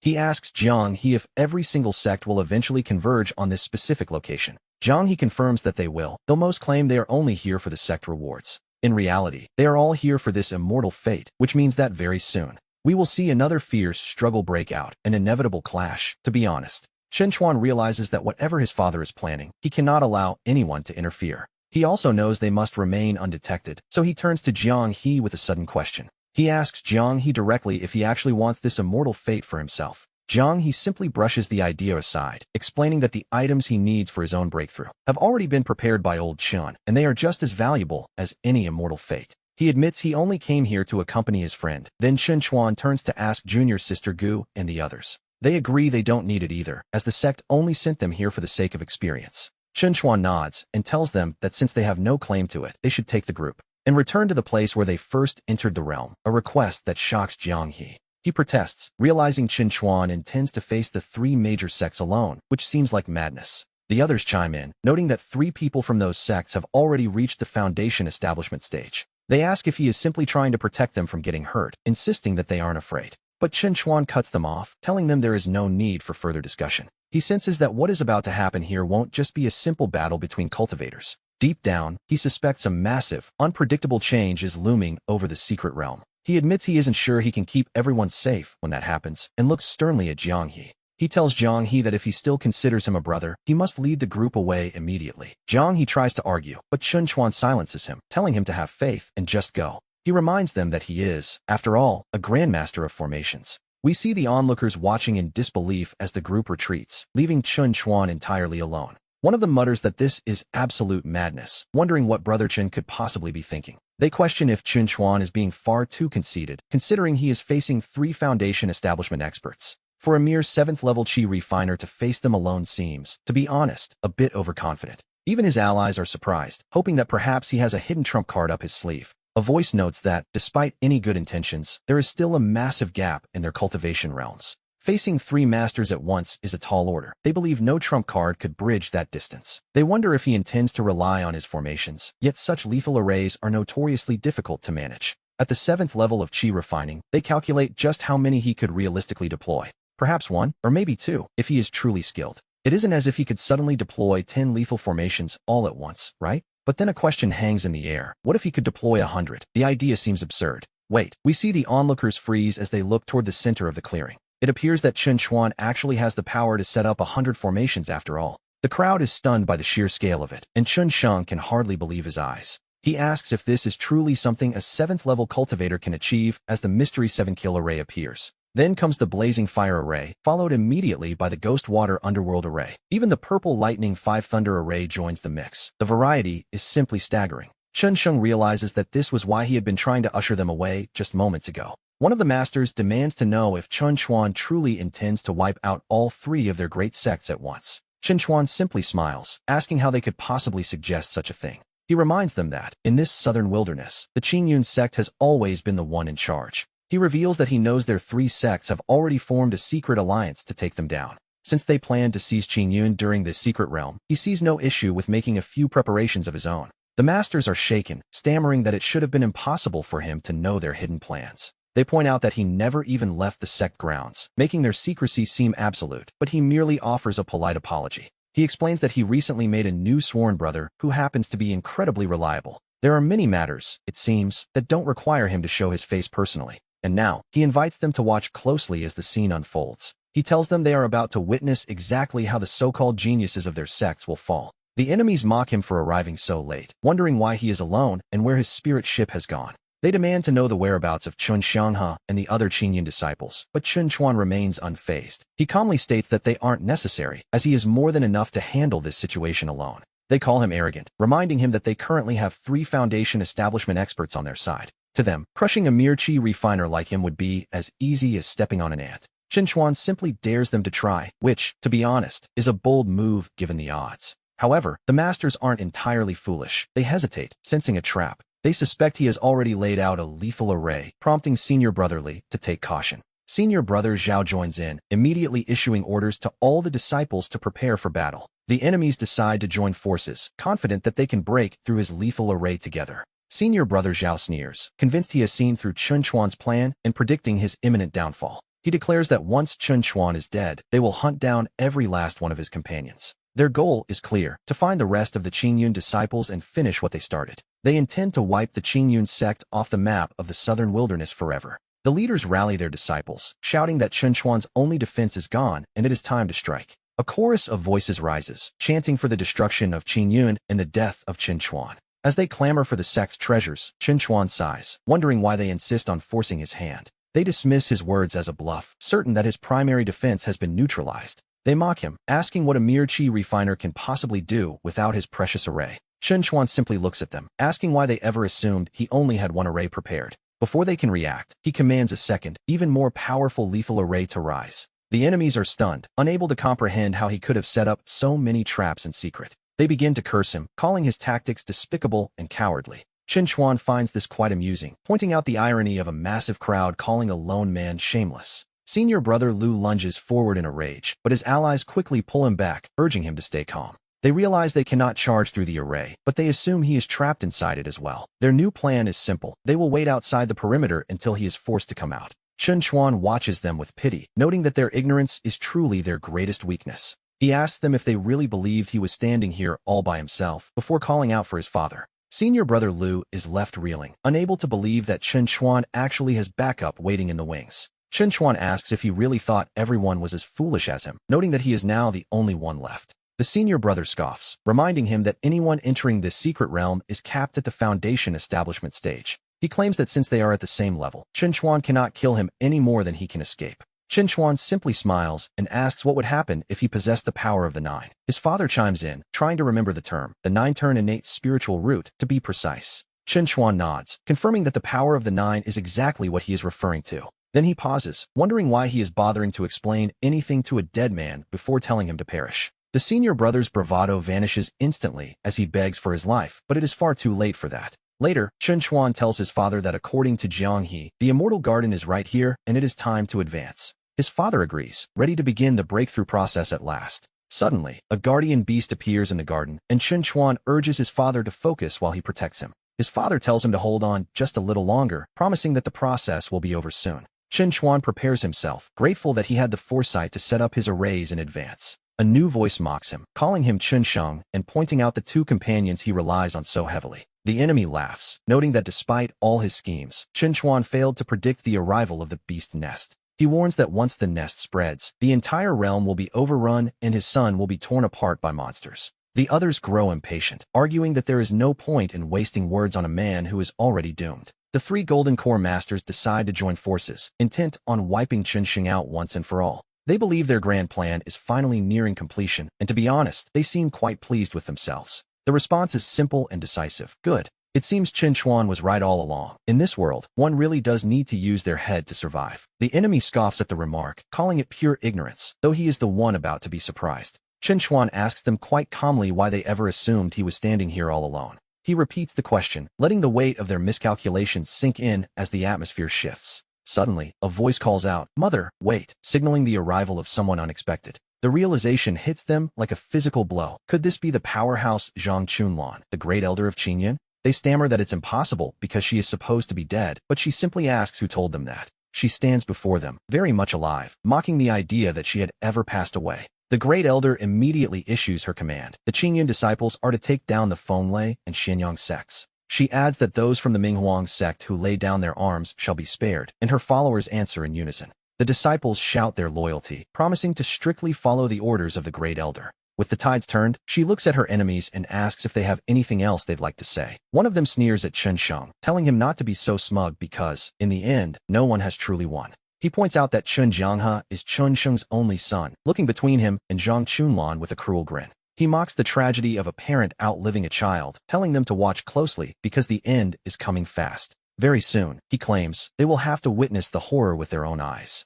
He warns that the Qingyun disciples will be devoured by the beast nest, leaving Chen Sheng's side in a far more miserable state. Panic begins to set in as an ally asks Chen Sheng what they should do, given the overwhelming scale of the nest. Even a golden core master cannot face such a force. They wonder if they are truly meant to watch their disciples die. Qin Chuan tells junior sister Gu not to worry, insisting that there is still plenty of time. He calls out to his father, wondering if he is ready yet, because if he doesn't break through now, the Qin family line is going to end right here and now. His father tells him to move aside as he finally arrives, looking, to be honest, quite impressive. Qin Chuan asks if he succeeded and what his current level is, to which his father casually claims he is at the peak of the golden core. He praises his father for being so fast, but then pauses in complete disbelief as the realization of that rank sinks in. His father tells him there is no need to be envious of a golden core rank. He promises to help his son secure a fortuitous opportunity that belongs specifically to him. Qin Chuan is surprised he is involved, but his father reminds him that he is his son, after all. He believes that whatever the father has, the son must also possess.